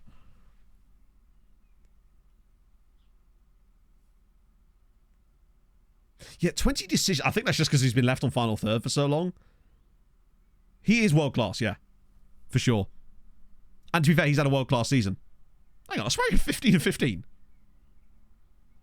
He's homegrown, yes. The things that matter for him in this role is he's astonishingly good. No, the final won't be today. It'll be Tuesday stream. Because there's 2 finals. We've got both our final and Sweetie's final, which is about to come here. So I need to make sure that I don't accidentally go past it. That's going to be action. Oh, he's back up again. That's going to be action-packed on Tuesday, man. Because it's going to be that, then transfer stuff. Although, admittedly, there's going to be a gap while I do loan farm extensions in there. That does mean double full match. There we go. Right, so I can't go past that date now, because otherwise it will trigger the final. Look at that. Perfect timing, friends. I can't believe we've got 2 finals on Tuesday. It's about bloody time. Vida's match fitness. We've got a game today. Wait, oh, shit. Oh, no, we clearly can attend, otherwise it wouldn't let us. His match sharpness is better. I think we play him in the other friend. Oh, no, we can't, can we? Because he would have played them both. Please tell me he played them both. Let me just check his form. Yeah, he played both. Played 75 minutes and 71 minutes, which is not too bad. Technically means, oh, I don't know. What does this technically mean? I can't wait to learn. How do I do that already? Right, let me just save that there so we don't go any further accidentally. Still not be the first Maltese teams we... Yes, true. Like, we could win the Champions League and it won't matter, but I just don't know. I think Sweetie lose very comfortably to Marseille. They're just not that... Marseille are so much better than Sweetie, but it doesn't matter because, like, we've got 18.1 points this season in Europe. That's mad. For where we are in the coefficients anyway, to get 18 points in a season. And I think we finally established ourselves as now being one of Europe's elite clubs because you've got a little bit of fortune in places with the Man City one, but look how much misfortune we had in the group stage. We could have easily won every game there. I think we're ready to go now, and I feel like now we can start regularly challenging for the last stages of Europe again. Now, do I think we'll beat Man United in the final? Absolutely not. They're much better than us. The Club World Cup, I think it was the Club World Cup. I think was like a canary in the coal mine as far as our new developments. Yes, we can still beat Spain. In fact, the likelihood is we'll beat Spain even if we lose both finals because of the participation points. So we'll most likely get second this year, no matter what happens. Yeah, 2 finals, Carrigan. We're in the Champions League final on Tuesday, and Sweetie are in the Conference League final. Sweetie and Marseille, and the Europa League final, I believe, is Feyenoord Newcastle. Which has already happened, and Feyenoord have won. Oh, Adrian. We'll get the 0.4 for the curve. Yeah, exactly. Which will take us ahead of Spain. And there's nothing Marseille can do, even if they win the final, because they all get their points diluted by more because of France. Because they'll get 3 points divided by 7, whereas we're getting 4 points divided by 5. That's fun for Feyenoord. They've gone back-to-back European tournaments. Can they win the Champions League next year? And it's one more team that we could potentially get next year as like a pot. Feyenoord probably have quite a high coefficient, so we could maybe get them as like a pot 2 side next year, perhaps. That'd be quite fun, because I don't think they're actually that good. I don't know if I've saved it or not. I'll do it again. For the memes. Well, that's gone swimmingly. Like, much, much better than I was expecting. Way, way better than I was expecting. I thought maybe we'd get past Manchester City at a push or get a win, but I didn't think we'd have any help. There was no way I thought that we were going to get Sweetie to go all the way. The fact that Hamrin were a penalty shootout away from getting to the semis themselves as well. It's the new Klopper. It is. I'll wear my new jumper on... No, I can't wear my new jumper on Tuesday because I'm going to be suited up. In resplendent style. So the question is, who am I raiding this afternoon? What have we got over here? Jay feels like the obvious one, I would say. Actually, we could do the Gaffer. I'm not sure I'm familiar with his work. But he do be there... And that means I'm going to rate him. Hopefully that's actually correct. Ah, dear. Yeah, thank you so much for joining me today, friends. This has been extremely fun. We've got a lot covered. We've got an action-packed Tuesday for us as well, because 2 finals, transfer stuff after that. It might be one of those ones that ends up going for, 5.5 hours potentially on Tuesday, and I'm okay with that. Lil Man, thank you very much for the 6 months. As we're about to head off, we're going to go over to raid to the Gaffer Kako, or Keiko. I have actually raided him before, because he's on my followed list, which means I have done that. And then there's just doing loans. Yeah, that's going to be our last chat question, and we can name old footballers. You love that, honey. So, yes, I'll see you guys soon. Thank you so much for joining me today. Hold your gun, Capybara.